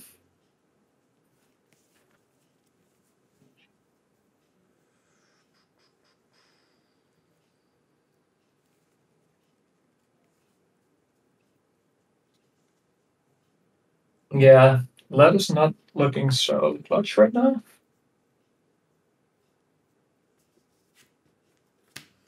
City. 2 mana. 6 and 6 Led is coming in. Yeah, probably. 14.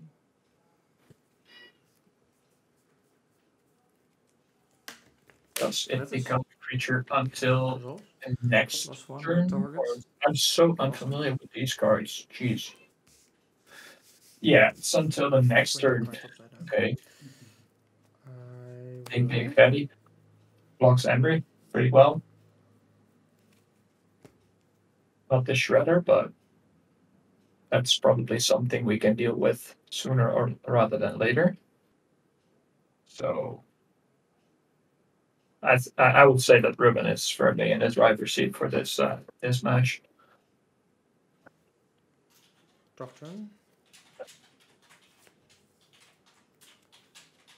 Let's go to combat. Yep. Swing at con for 2. 1. Play an artifact. I didn't plus the Island? Okay. It's an island, but it's an artifact island, I guess. Go move.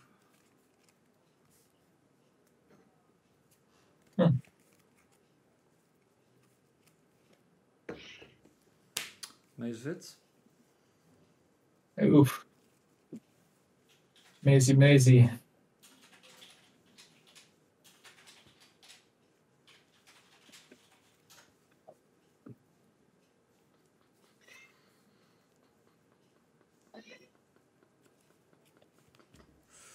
Chalice on 0. +1, no target. Buster. Ruben doesn't like target the lattice with Karn plus. Interesting. Combat. 2 at con. And tap. Yeah. Maze 1. Your move. I don't know. Yeah, protected from snuff out seems like something that would matter. Snuff out, yeah. I mean, it's not in Raoul's deck, but Ruben doesn't know that. Edict? How would you edict if you can't make any mana?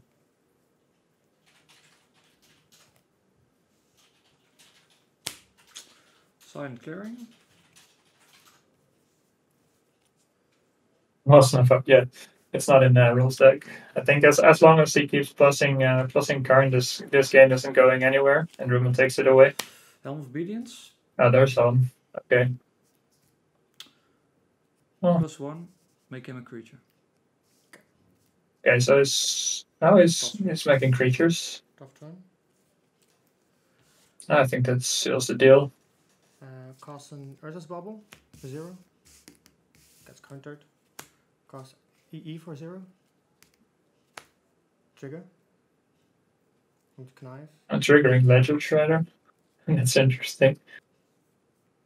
It's,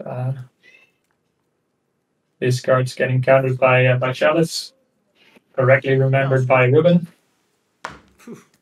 And we're done. Some big cards left. Well, that was fast, so let's see if we can get a second match. Because you have... Maybe you don't play the Dothy in the mains, but at least you have the Legend of Void, so the Graveyard Hate. And the Anti-Artifact. I think... Yeah, that was fast. Seems like your deck is pre-boarded against my deck, it seems. I haven't been able to do my thing. That's Well, okay. indeed. Or the deck hasn't been able to do its thing. Also a lot of kill stuff on the board. Should find one. 4 ensnaring bridge. Yeah. Stalactite Stalker not doing what you wanted it to do. High Star, I'm sorry. Fair. Juicy Tilt. Would you like to play some games for fun, or are you done? Is it allowed? Michel, is het No, klaar? I'm gonna look for a B-match. Er komt een ander nu, denk ik. Ja. Ja. You can play a match for fun, just not here. Ja, vind ik leuk. Heb je er zin in? Ja, sure. Maar dat is zonder sideboard. Never mind. Wat jij wil. Ik heb hem erin zitten nog, dus dan hou hem maar erin. Ik veeg het zo wel even uit elkaar, dat komt goed. Maar we moeten hier weg toch in ieder geval? Toch? Ja, ik denk het wel. Ja, je kunt er gewoon beneden gaan. Beneden toch? Ja, precies. Prima. Ja. Joep.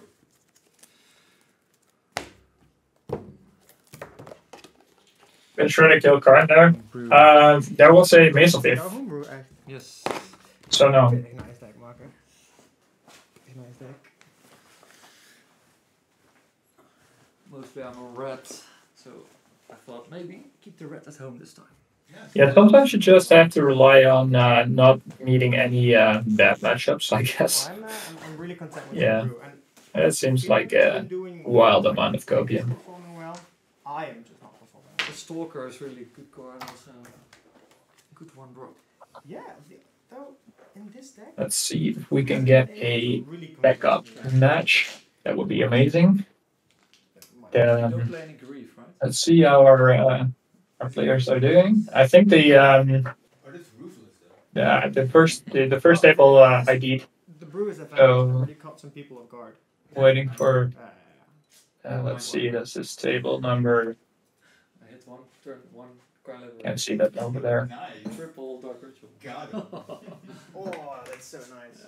Yeah, many of the players are still playing on in the 4-1 bracket. So let's see if there is a match that is currently sideboarding, so we can get a game 3 or even game 2 and 3 maybe. Maybe that's a bit of a stretch.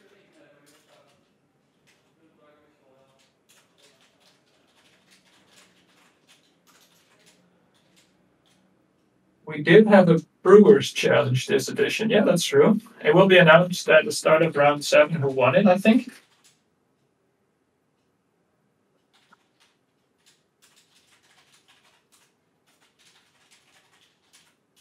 And yes, this is a qualifier for the ELM. So the person who wins it, or if they want to go, they get a qualification for that tournament.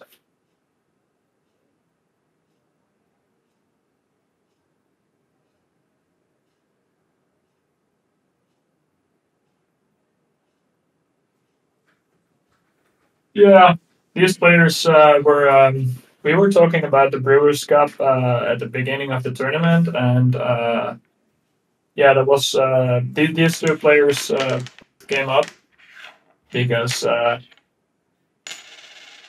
yeah, we like to encourage people to brew their own decks, so we don't get like I don't know, like 5 Delver mirrors on stream or something like that.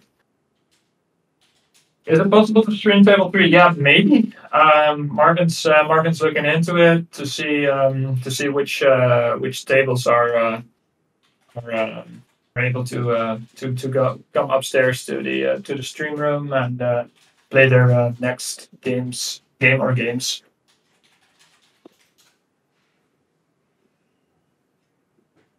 No, we don't. No, this is not a.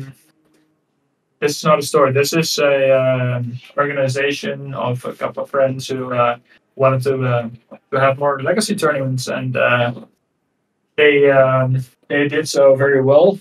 This is already the 10th edition of this tournament, and they've upgraded their venue recently to support 80 players. Wanting to upgrade even further, but that's quite a challenge to get a venue hosting a lot of people. Can get quite expensive, and that will it will raise the ticket price and stuff like that, and we're not sure if people want that, and that's another discussion. Yeah, it was sold out within the hour. Yeah, that's it's very sick.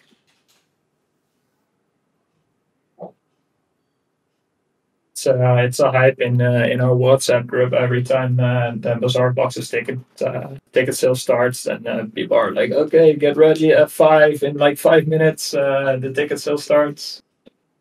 You have to be there, otherwise you snooze, you lose. And yeah, going to large Avengers is just difficult, expensive, and we're getting table 25. Let's see what that is. I don't know what that is. Table number 25 is... looks like Grixis Delver versus Grixis Reanimator. En dan zie je live totals veranderen. Als je het fout hebt, kun je weer veranderen. Zie je de tijdlopen die we nog hebben? Is that correct? Het is in het Engels. Dus als je het eigenlijk moeite mee hebben, dan zullen het mensen in het Engels willen publiceren.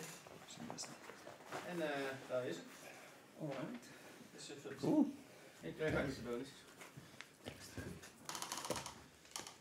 And this is your second or third game? Third game. And what's the score now? It's 1-1. 1-1. Yeah, this is table 25. It's going into the third game. Grixis Delver versus Grixis Reanimator. Grixis Delver by what's this? Jan Pieter versus Grixis Reanimator by Stefan. Stefan is actually a local for me, so I'm kind of rooting for him. Though I should remain as objective as I possibly can, of course, on the stream. And Reanimator, truthfully, probably needs the rooting to win from Delver, so both players are currently 3-2. So possibly, depending on their breakers, if they win everything after this, possibly contention. I think it's going to be hard. But we're being optimistic here.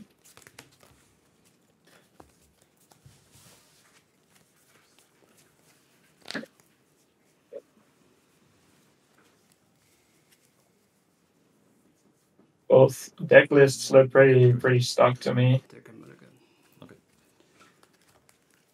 I don't see any very weird spicy stuff on either side of the board.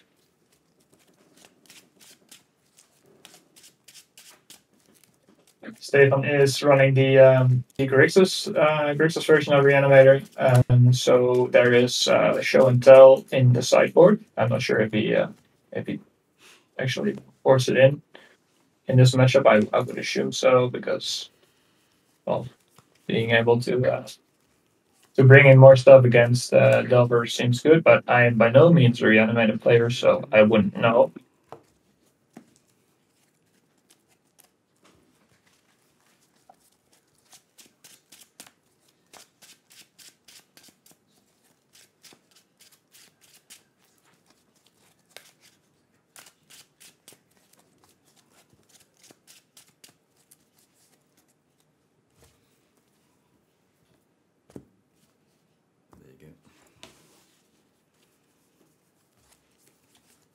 So it looks like our players are taking mulligans, preparing for the round. Keep this. And I will put Final round of this match.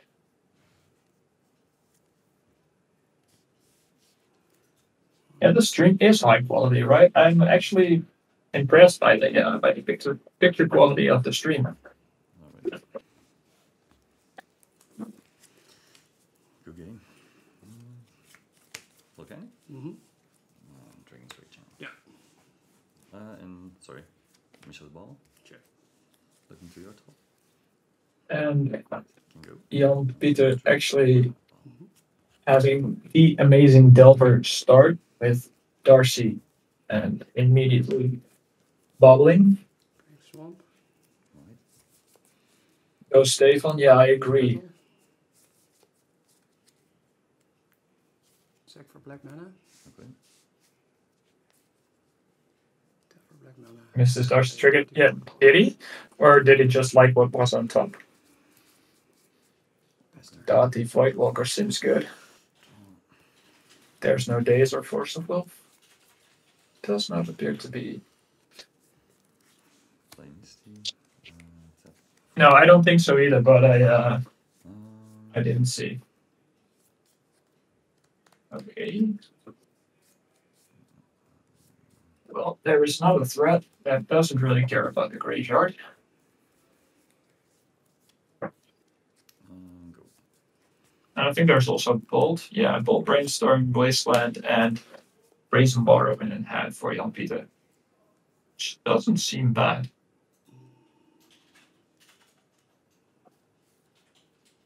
Take you for 3. And Stefan is attacking here as he should. White Walker. Play Badlands. Cast a second Void. Gets in another Void Walker. End of your turn, going to fetch. It will be exiled with a Void counter on it. Ah, okay.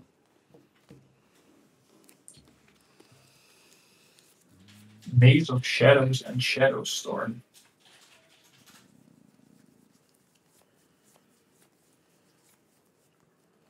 I'm guessing that's a reference I don't get.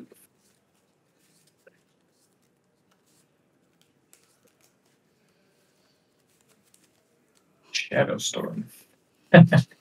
Oh, it's an actual magic card. All right then. Sure. Also exile.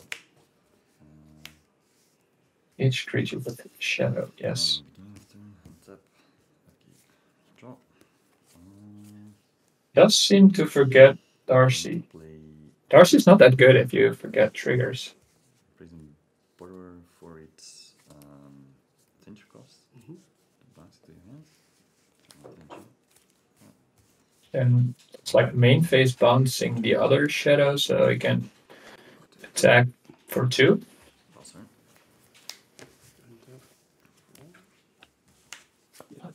Maze of Shadows, untap target second creature with shadow. It's you are knowledgeable about shadow hate. Why is it not surveilling? I would assume because it's forgetting. Forgot the trigger. Yeah.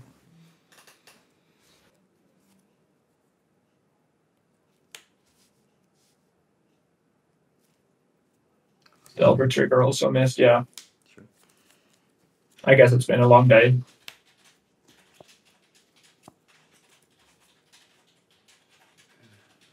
Discard a Troll and an Archon. And Stefan is playing Faithless Looting here. Cost more fetch. So the good cards are in the graveyard. That's exactly where he wants to have them. Stress on camera. Yeah, maybe. I don't know. I remember the first time I played on camera, I was kind of nervous. Swamp. Makes sense, right? I mean, you imagine like everybody, all your friends and your colleagues and your family and everybody's watching, of course. And your mom, and you're afraid to suck. And then because you're afraid to suck, you suck. So yeah, that happens. Draw. What about the graveyard order? I think it's correct.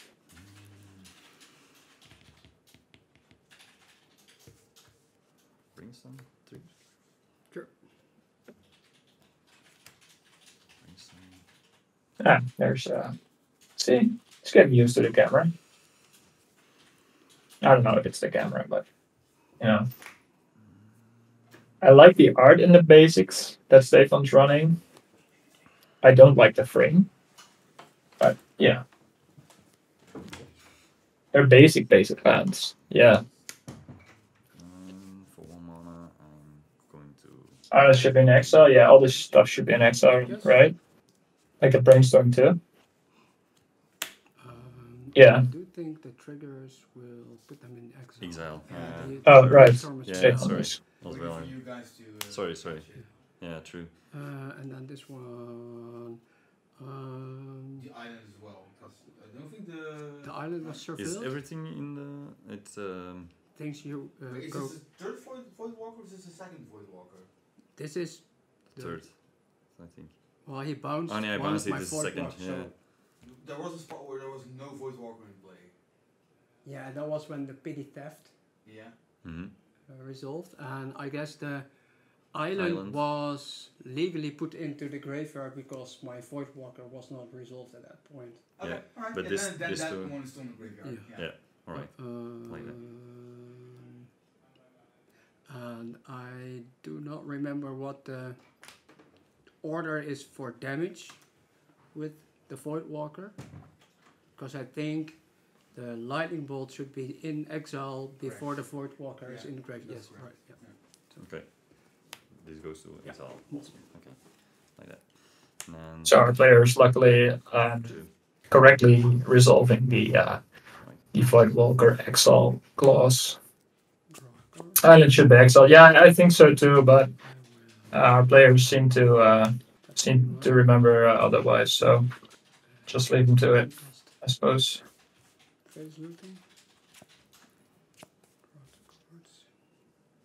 Flashbacking looting here. Grizzlebrand and an Unmask. And play a Marsh Flats. Okay. Buster.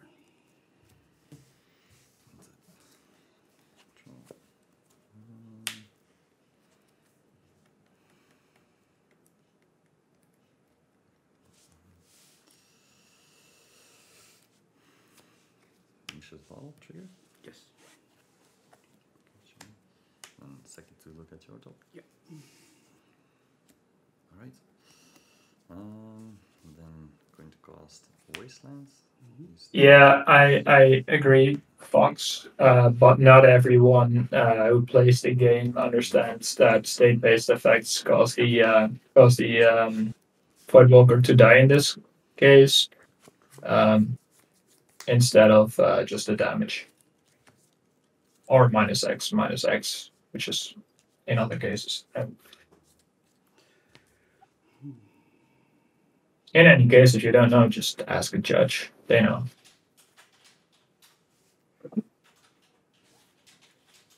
So it doesn't seem like Stefan's got a whole lot going on here. No, not the lyrics related. He needs a reanimate effect. Feel bad for JP. What's that? I'll miss the bubble trigger. Yeah.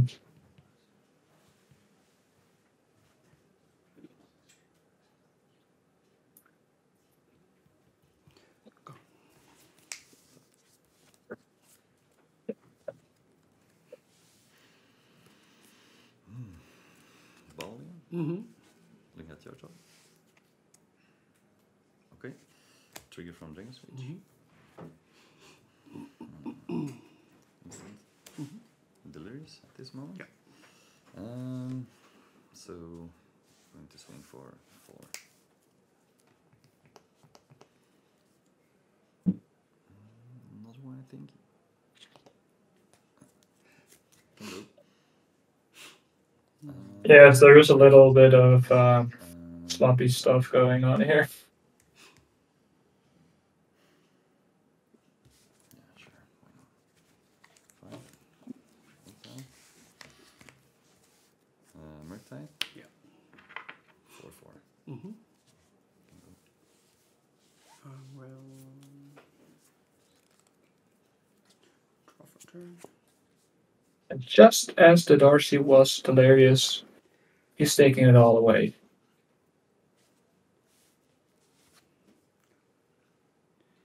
And I think another bubble trigger was missed there.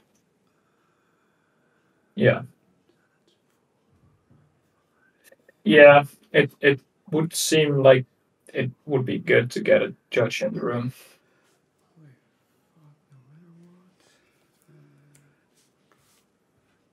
But I don't know if we have the capacity.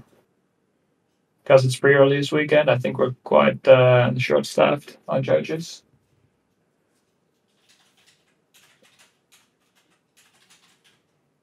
Judges are a very scarce breed.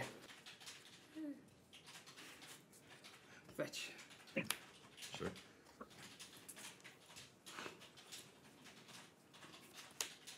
Let's see what Stefan's got here.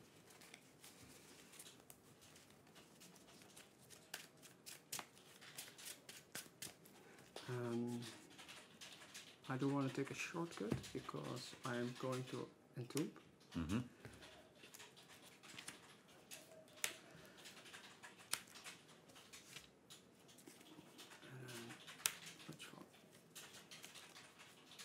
On the Civic versus Draft Basics, what are you saying?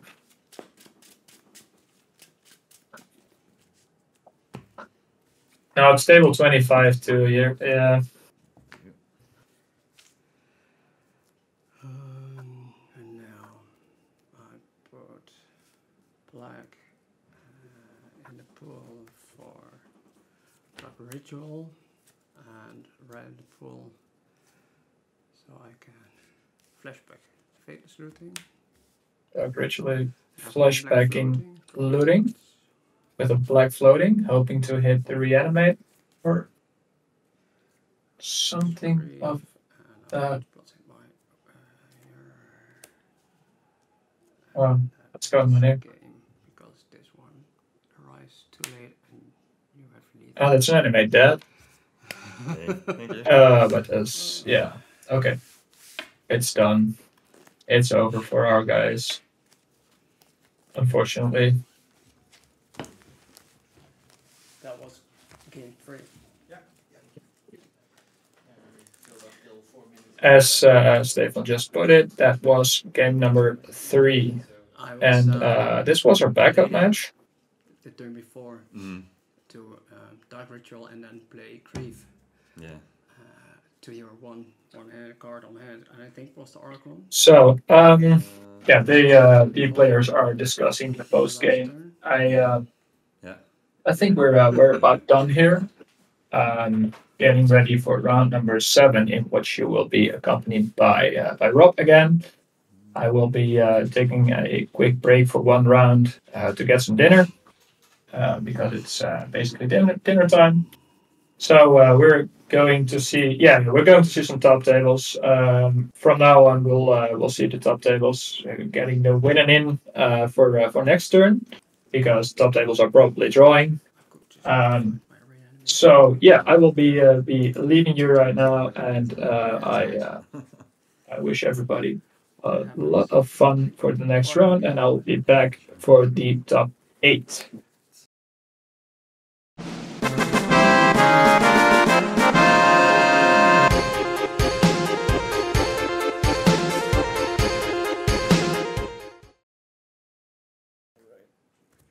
All right, I'll be flying solo for this last round of Swiss.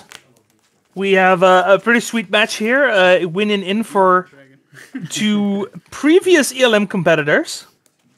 But before we get into that, I want to give a huge shout out to Raoul Sultai, who we saw last round playing his Dimir Soul Cauldron deck, who is the winner of our Brewers Cup. So congratulations to Raoul, really sweet deck. Some nice games of Legacy. He didn't have the best matchup last round, but you know that happens.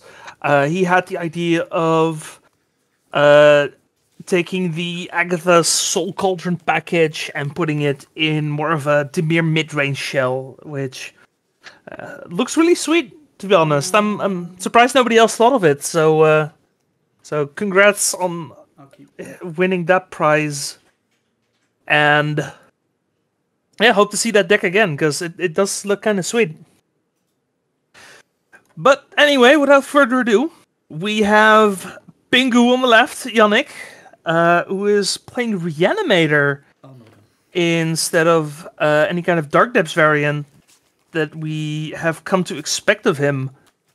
So that's really interesting. I don't think I've seen him play anything else, but I don't know him that well. I don't know him personally, only what I've seen at the Bazaar of Boxes, so I have no idea if he has any history with Reanimator, but he's obviously doing really well, so we'll have to see how he does in the last round. And of course his opponent, Jordi, also known as Netherlands. This is a Lance player through and through. He knows his deck, and yeah, that might be a pretty close match, this, because I assume Reanimator is going to be favored against Lance in most cases, but again, both these players know Lance, so there could be some interesting things coming our way.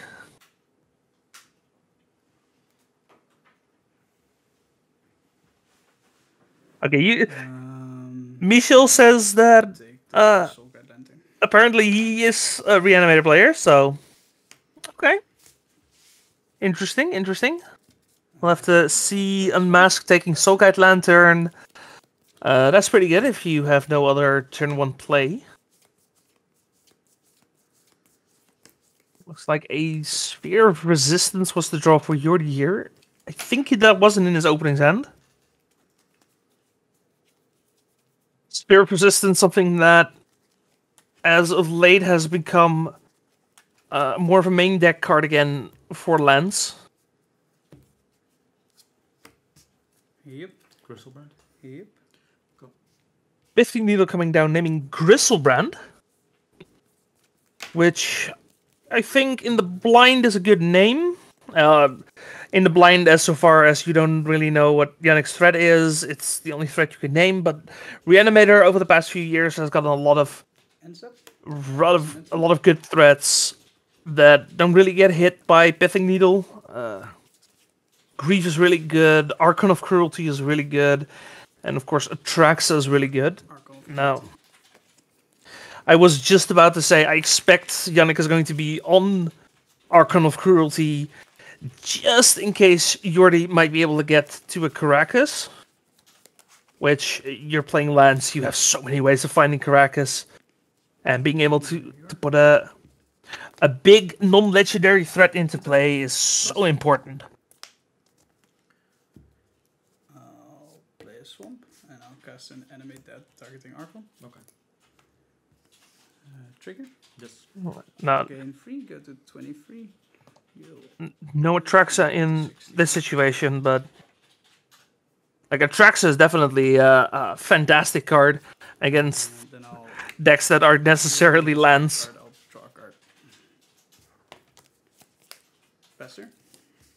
You're already going to discard Sphere of Resistance off of the Archon trigger. Now, actually, worth checking, is Jordi on white? Yes, he is. He is playing the green-white version of Lance.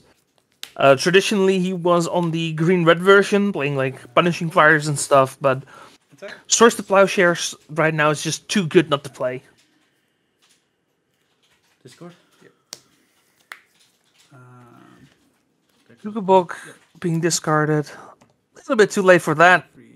Mace of Ith gonna keep Jordi alive just a little bit longer, but not forever, because that Archon does keep ticking down. Jordi is in a bit of trouble. So I was talking about the White Splash. Source to Plowshare is really good in the current meta, but unfortunately... Collective Brutality, oh, is that a Savannah? Escalating. Oh, yeah, that is a Savannah. As an addition to cast but Gristlebrand, I'll choose the mode of you reveal your hand. Unfortunately, Source to Plowshares is all in the side. He doesn't have any in the main, so I think the only way out for Jordi here is to get a Merit Lage and try a try and force a block. I'll play a Swamp. But I'll play a Lotus Petal. And then I'll cast an Exhume. yeah, that's not easy with the Exhume coming down as well. I'll pass turn. Griselbrand coming down. Yannick is not able to draw because of the Pithing Needle. Yeah, okay, so my defense when it comes to Savannah, which isn't really a defense in this case, but I always confuse Savannah with Scrubland, which is still white, so that doesn't even matter. But yeah, I could have definitely seen the Savannah. You are correct in that. And yeah, that was a collective brutality, which... Go. Enter. Yes. Drop. Yeah, collective brutality in 2024. That's really interesting. Yes. I mean, it is a good discard outlet and does have some relevant text in certain matchups. It is a one-off. It's not like we're seeing the full 4, so... I go to 31 and you go to 8. Yeah, Alex, you know as well as I do. Those two are the two that look the most alike. So I'll take this out of combat. Which is another reason why I actually prefer the Vintage Masters version of the cards.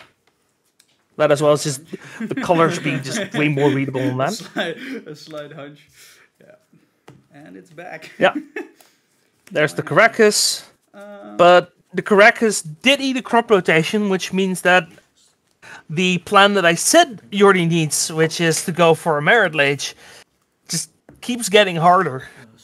And I think this might be not a quick game 1 for Pingu, but definitely a game 1. Go. Drop. Yes. Combat. Yes. Attack. Trigger.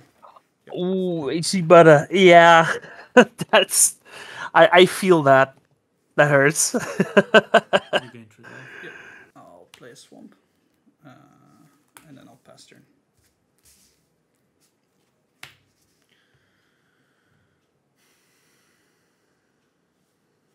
Jordi's thinking. Go. Drop. Jordi's playing a Yavimaya. All of a sudden, Yannick has a playset of Bayous in play. So I'll take that out of combat. Yeah. Trigger. Jordi down to 2, needs to do something right now. Bastard. And I... Drop. Yep. Okay. Yeah, no, there's nothing. Okay, so that is game 1 going to Yannick. You have Caracas in your deck. What? Oh. No we are kind of done with Brewers Cup for today, but there is a little interesting bit of brewing that I would like to mention. Yannick has a transformational sideboard in that he can just go into Turbo Depths, which is fascinating. Question is he going to do that? Because I don't think he wants to, realistically.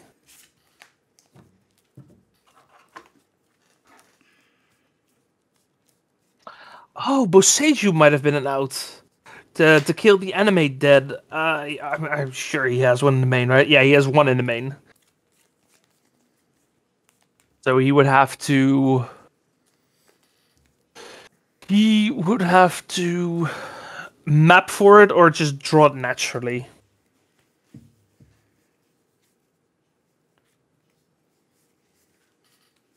Which is a little unfortunate, but that would have been an out for sure.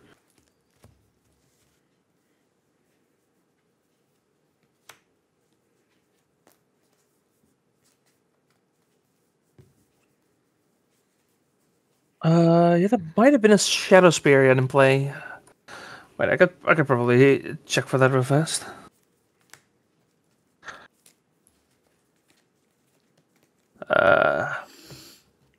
Yeah, I think that was the Lord of the Rings Shadow Spear, the Morgul Knife. I think that's what Jordi had in play. Yeah.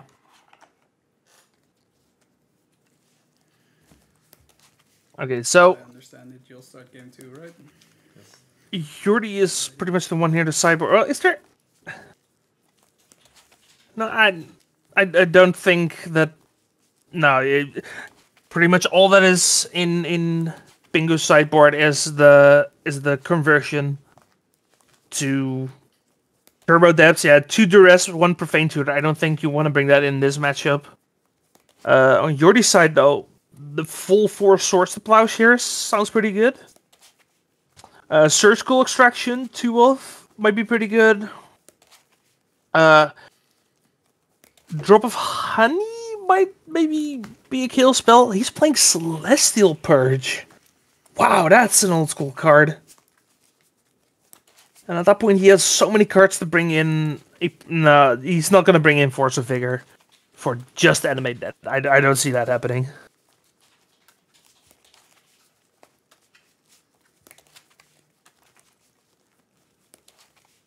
Yeah, Celestial Purge, 1 and a white, instant, exile target, black or red permanent. Very, very nice card, but haven't seen that in a long time. Hell yeah. Well, you qualified, Jordi. So, a lot of white removal and fair enough. some surgicals, maybe Drop of Honey. Even Drop of Honey is like a I do. Yeah, I will. This one time we have to convince this guy to just wear his ELM t-shirt.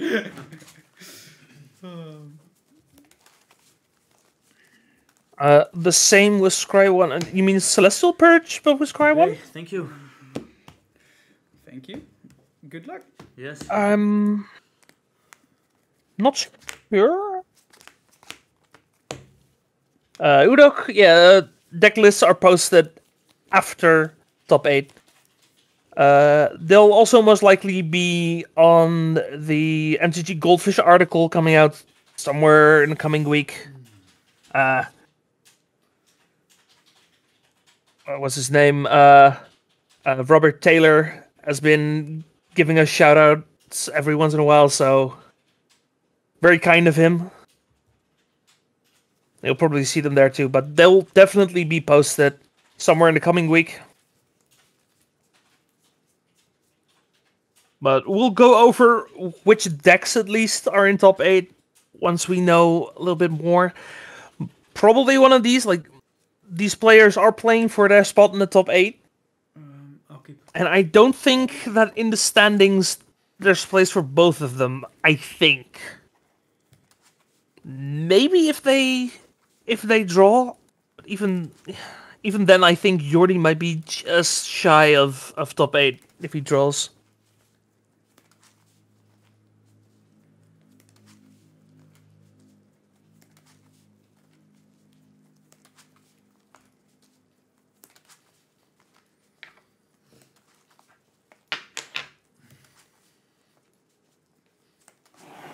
So, yeah, I don't think drawing is an option for Jordi here, so it's going to have to be you win it or you lose it. And he is down a game. Does have some relevant sideboard cards, but I don't think this is a very favorite matchup for him in any way, shape, or form. Yeah, no, for sure. After this round, we'll go over the entire top 8s before we start with our games. Maybe I should have put more land in my deck. Well, you do have the luxury to mulligan. We do have a couple of fun contenders for top 8. For example, we have Hive Mind combo, which is currently ranked 2nd. So even with a loss, I think might be in top 8. We'll have to see. Alright, we got some initiative. We have a Death Shadow player. Yeah, Michael and Hive Mind is just so scary. Isn't Michael the one who won the Dutch Open Series a couple weeks ago? Because I think that's the same Michael. If it is, then Michael's already qualified for the European Legacy Masters, so we might not have a finals. We'll have to see. I'll keep this one. Good luck, have fun. Good luck, have fun. What else? We have some beans. I'll start. Yep. We have our 2 players here, of course. Expedition map. Overall, just a really diverse metagame. That's for sure. Like, yeah, I'm pretty sure that whichever way our standings go, I think we have 8 different decks for top 8. I think we are in that territory. Maybe we have 2 Sultai bean decks. Maybe. We'll have to see.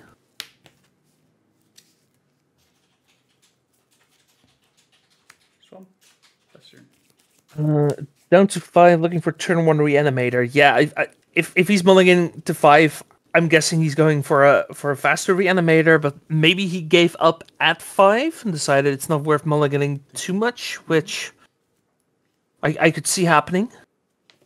Now, Pithing Needle might just be a big damper on Yannick's parade here. It kind of depends on what the rest of his hand looks like.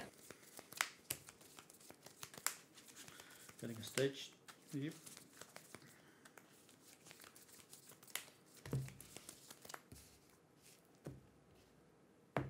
So. Yep. I mean, if you count Death Shadow as scam, then our rank 1 player is playing scam. But he is actually playing Death Shadow, so make of that what you will. And our 9th ranking player currently is on scam. And looks like that's it for the top 24. Yep. Taking 3 damage. Yes. 13. And drop rotation. Yep. So Yannick playing Unmask. Jordi in response is going to crop rotate.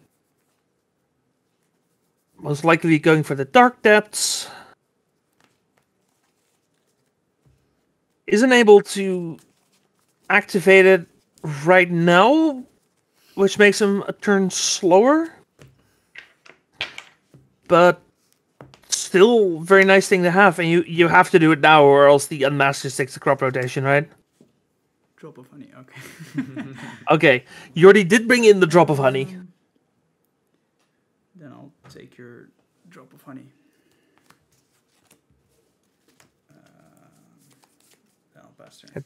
Drop of honey is really really interesting card. Oh wait, you already had the mana still from the Ancient Tomb.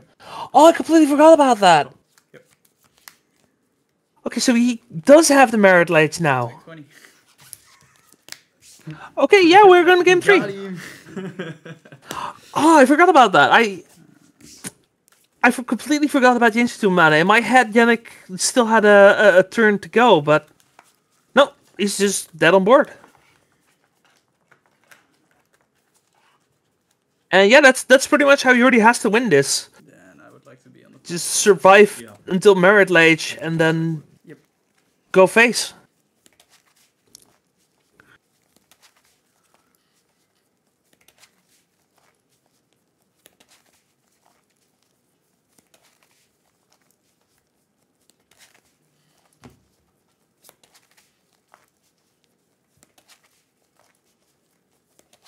Like Jordi is maybe changing some sideboard cards? Interesting. I wonder if this is a play draw thing. And I don't know what he would change then. Maybe he swaps out the drop?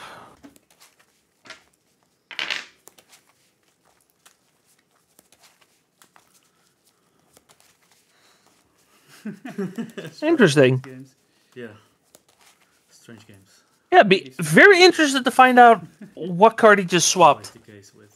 I'm sure Marvin or Michelle, whoever's in the booth now, will gladly ask him after this game because I'm very curious. unusual guys. You think it's Sphere versus? Yeah. Oh. Do you happen to know some? Some. Yeah, I could see that. They're nice when you meet them, but you do kind of wonder Yeah, very- what went wrong. Very interesting. You realize that they want to spend like upwards Well, of we'll have 50 to- minutes without. we'll have to wait for that. without food, just or like 10 hours a day. Yeah. Grinding through. So while players are mulliganing, a quick snapshot of the metagame today. The most played decks, the 2 decks tied for most played out of our 80-player tournament. We had 5 people on Grixis Delver and 5 on Dimir Scam. Then we had 4 on Sultai Beans. We had 3 people on Death Shadow. We had 3 people on 4-color Control. 3 people on Reanimator. 3 people on Initiative. And then every other deck had no more than 2 copies. So again, very, very diverse metagame, which is something I've kind of come to expect of these tournaments. I think the worst we've had is right now? when Scam was, I think, 10 decks. No, thank you. I do not like to concede my magic match, but I do like playing chess. Playing for the win and in. Playing for the... Could you imagine just being like, nah. What's the card called again with the side game? Charizard? Let's do a side game of chess. Yeah, side game of chess. Just next to each other, you know, like board stack. Yeah. Like chess boxing. Yeah, exactly, like chess boxing, just magic chess. All right, let's hope our second dance will be a bit better. We've also, for today, we've seen a couple really sweet brews. People trying to win that Brewers Cup. We've seen some good players. We've seen a couple of ELM competitors, both past and present. And overall, just a lot of good games of Magic. If you missed anything, the games will be up on the Bazaar of Boxes YouTube channel in a couple of days. So definitely be sure to check it out when it is. As soon as Marvin puts them up. I mean, you can always quit and become a chess professional. Yeah. Think about it. Weigh the odds.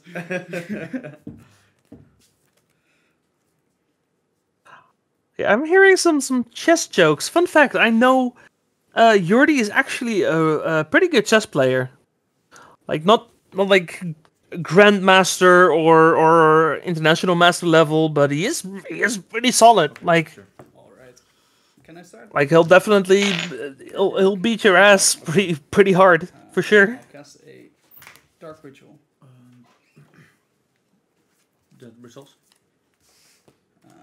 3 black floating. Yeah. I'll go to 2 black floating. I'll cast a duress targeting you. Dark Ritual into Duress, and looks like Jordi has a couple hits here. Stores the Plowshares. I think that's the Celestial Purge. And Soulkite Lantern. I'll take the Swords to Plowshares. So you have Purge. Also, interestingly enough, no white man had actually cast any of it, except for the Soulkite Lantern. But if I'm reading this board state correctly, I don't think Yannick is gonna give him the time to put a Soulkite Lantern into play. I mean, he might, but I don't think so. I'll cast a Thoughtseize targeting myself.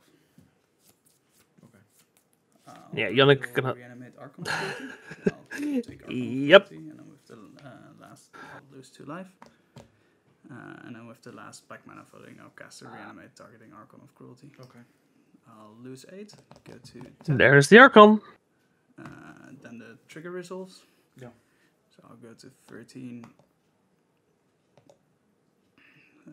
You'll go to 17. And Yeah, I'm thinking. Jordi does have the mace, so he does have a couple turns here to do something, but he needs something fast. Question is, what does he discard here?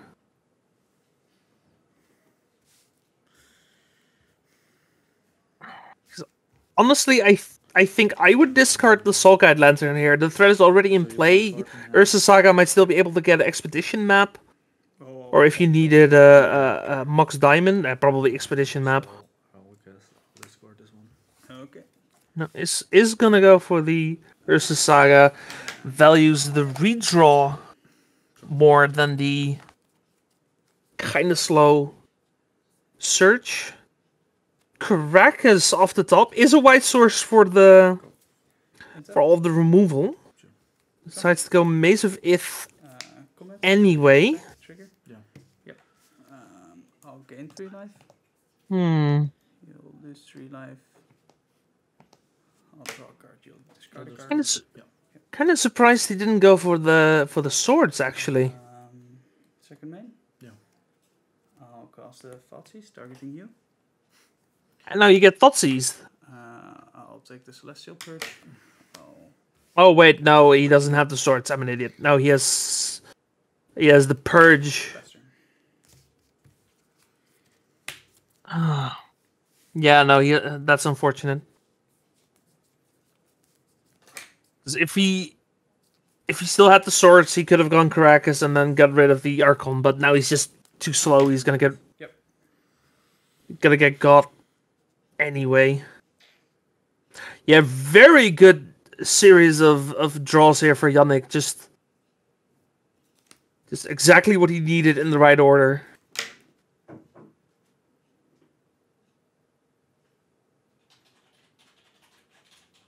Yeah, this is the Reanimator experience right here.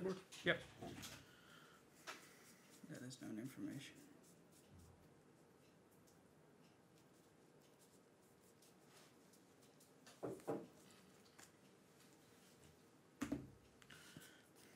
I mean, Jordi isn't out of it yet. Yannick only does 3 damage every turn at the moment. So Jordi could still just draw another swords. Or just draw Dark Depths Thespian stage. Yes. He did discard the Thespian stage he had, so he'll need to redraw it if that's his answer. Weird arts, I know. Sorry. Okay, so up best turn. Untap. Yeah. Draw. Yeah. Combat. Yeah. Attack. Okay, so up. Yeah. Trigger. I'll go to 17. You'll go to 11. Drop rotation was to draw, but no green mana.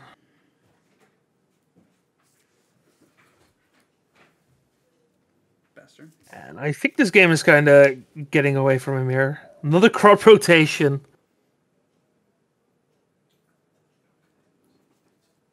Yeah, I think you cracked the Soul Guide Lantern here just to try and find something. Go. Draw. Yes. Right? Just maybe you find a green source, you have crop rotation. Yep. Crop rotation not the most 8. not the most useful thing here, but not the worst in theory. I don't know, this is just such a hard spot to be in. Second main. Even with the Maze of Ith, you're just getting pressured so hard. Pitch cast a Grief. Exiling a Traxa. Then I would like to reanimate my Grief. Yeah. You have to crack it. Yep. Right?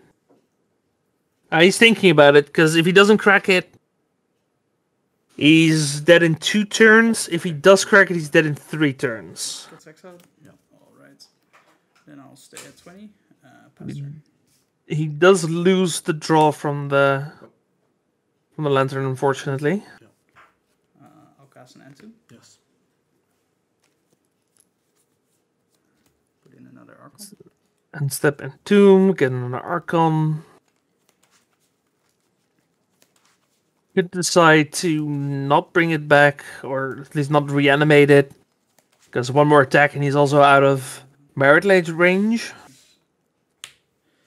Untap? Yes. Drop. Combat? Yes. Attack? Trigger. You're already down to 5. I'll go to 5. I'll go to 23. I'll draw a card, you'll discard a card. I'll place one past turn. Surgical is too little too late. Go. Draw? Yes. Combat? Yes. I get one more attack here. Yep. Go to 2. And then I want to cast this on your Archon in the graveyard. Oh, there's an Urborg! You can just pay for it! Ooh! Archon gets exiled. Forgot about that. You can look through my library. That's a good one. This is in response Yeah, to the Archon is so good. It's probably the best printing for this deck in a long time. The card just dodges so much here. Any other card is just, oh, I have Caracas. Oh, I have Mazavith. Archon just keeps plowing through this. Do you play 2? play 2, yeah. And speaking of plow, I think Jordi, he is going to 2 here, and I think it needs to be exactly Swords to Plowshares off the top, and then hope to do something before Yannick finds a new threat. That's the only thing he can do here. You don't have, and I'll draw a card. Jordi has 3 outs here.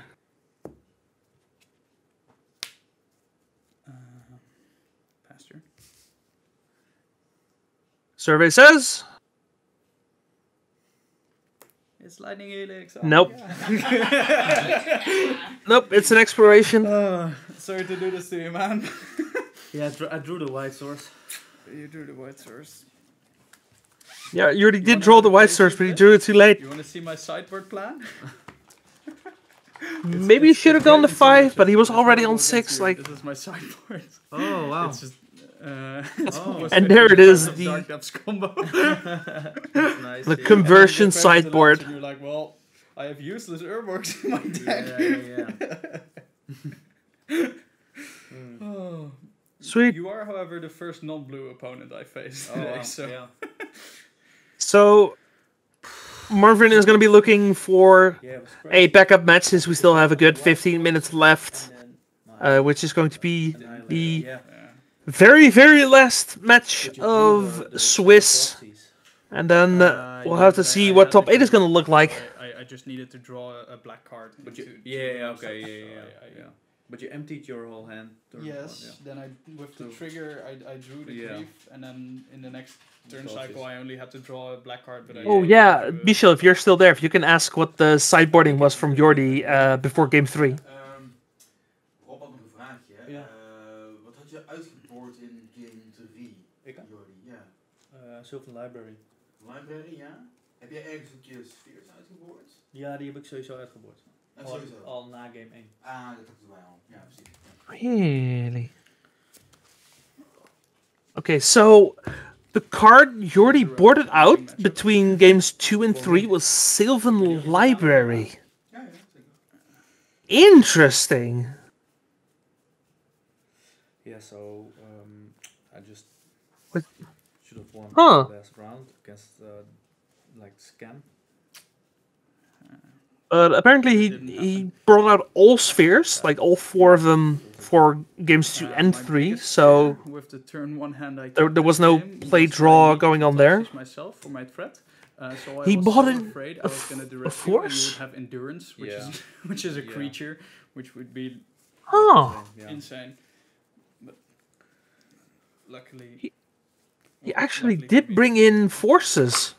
I think I don't know. It's so hard to mulligan against the deck. And I always say you need 2 turn 0 answers. when you go to 6, you're like, okay, and in bet 5, then you go to 4, and you know. If you're going to like 5 and 4 against a deck that plays like about 12 discard spells. So Yeah, you're also I'm guessing it's for Animate Dead. Like I don't see any other card it could have been, but it's an interesting answer for sure, especially since Reanimator likes to pressure with discard before trying to stick a creature. Yep, like Magic. Yeah. In many cases, especially. I'll trust Jordi on that, because if there's any Lance player who can justify Force of Vigor, it's gonna be Jordi. Like, he knows the deck better than anyone. It doesn't get bounced by Caracas, and it works even through Maze of If, but it is very susceptible to answers like Swords to Plowshares and Celestial Purge. Endurance would be terrific, but it's a bit here and there. yeah. I still think I wasn't playing it for today. Looks like he has played it in the past because it's just a really good card. I think that would have been an interesting game. Yeah, a long game. A longer game. Yeah, definitely. All right. Well, good luck in the top 8. Yeah. Thank you so much. Thanks for the game. All right, we're going to see Yannick again for top 8 at least. Jordi, we'll see next time. Like, you're not getting this man down. You're not keeping him down. This he'll bounce back. I am gonna go downstairs and get a drink. He's had some consistent top 8s. So thanks for the game. So yeah, just 2 really good players. Thank you. Good luck. Again, both these players have gone to the European Legacy Masters Awards, so yeah. The hat trick would be amazing. Yeah, would be awesome. Yeah. Oh, we'll see. Meanwhile, we're waiting for our backup match to maybe present itself. Oh, there's no B match, Michel?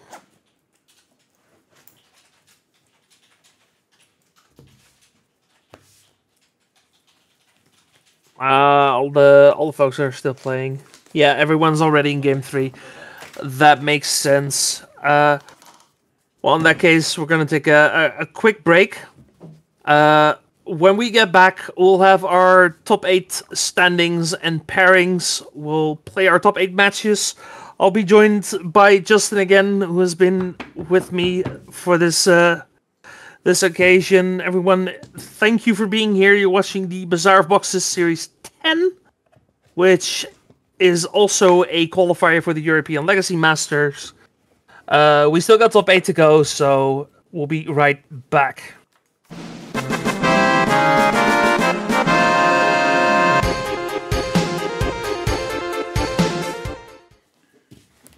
All right, ladies and gentlemen, top 4 time is upon us.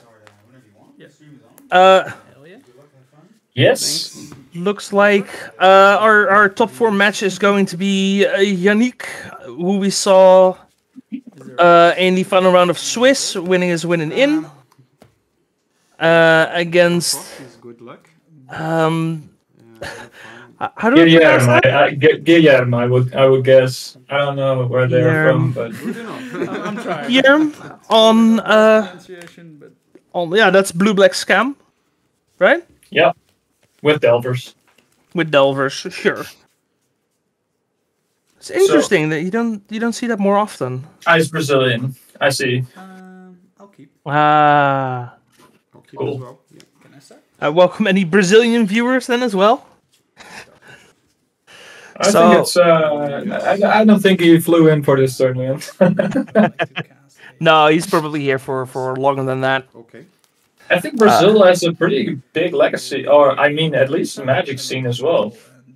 I hear a lot from Brazil. A lot of tournaments published. I'll go to 18. It's a big country, so yeah. Sure. Say, Justen, did we do a top 8 announcement in chat? No, we didn't. No.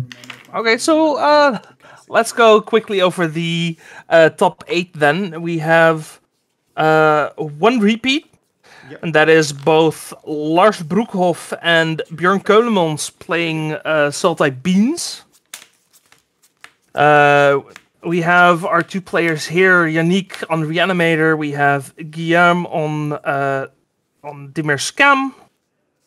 We have Denny on Dimir Death Shadow. Enchantment, I'll choose Animate Death. We have Michael, which I believe is the winner of the last Dutch Open series, who is playing Hive Mind combo. Yes, very good player. Maybe each of these players are really good. All of them. Yeah, maybe we'll see him. Are we pronouncing Guillaume's name correctly? Brazilians in chat. Yeah, let us Otherwise, know please correct us. Yeah, absolutely. We also have Paulo on Boris Initiative, and then rounding out top 8 is Philip Schreuder, who we also saw earlier, who is playing 4-color Control. So, pretty diverse top 8.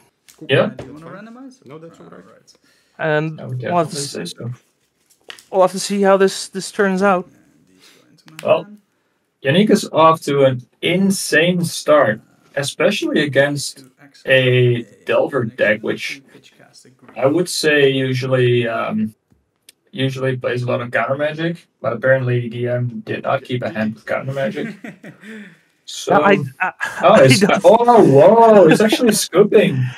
Does not want Yannick to see what he's working with. I understand. think, I mean, how the fuck are you beating an Atraxa? I mean, yeah, I mean, it's on the blind. Like, I don't think he knew it was Reanimator, so he just kept the mediocre hand and then turned 1. Rounds, you just play very quick rounds and then to relax a lot. Yeah, no, that happens. Yes. I think in general, EM's deck would be favored in a matchup like this. Hopefully it goes better. That kind of depends, because you do need multiple layers of interaction to not get griefed into something. Yeah, that's true. But they generally do have that, right? Yeah, generally. But again, not always. No, you're right. Like, counter magic, it still needs to be in your hand to be useful, so... Yeah, just like we saw, if you don't have anything in your opening's hand, then putting an attraction into play just pretty much takes over the game. Yeah, that's true. So, for the top 8, I think that they split the prices. And I also think that 4 of the people either do not care about the ELM or are already placed for the ELM. So I'm not sure if everybody's playing, actually. That's a good question. If someone in coverage can confirm that. Yeah, because we saw only this table and one of the tables on the floor cam playing. They did, yeah. 1 quarterfinal has been concluded by splitting or dropping. Okay, so there are 3 tables still playing then, or? Is it maybe possible to get that updated in the standings? Okay. So it appears 3 tables are still playing for the ELM slots. I know for a fact that Yannick would like to go to the ELM. He's also local for me. I play with this guy almost every week. He wants to be the first Dutch player to qualify 3 times? Yeah, probably. I don't know. I have the privilege of getting wrecked by him on a weekly basis, so yeah. fair enough. I mean, he's definitely a good player. Yeah, absolutely. You have to be a good player to qualify for the ELM twice and then make it top 8 again. Good enough. Yeah, he's he wins a lot. I don't really like carpooling with him because I always have to wait. Because I'm not really a top 8 gamer. Fair. I mean, that's the sacrifice you make, right? Yeah. Rooting for your homies. Delver That's true. Yeah, actually, we discussed this yesterday in the WhatsApp group, and the guys who are carpooling with him, they said, "Hey guys, let's bring up pre-modern decks because we probably gotta wait on Yannick again," and they do. So. Oh, what a terrible problem to have. Yeah, I know, right? Nothing in the Netherlands is insanely little far. So that I can very much understand that point of view. However, I share a different perspective. Yes. Yeah, well, we'll have to see because I'm kind of wondering what players are still playing for the ELM slot. Yeah, I don't know. Maybe we can see. Yep. Do you happen to know which of the players in the top 8 are still playing for the ELM slot? Not off the top of my head, I'm sorry. You? I think Can we everyone see that's this? playing right now is still playing for the ELM slot. Okay, that's good to know. I think there's some friendly banter going on at the table, People who didn't as usual. The ALM slot just dropped and It's always nice to see that even though players are playing for prizes, that there's still a friendly atmosphere going on. One is matched because a person. I hope I can. I love this community, man. This match. Yeah. This Dutch legacy community is just great. It's so friendly, even though people will absolutely kick your ass. Like you'll love every minute of it. Yeah.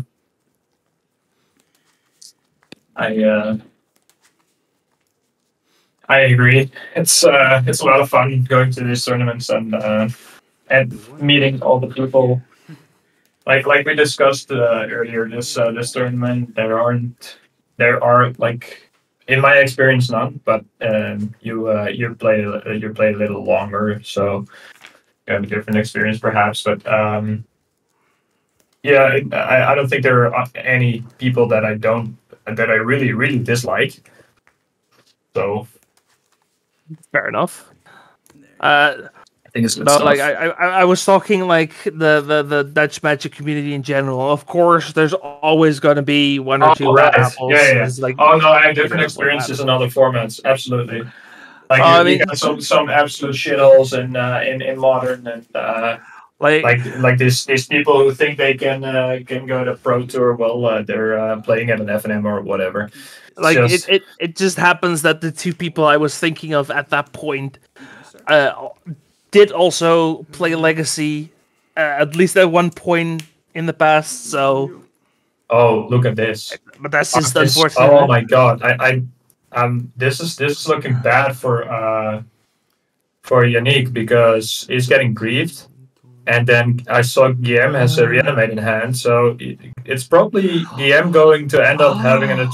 Oh, sorry. I'll take this one. No. What? Wait. I'm sorry. You did say you took Entomb. Oh, did he? Huh?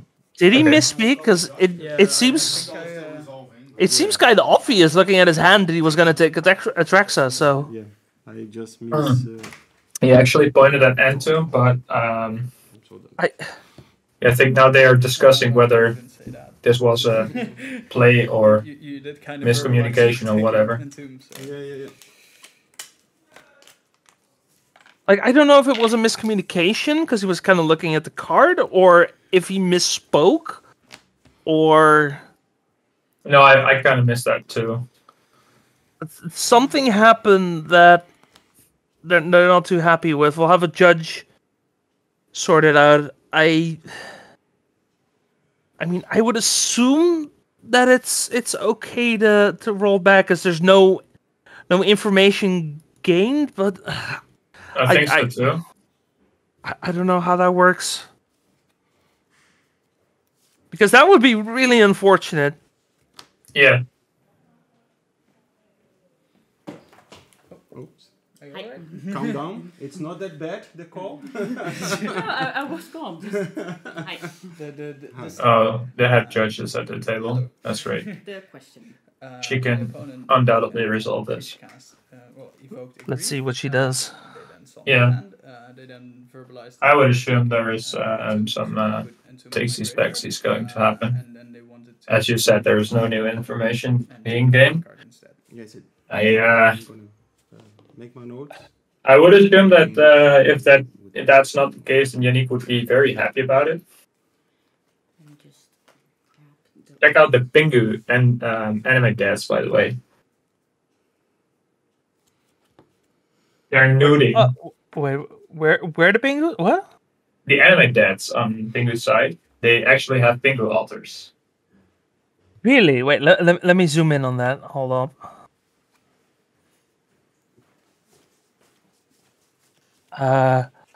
Okay, yeah, no, I have to look at that with a magnifying glass, but yeah, I know because I made him. Yeah, okay, that's self cheating. plug. Like, I got him for I don't know, like Secret Santa or his birthday or something. I don't remember, but that's I had a blast making the shit.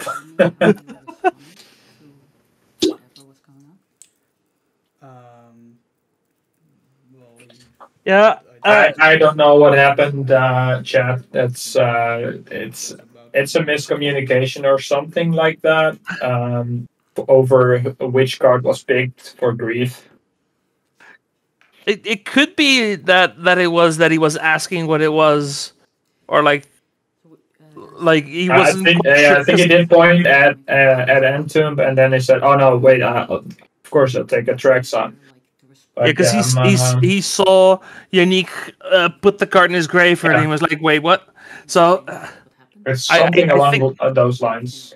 Not sure. Because honestly, I was looking at their card as well, because it's the invocation, and with the invocations, I'm always looking like what is that? That was fucked up. No, it's an Entomb, and the other card on the field is a Thoughtseize.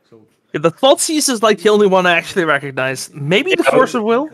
Actually, in our group we always make jokes because Yannick is the only person in the world who likes these cards, the invocations. And we always say that the prices of these invocations are artificially kept high until Yannick has every card that he wants, then they drop because nobody wants them. Yeah, I think what Maya Show is saying in chat, that's probably what happened. And I think, actually, by the looks of it, the judge rules that he actually picked Entomb, and there's no takesies backsies because EM is writing the rest of his hand down. Yeah, which is unfortunate, but I guess with the context that was given, that yeah, I think now you just reanimate grief and get another card.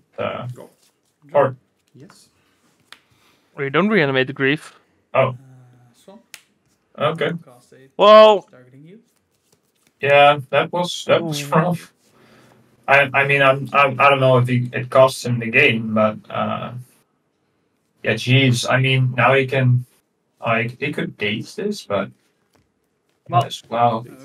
I think it might cost him the game, actually. I think he has to daze here. Like, Yannick can do it this turn, but it's not like Guillaume has a backup plan here. It's not like he can just go at it again.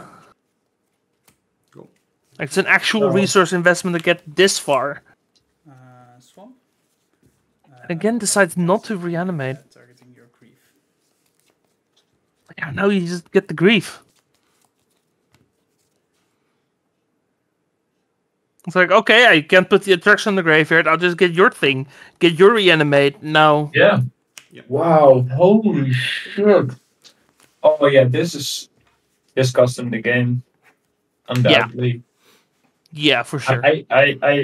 It's just that what I don't understand is that EM didn't reanimate his grief after this misplay. I mean, maybe I don't know. These misplays can actually get into your head, like, really bad. Yeah, I think the misplay cost him to not consider the fact that Animate Dead can target cards in either player's graveyard. Exactly, but still, I would have reanimated Iron Grief.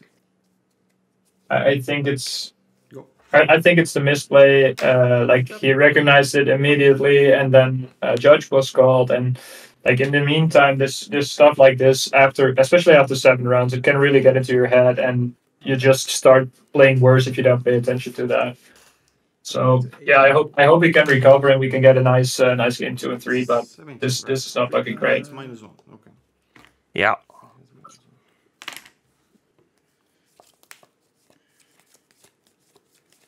I don't think he is misjudged because he's not from this area. I think that's a nonsense statement, and it's kind of insulting towards the judge, if you ask me.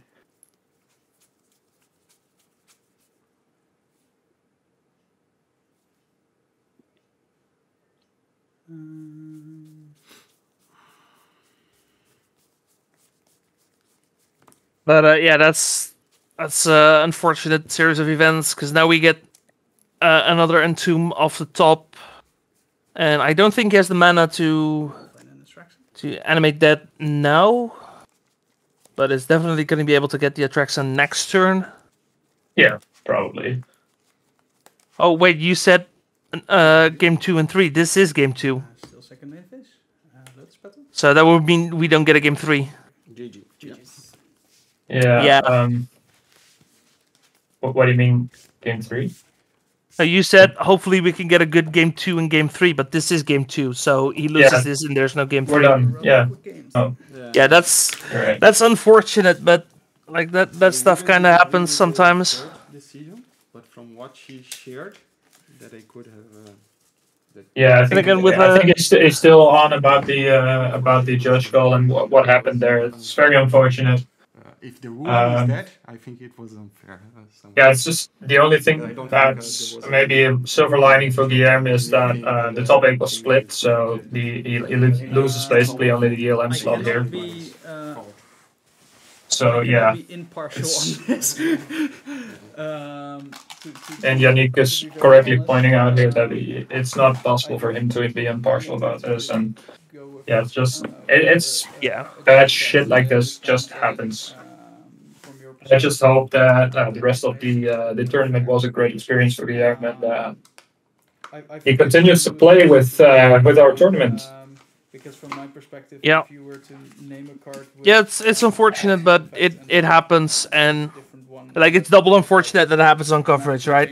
Yeah, like we. I think if I were him, I would watch this back or maybe try and forget about it. But I don't know. Yeah. It's, to see if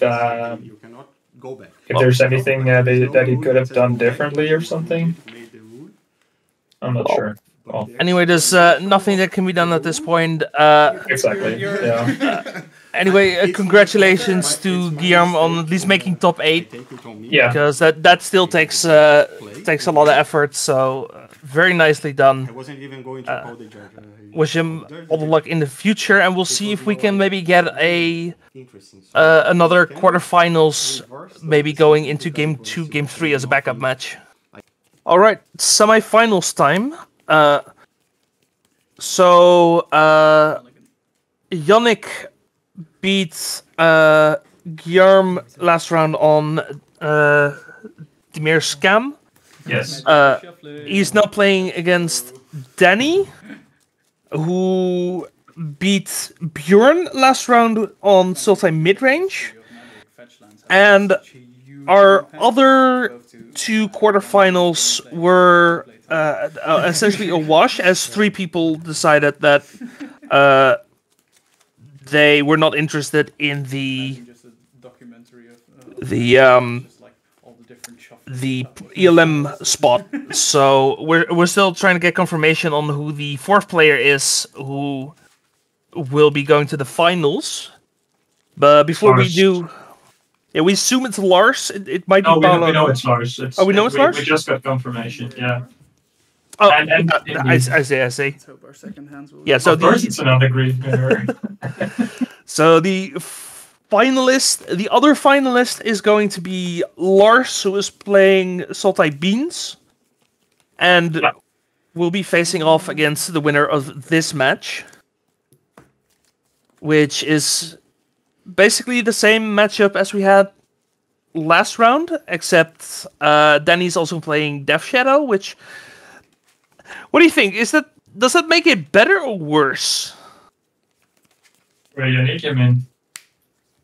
Yeah, I don't think it really matters all that much. Danny's on one less grief than Guillaume was. He's not on Thoughtseize. So but there are still 4 days for Force of Will. And probably a faster clock than the scam this does have. So yeah, I don't think it matters all that much. In general, a tempo deck up against the combo deck is usually favored for the tempo deck. So but that's usually because of the interaction, and if Danny's just playing straight up less interaction, like he is playing a Stalactite Stalker next to his Shadow. We have seen the Stalactite Stalker today, but it was High Star's favorite, right? Yeah, it looked okay. It wasn't the best matchup for the card, but it looked decent. Yeah, this is a bad matchup for Reanimator, I agree, but I also think that Blue-Black Scam is a bad matchup for Reanimator, and Unique won that one as well. Yeah, to be fair, a lot of that was on the back of game 1, that's true.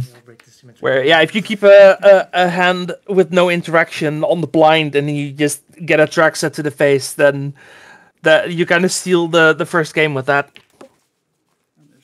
That's true. We'll have to see. That's basically how Reanimator wins a lot, of course. Like little interaction on the first game, especially against non-blue decks. Oh yeah, the Reanimator is just the de facto game 1 deck like Delver used to be, right? And not Delver, Dredge. Yeah.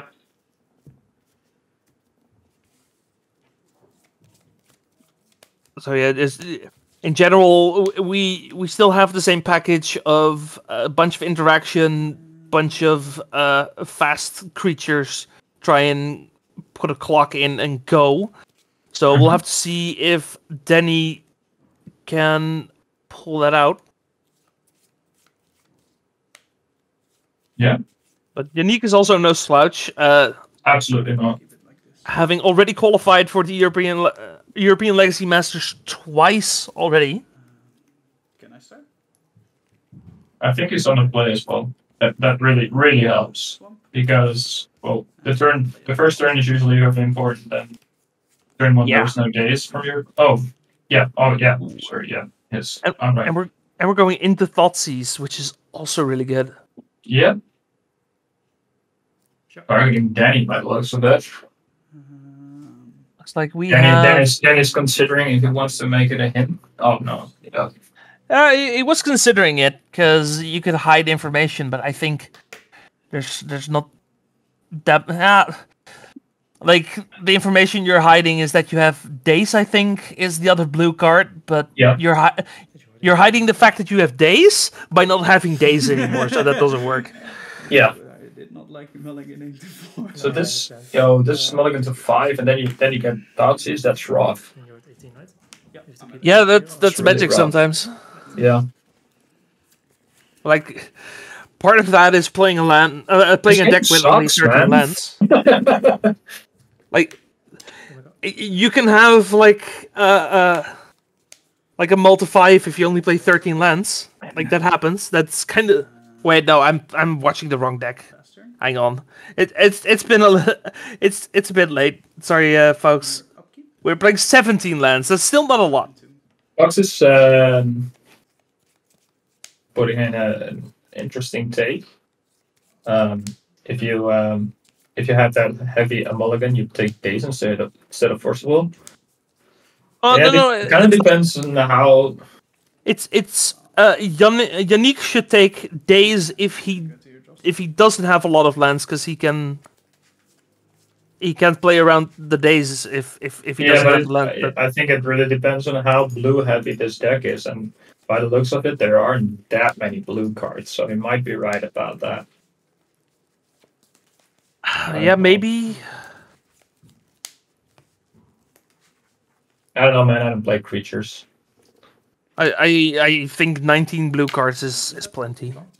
I Like, think with that's 19 fine. blue cards? Yeah. Decent. I didn't. Oh, okay.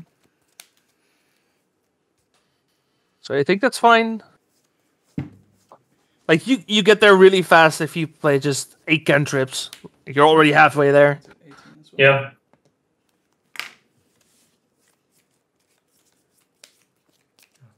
Yeah, exactly. It's like if you force here, you just mill yourself to 3. You do guarantee. No, you don't even guarantee the Death Shadow because you have no way of getting it in play. Oh.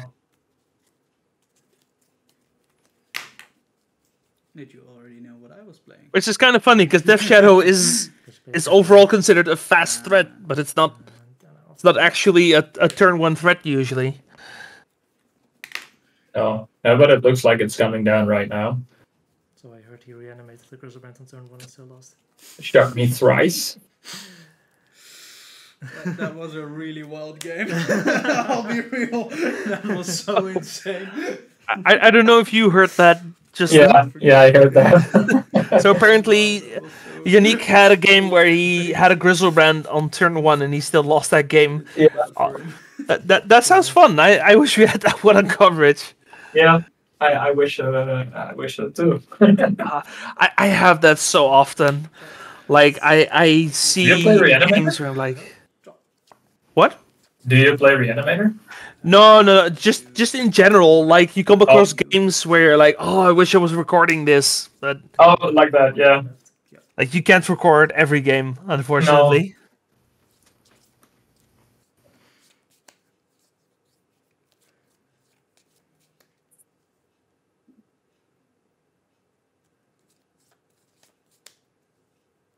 For a good time, showcase Reanimator for Stimfins. Who plays Stimfins though? Like Gabriel and Steve, obviously, but I'm thinking, when's the last time I saw like a Griselbrand mirror? Like not even specifically like Reanimator variant, no, just straight up 2 Griselbrand decks. I don't even. what's I don't coming even back? Is remember. there an track sign bin? Yeah, there is. Wow. Oh boy. Phasing, yeah, why not? Make your shadow bigger. Results? Yeah, and you're gonna need a big shadow because Yep, shadow's big, Atraxa's bigger. that's true. Cause I always forget the keywords on Atraxa because there's a lot. It's I flying. think it's flying, Death Touch, Lifelink, and One more. Oh, Nope. Vigilance. Vigilance, right? Of course. So, if Yannick wants this Death Shadow to be dead, he can do so and still just keep attacking in the meantime. Yeah. I'll choose Entomb as an instance, Swamp as a land. Yeah. That girl good. And then I have to think for a second. Because we were talking about Archon of Cruelty against lands. It's like, in the games where you can go for a legendary, Atraxa is just so absurd. Wait, Atraxa doesn't have banding? My whole life is a lie. I don't know, I ain't reading all that. I'll choose. Should that's have Infect. It should have Infect, It's a Phyrexian, right? Is it a Phyrexian? I don't even know. Phyrexian Angel or yeah. something, I guess? It's a Phyrexian Angel. Jeez, I'm so good. To be fair, having a 7/7 flying Infector, that's maybe a bit too good. You think? Yeah. I'm getting like some Blightsteel Colossus vibes from that. So Infect is where you pull the line. Okay. As a former Infect player myself, yes, absolutely. You have played Infect? That's interesting. It's one of my first decks. I played it in Modern, but it was one of my first decks. Okay.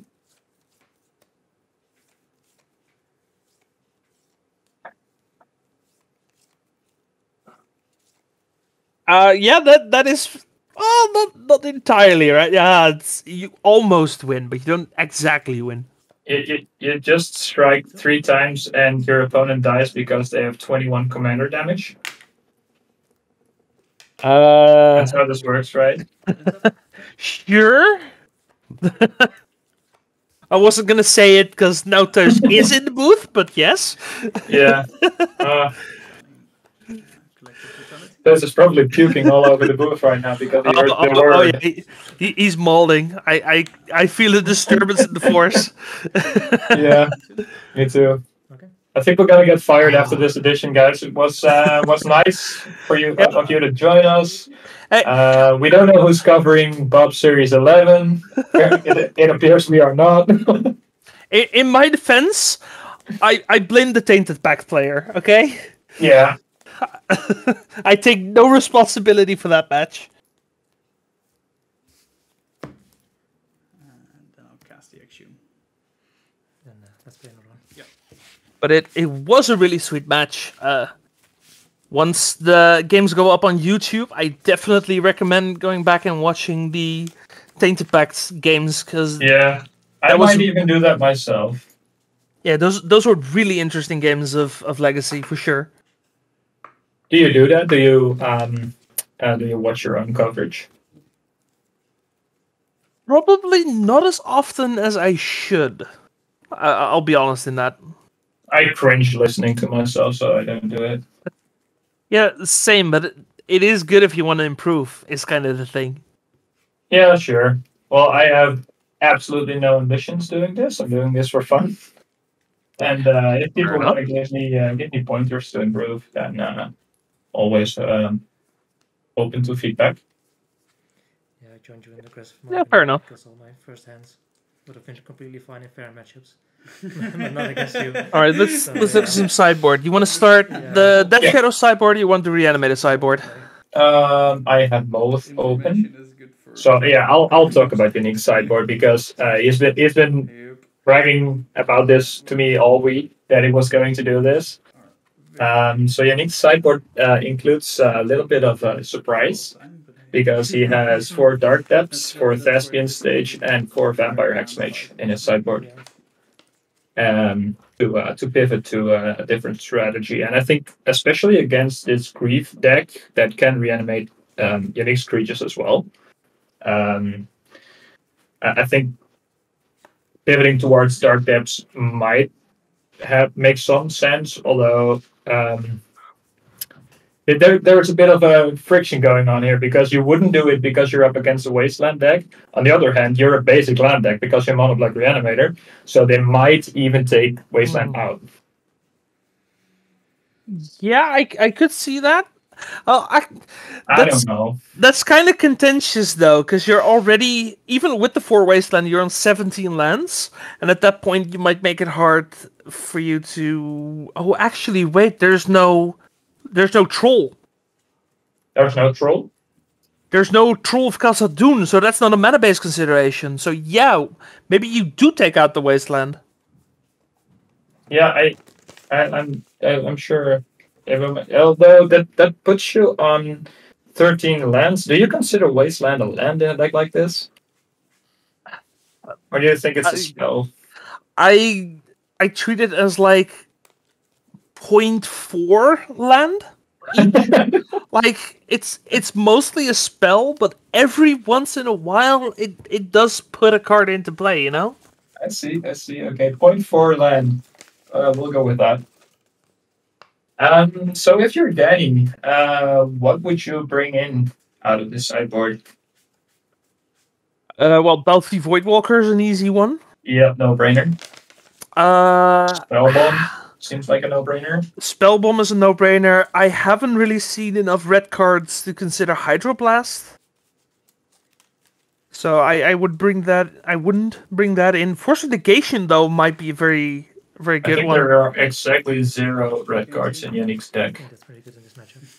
It's mono black. So, well, Atraxa's got colors, but that's it. Atraxa has everything except red, so exactly. Yeah, you don't bring in Hydroblast, but yeah. But the Voidwalkers, the Spellbomb, and then probably the Force of Negation. I think is fine. Yeah. That's okay. Petty theft makes some sense, perhaps. Yeah, I don't hate the petty theft. Just I mean, you can take out some bad cards, probably. like you have so many options where you can just let Yannick play whatever it is that he plays, and then just say, okay, now do it again. Bounce back. Yeah. Relax. Watch your. Yasman is suggesting to keep Wasteland to cast Spellbomb. Wasteland does make black with an Urborg in play. Yeah, so you're depending on your opponent to play Urborg to make your Wastelands better. That sounds kind of counter to that. Like, I don't know. I have mixed feelings about that because on the one hand, me too. on the one hand, that's kind of sus, but on the other hand, Yannick is playing 4 Urborg, so That's true. Yeah. If I don't know if Danny has spectated any of Yannick's post-board matches. If he doesn't know that there is Dark Depth sideboard plan, I would at least consider cutting some amount of Wasteland. Because playing Wastelands again against a basically mono basic deck just doesn't make any sense to me. yeah, it's And like, I'm as kind you of said, torn there about was it. no troll, so no troll. Yeah, that's the big thing. Like, Denny isn't playing Troll of Khazad-dûm, so it's not a mana-based consideration in that No, regard. there's Street Wraith instead. I'll keep. It's very interesting. Almost 40% chance for Urborg in opening hand, 6% something. The opener is twice Urborg. Yeah, that should be correct. It'd be like that. Sounds correct. Yeah. You think you know something? Like, I feel like it's a situation where I would probably shave on Wastelands and then have it eventually be correct to just keep them all in because of the Urborg. Yeah. You see, I mean, there are no like super obvious cuts. I think like there's Snuff Out, but there's only 2 of them. So you snuff those out of your deck, and then in come 2 Doughty Voidwalker. Yeah, Snuff Out is completely yeah, dead. snuff the snuff out of your deck. You know, snuff the snuff out of your Jesus. Snuff the snuff out of your deck. Yeah. My other question is, do you keep in the Bowmasters? Because it's really sweet if somebody plays a Griselbrand, but other than that, it's not that great. That's a good question. Fun to watch. It's so high variance. Yeah. Yeah. When I look back, also improves you. Pitches to grief. Sure. Snuff Out pitches to grief, so let's keep in the Snuff Out. Good point. Legacy Good content point. and Legacy being pushed out there because people will say it's a dead format, and then you have like Eternal Weekend with 700 people. It's like, Exactly, and you have this selling out within an hour every Well, day. that's the trade with a menace to 3-2. Everyone's here has been at their PC going like, yeah, I exactly. need it now. Yeah, because you're winning this matchup based on whether or not you can block grief. I think that's kind of a stretch. But that's at least one. Yeah. I guess that's an option. Like I honestly don't know what's correct here. It's like you said, it's super good against Griselbrand, and for the rest, it's just very mid. Yeah, it's like meme levels of good against Griselbrand. Like it's so good against Griselbrand that I wouldn't even be surprised if Yannick says, "Oh, let's take out the Griselbrands and let's go full Atraxa, full Archon." Yeah. So here's Niall's Spellbomb. So I'm curious to see if Yannick kept in the put in the Dark Depths package. How about Hexmage Dark Depths? He's certainly playing Lotus Petals. That's something we can all agree on. Those Lotus Petals are so pretty. But is this deck planning on Hardcast Gravetide? No, it's not. No, there's no Grave Titan. No. I think that card has been pretty much completely overshadowed by Archon of Cruelty, just being the non-legendary creature of choice. Yeah. And we saw that thing go off against the lands where Caracas was just not doing anything. Oh, here's Thespian stage. So there's this should really signal something towards Danny. Yeah, he's just straight up brought in Dark Depths. Yeah. Like, for if sure. Dark Depths is coming right now, then there's a very good chance that Danny's Oh, properly there it is. And he has the mana to activate. And the Nile Spellbomb is just adding insult to injury, sitting there and doing sweet FA. So when's the best moment to actually activate this? Because if Danny drops a Wasteland, then you kind of, you know. If Danny drops a Wasteland, then you just sit on it. Yeah. You just completely There's leave it. also a case to make it in his draw step and just have him deal with it. Oh yeah, that's what he's doing.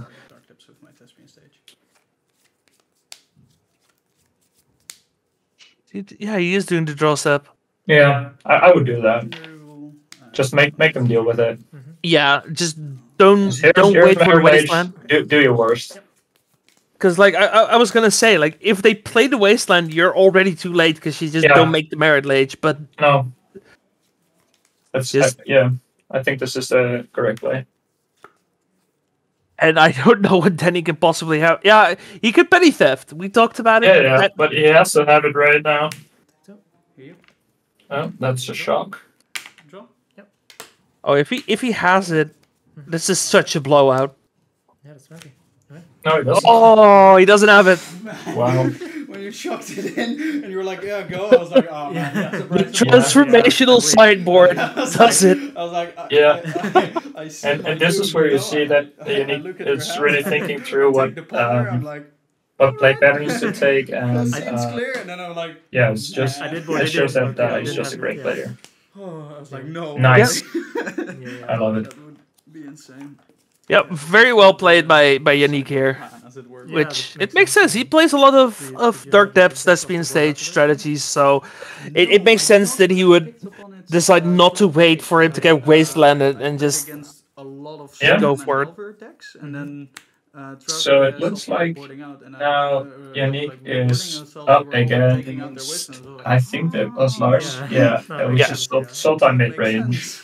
Because at first I was like, I'm not boarding this in. Why would I? Who's ready for some beans in the final? I was just thinking about beans. Those beans. Yeah. I'm always thinking about beans. What a shitty magic. It's a kind of magic. I don't even like chili. Like, I like the taste of chili, but I don't like the beans in chili. But I can't stop thinking about those beans. I just had beans for dinner, actually. Kidney beans. In my tacos. I'm thinking last time we talked about how I never tried beans in tomato sauce. Oh right, the British breakfast. Yeah, I we still talk haven't. about beans a lot. it's getting sus. Well, we're gonna be talking a lot more about beans when Lars comes sitting down and giving us our finals for the European Legacy Masters slot here. So I'll just wait. I gotta say, those Reef decks are supposed to be good against Reanimator, but they're all going down and staying down. You know? Let's take a moment of silence for Grief. Well, I wonder if a lot of the reason why Unique came this far is because he has the transformational sideboard, because that seems really good against grief nonsense, against discard nonsense. Yeah. But also just graveyard hate, which I think a lot of people have right now, because it feels like graveyard decks are kind of back in the upswing. It's also really nice when I'm playing this. Right? Sorry, what? I was reading my chat. It feels like the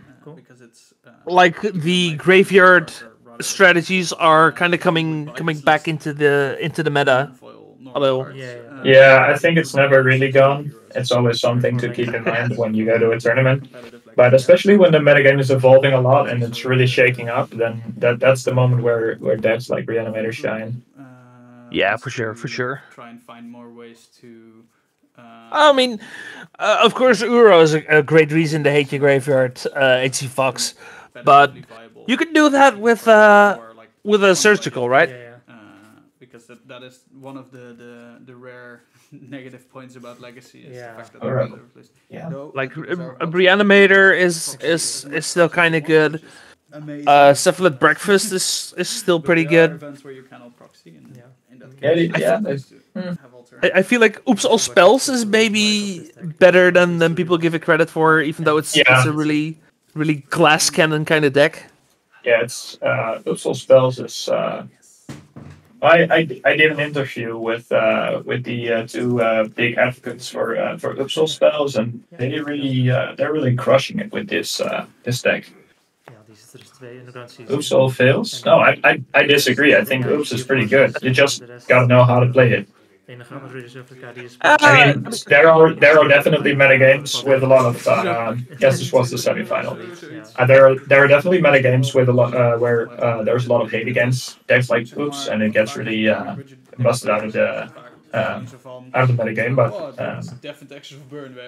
I definitely think it's better than people give it credit, like you said. Yeah, and of course, Oops is definitely a deck where a good pilot does a lot better than somebody just first timing it, but there's also just a little bit of luck involved in getting not the worst matchups and not having to mulligan to like 3 or 4 or something, because that sometimes also just happens.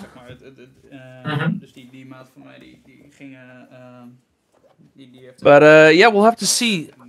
So, Danny, congratulations on a pretty good run.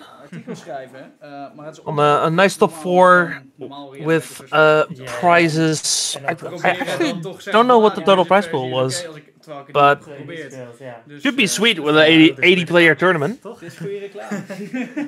But we got one more match to go. We have Yannick, who's gonna stay seated, playing against Lars on Sultai Beans. Let's see if he's here. Zeg maar, main event gaat vaak wel redelijk, maar gewoon... Yannick was actually just promoting my website. What a nice guy. Yeah, yes. It's actually the reason he registered this tournament, because I asked him to write an article about Mono Black Reanimator.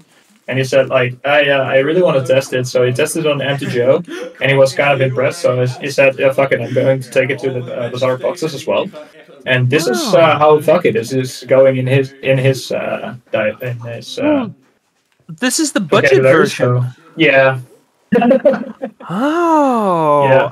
I hadn't even realized that. Which, I mean, it makes sense. Like, what are the expensive cards? Like the Griefs and yeah, legendaries.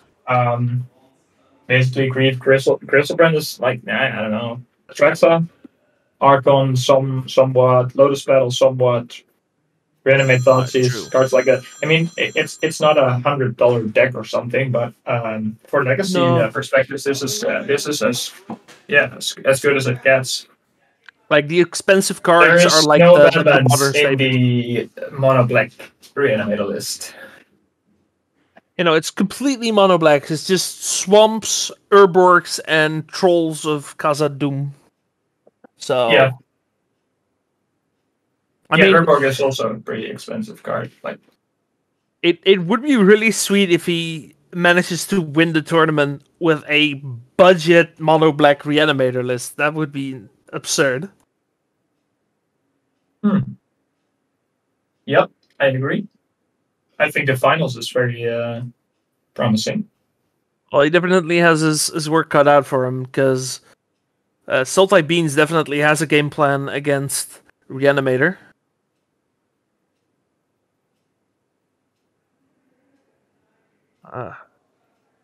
Definitely the interaction. Maybe not necessarily the threats, because it's just the 4 Bowmasters and then 4 Murktide regions, but I think it's also going to depend on whether or not Lars actually knows what Yannick is playing. And I'm assuming that Lars was watching this match as well. I know I would if I were Lars. Yeah, So, for sure. I mean, what else are you going to do? Just have a cup of coffee in a corner or something? Well, like even if he is still sitting downstairs, he can just watch his phone and see. Yeah, I think there's a TV actually broadcasting the stream downstairs. Hey, there's beer. There is actual beer here. Nice. Yes. Cheers. For this. So not only are we being left out of the beer, we're being left out of the. We're being left out of everything, Rob. Out of oh man, those brownies, man. You know what we should do next time, if Toes allows us to do this again. We should hang out in the same room, so we can have our own party.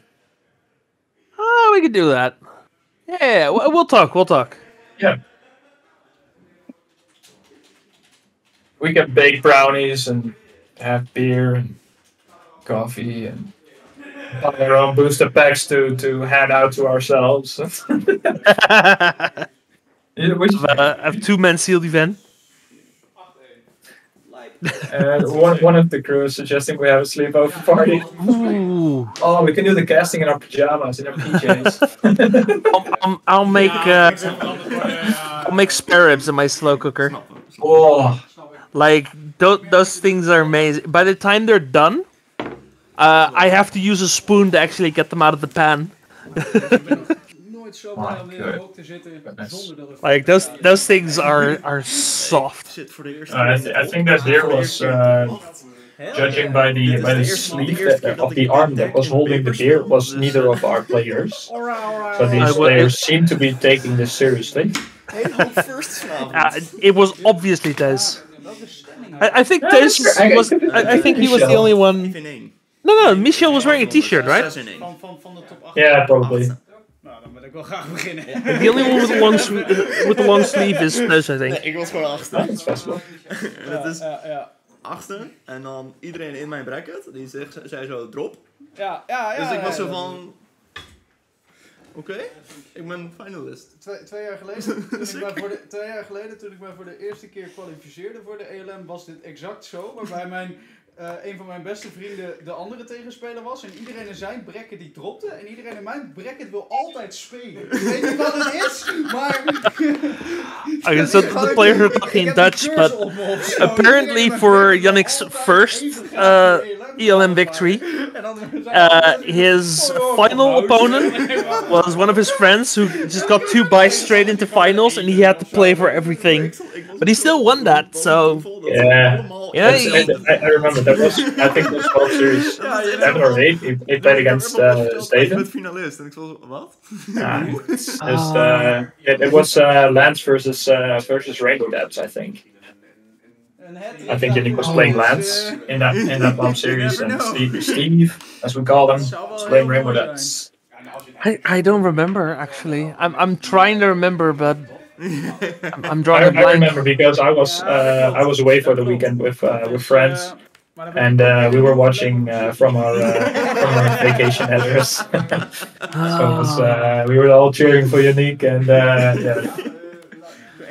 I think the second, his second ELM victory, or at least qualification, was when prizes were split and both he and Alex got an invite. I think it was because it was 1,000,000 degrees outside. Oh, yeah, that was the last one, I think, this summer or something. Yeah. Ben je al eens naar de ELM gegaan? Of dus? Ja, toch? Last year and the year before that. Oh, I remember that. It was so hot that day. Yeah, nobody wanted to come into the stream room because it was 40 degrees in the stream room. But for the Americans in the that's 40 degrees in Celsius. And I don't know how much that is in Fahrenheit. It's probably a million or something. Like 110, I think. Really?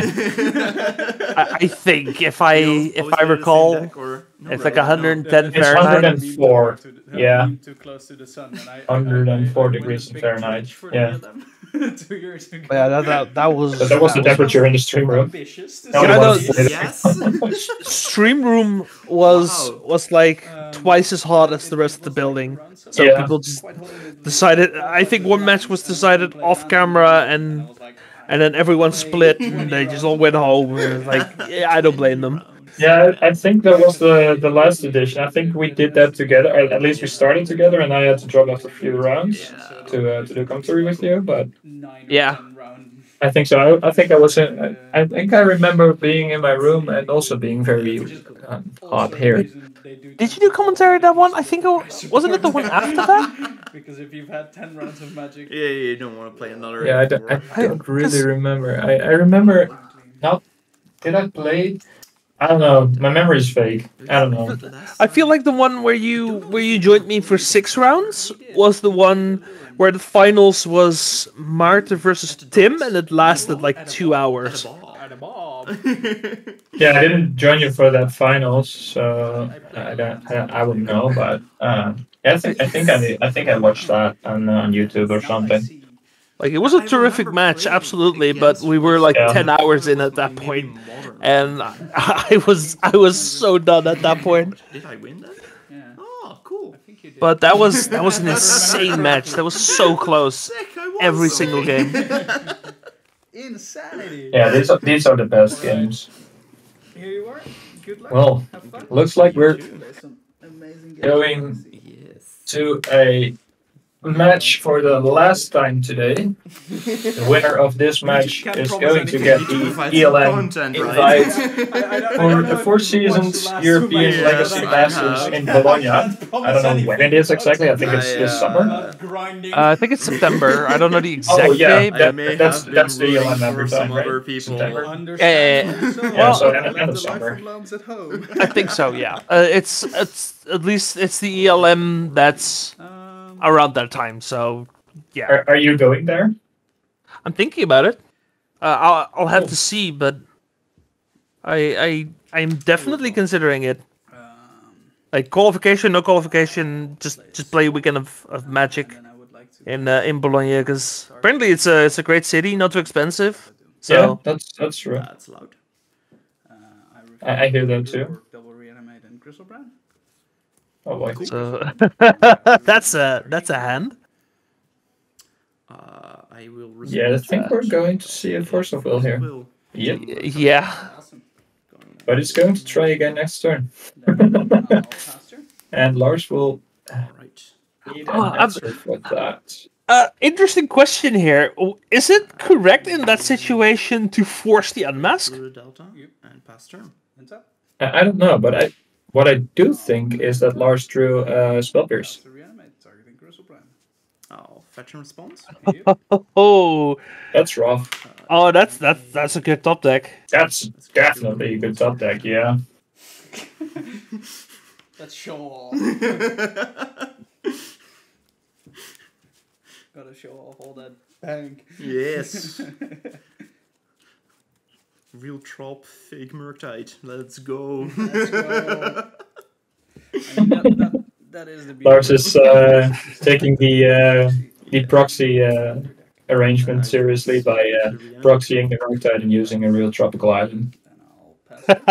There's Spellbearers. As you should, by the way.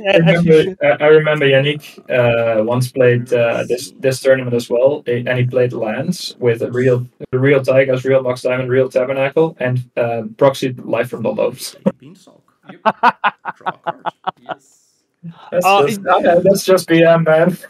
You want to know the worst one I've seen? Tell me. I have seen someone use an actual Black Lotus to make blue so that he could cast a proxy Consider. Oh, vintage. That is probably the biggest pay gap I've ever seen between two cards in the same deck. It was glorious. Is that a flex or isn't it? I don't know. I mean, it certainly wasn't my Black Lotus, if that's what you're thinking. No. No. I mean, is it a flex to use a real Black Lotus to cast that proxy? Consider. I mean, it was just card availability. Like the card was just out. He really wanted to consider. Yeah. But Doomsday, I suppose. I think it might have been Doomsday. Yeah. Seems good. It's like you have all these cards because they've been out for 30 years, and then this newly printed uncommon. It's a common. It's a common. So this newly printed common, and you just did not have the opportunity to get it. It's like, well, might as well proxy it. Fetchland? Yep. Yeah. Because I cannot count. Yeah, it's gotta do what you gotta do. I thought I already had. It's coming here. Another fetch. No. Are we going to see a Murktide or something? Then I will cast a Murktide Regent. Yes, it is. From my graveyard. Lars probably trying to keep some cards in his graveyard if he's fetching at this point. Or is it just... Oh, it's just to get the fetch in the graveyard, right? Yeah. So draw a card. That makes sense. You draw a card. And I think this is pretty much going to be a game for Lars here, because... It depends if Yannick can top deck a enemy dead or something. No, he's top decking lands right now. Yeah, he's not great at top decking. Targeting you. Take one. Go down. And like every card that Lars draws just puts Yannick just further into that hole. Just keep digging, keep digging. Yeah. Yeah, a friend of us has very solid advice for every time that you're doing bad top decks. He always says play better. So that's solid advice. That's obviously skill diff. Yeah, absolutely skill gap.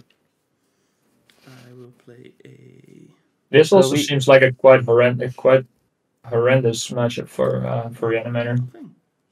So Lars just attacked for 7, so Yannick is at 13. If the players can update the life totals on the board. Right. I don't think it matters. Oh, he's actually scooping it up. Yeah. I think he drew another land. That's maybe a bit much. Yeah, this was definitely a rage quit. I mean, he had a pretty good starter, but yeah, I think it was very, very good. It was just bad luck for Yannick that Lars both had protection and drew more protection. So yeah. And then at that point, he just drew nothing while Lars was advancing his board, and that's just the power of these mid-range decks, I suppose.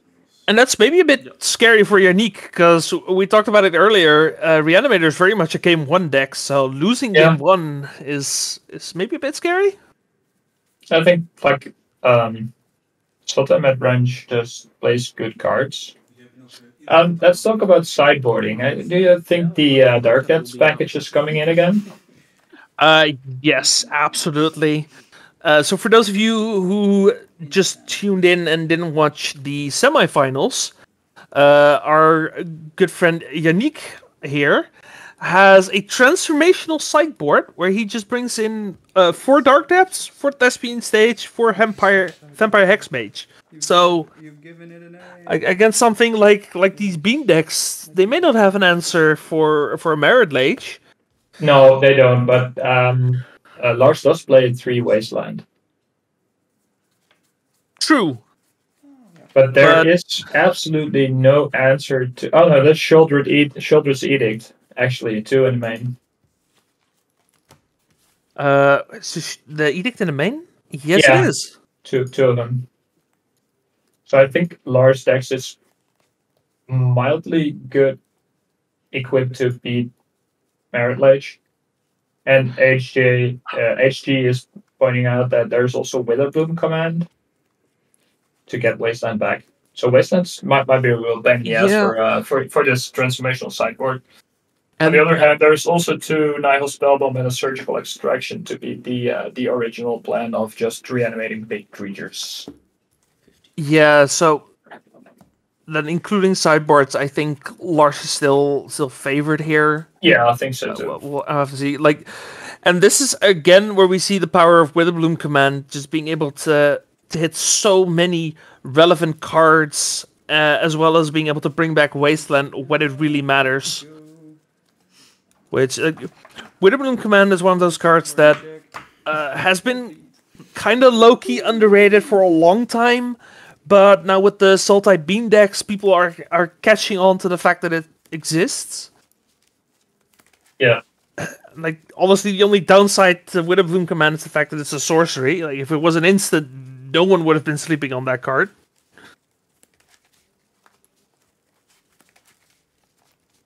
Yeah, yeah. Like this is the same as we discussed in last match. Like, if Lars doesn't know about the transformational sideboard game, he might end up cutting some mana wasteland. Yeah, absolutely. Because what you saw was a bunch of swamps. Yannick showed plenty of swamps. That's not the issue. That's true. Yeah. Like, actually, that might end up helping him for game 2. We'll have to see. He's an artist and he's very awesome. Yes. Super sick.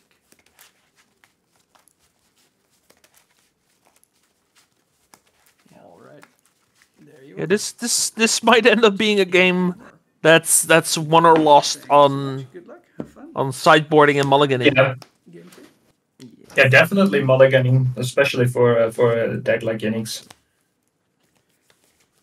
Yeah, but aside from the deck choices, also just what can you expect? Like, what's realistic? Again, did Lars watch the game? Because I think they moved out of the room and then back in the room, so I don't know how much Lars actually saw. He might not even expect the Dark Depths package.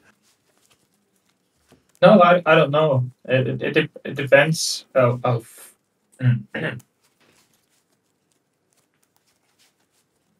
think Yannick kept the 7. Yeah, I just closed out the stream. Yeah, I'm back. Okay. Yeah. Fair enough. I was misclicking here. Nice, good job. Now, he got the Winter Blooms. Did you see that actually?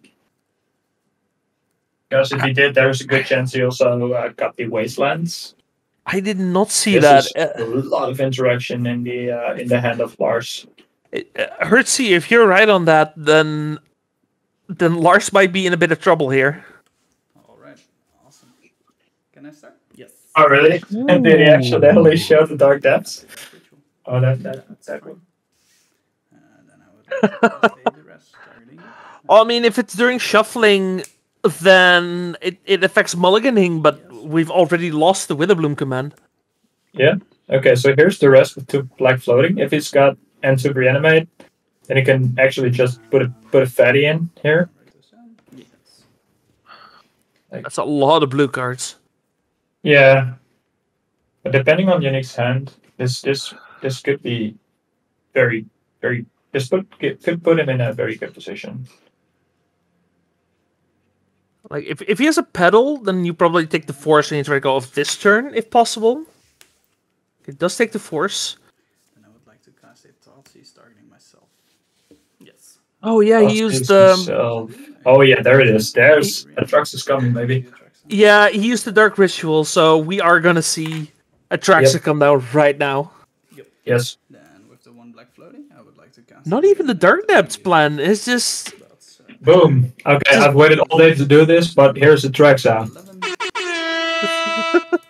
You did not seriously just. I don't know if you're hearing that on the stream actually. I just got this silly sound. Okay, if stream didn't hear that, we had some air horns go off over Atraxa. I mean, if you've been sitting on that all day, you've really been holding that one in. yeah, I've been keeping it for. They heard me. Nice. So yeah, I've been. I didn't want to spoil the stream with stupid sounds, but yeah. I hope that wasn't too loud. No, this truly was an air horn moment for me. I hope that wasn't too loud. But yeah, we have Atraxa coming down, and a lot of creatures looks like. pretty much one of every creature that we play except Grief. Sorcery, I'll choose.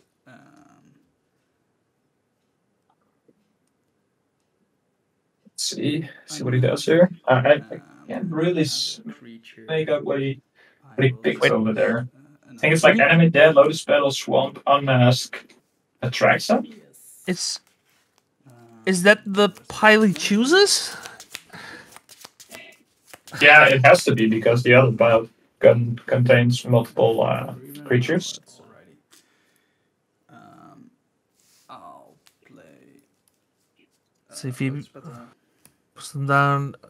So there was Atraxa, Lotus Petal, and Unmask. And then I'll pass turn.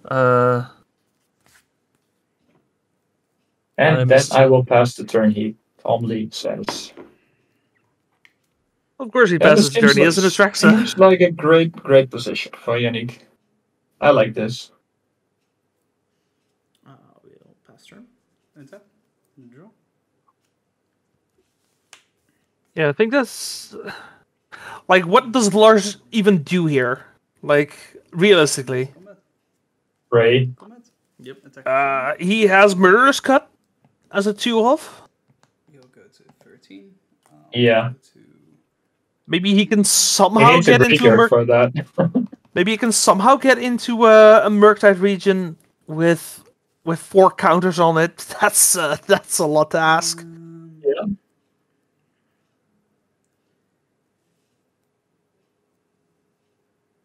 Then I'll cast another Unmask, targeting you. Oh. Exiling Troll. Wow.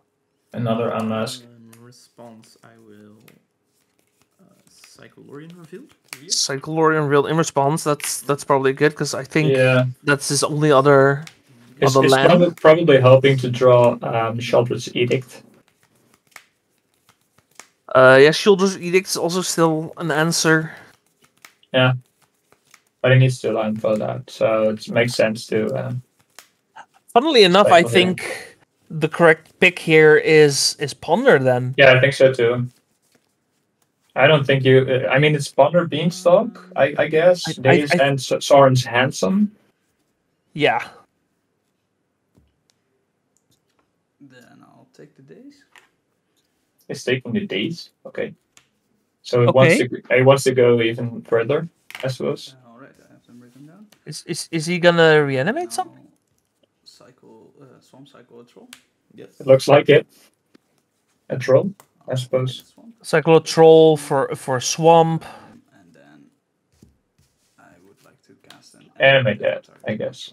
Yeah. Yes. Not a troll. Holy shit. This is getting out of hand. Yeah. I mean, this is just a 1-turn clock, right? He's just dead on board.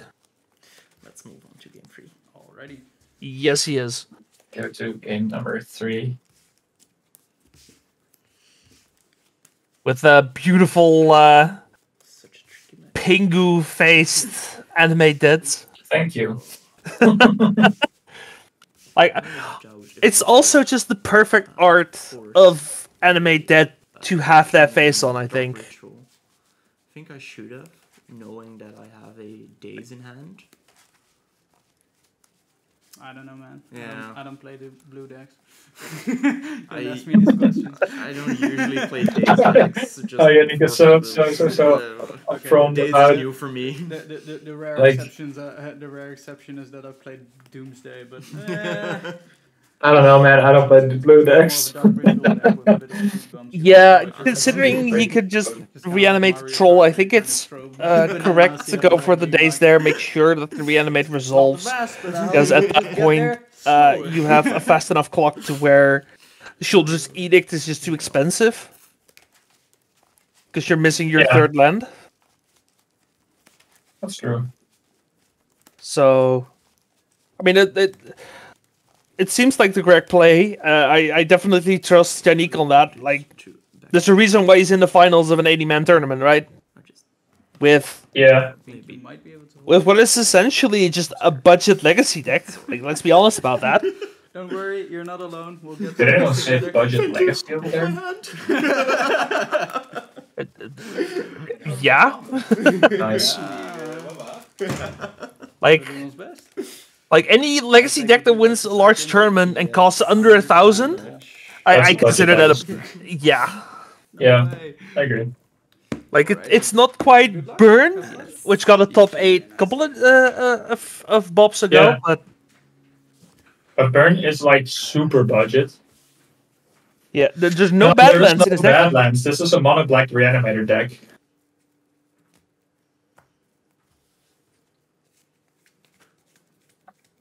It's just swamps and urborgs, and I guess Yeah. trolls. Think about it for a second, if that's alright. Are trolls swamps? We have Sorta, kinda, like in the grand scheme of things, I do consider them part of the metabase. Yeah, for sure. Yeah, I think I agree. You may start. Alright. Like they're not your first land, but they do qualify as your second. And then pass turn. Drop.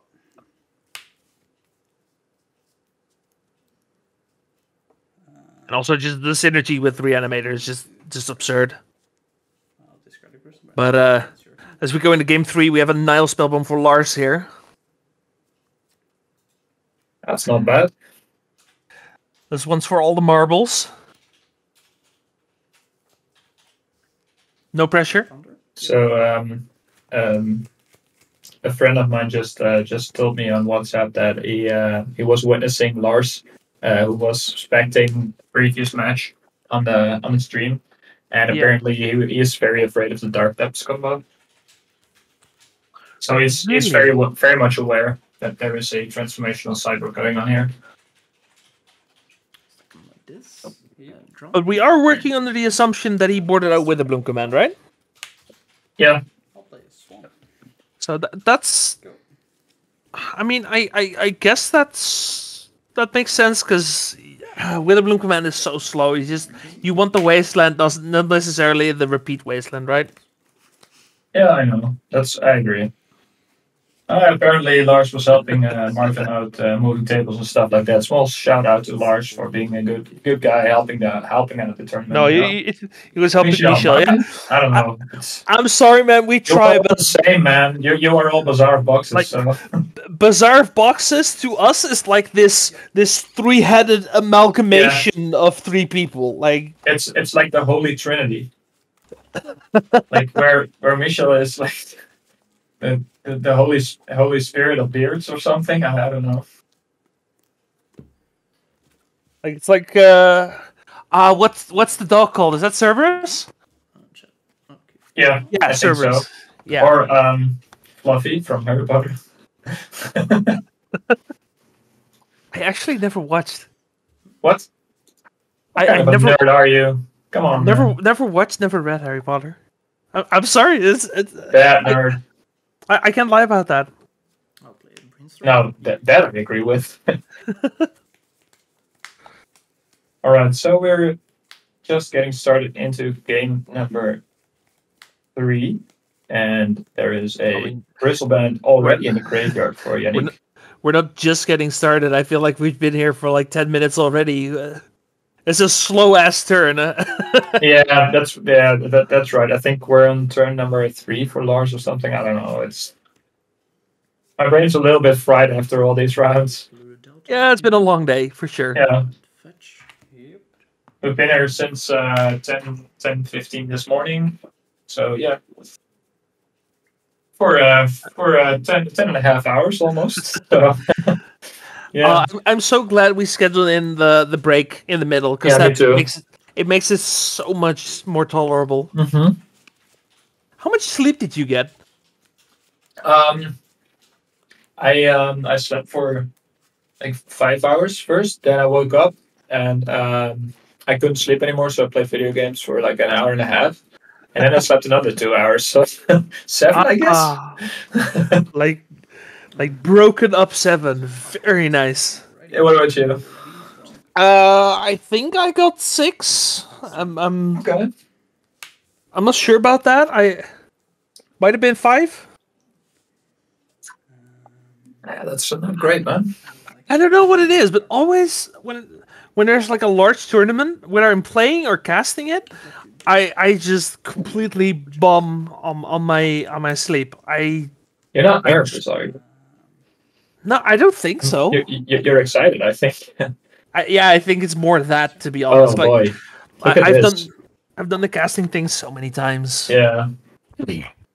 Look at this. So Yannick cast a dark ritual off of a swamp, and then he got dazed, and then he played a swamp. So probably yikes. That's Jeez. A reanimate, an exhume, a dark ritual, an unmask, and an exhume, and a land.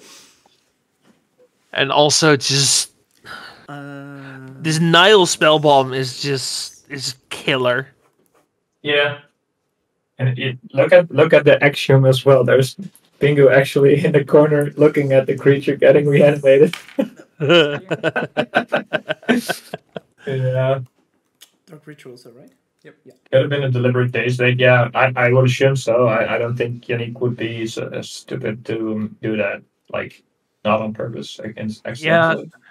And also, like, looking at his hand, I kind of agree with that. Because, like, honestly, look at this hand.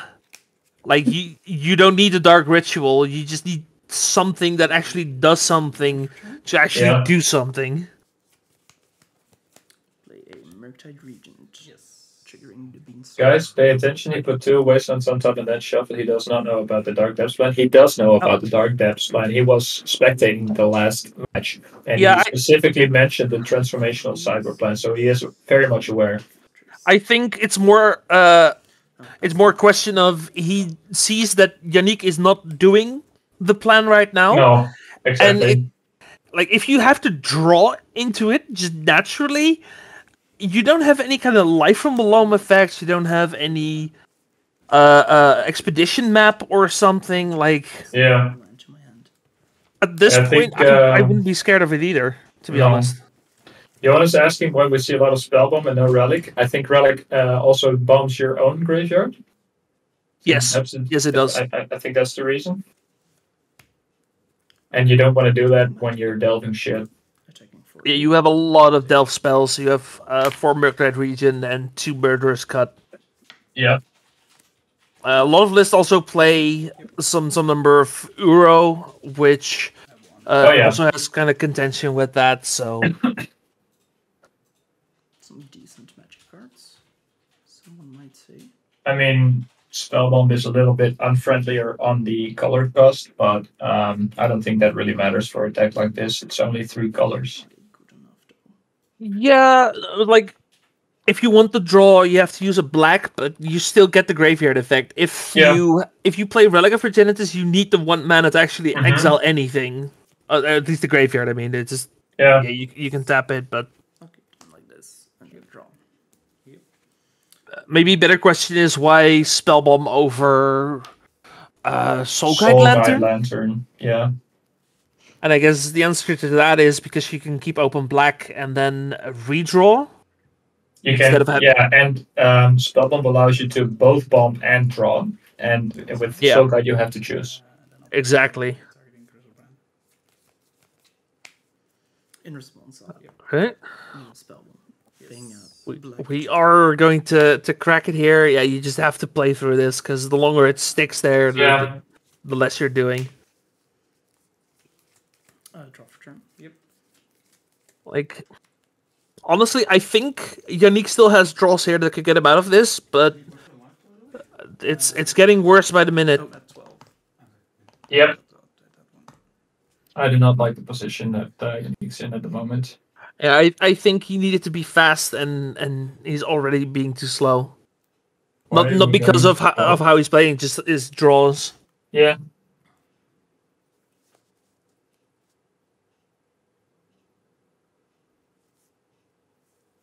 Shops, if you want to watch these games back, you might be able to watch the VOD. If not, you can wait a few days and it will be on the Bazaar of Boxes YouTube channel. Yeah. All nicely edited. All the games will be up. I'm not sure if you can actually watch one of the earlier rounds right now because the stream is still going. I think that's what they're asking. Yeah, I don't know, how Twitch works like that. You need to have VODs enabled, and I don't know if if we have VODs enabled. Somebody would have to check that. I think like previous streams are enabled. Then I think you could, yeah. So, but I'm not sure.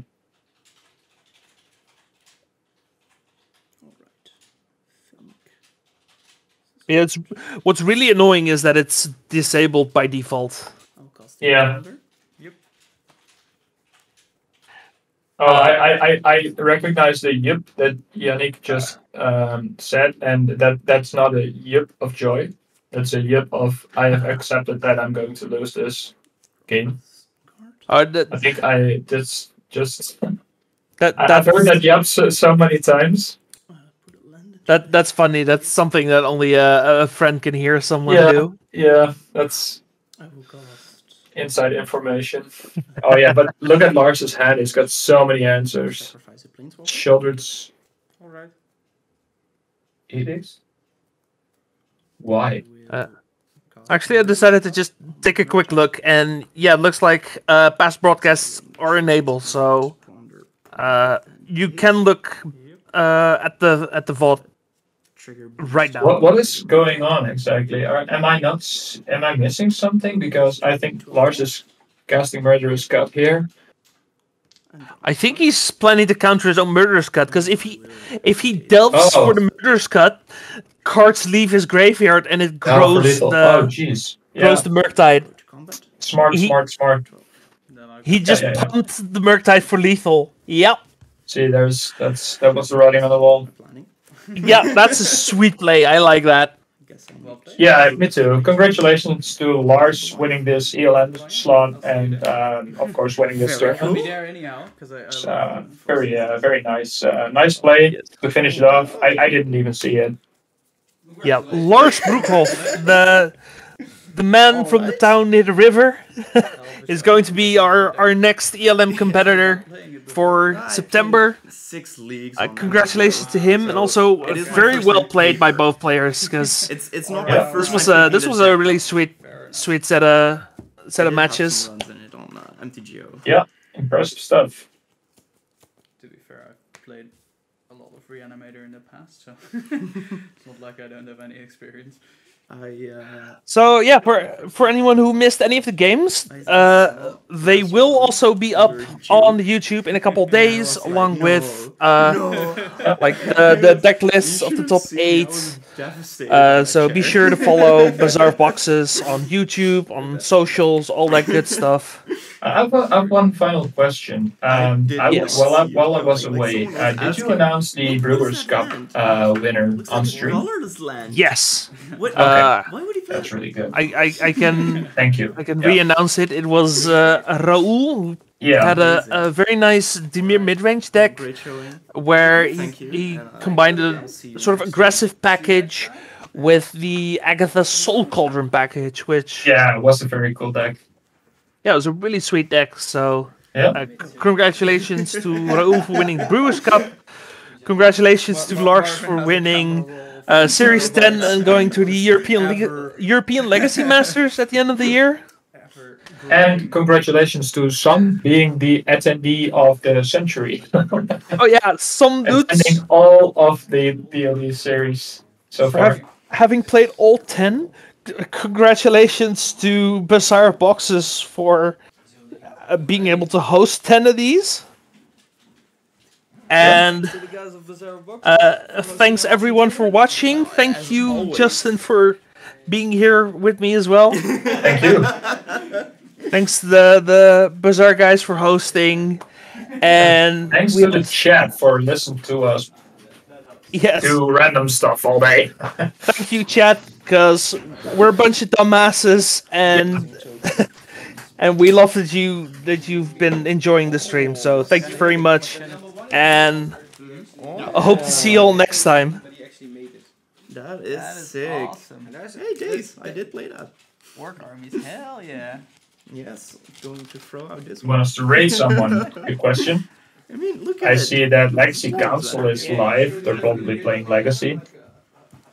Yeah, fuck it. Throw us the Legacy Council. I'll show my yeah. as well. Legacy Band Eagles Control. That's what he's playing. Yeah, people are gonna love that. Really fucking awesome. He's also always playing some kind of janky brew. I love it. Yeah. Alright. Do you know on what card this is altered? Like a swamp or? It's an orc army building. Yeah, but it's altered on a. Those are the on a original Magic World. Oh, and of course, thanks to our sponsors. Completely forgot. Rudy from Goat Enterprises, Kai Sawatarix. Check out his artwork. All the good stuff. World Championships. There were, Of course. How could we possibly forget about that stuff? 4 or 8 they had like tournament decks. Yeah. And there was used to be the gold border decks. And with the decks came like 10 or 15 blank cards. Thanks for everything, This is one of those blank cards. See you guys next time. Sick. Het is echt, ik kom hier met de verwachting. 1-4-0-5 gaan, redelijk nieuw in dit deck. Geen idee hoe half de matchups werken. Ja, dan zit je hier toch maar. En dan zit je hier, ja.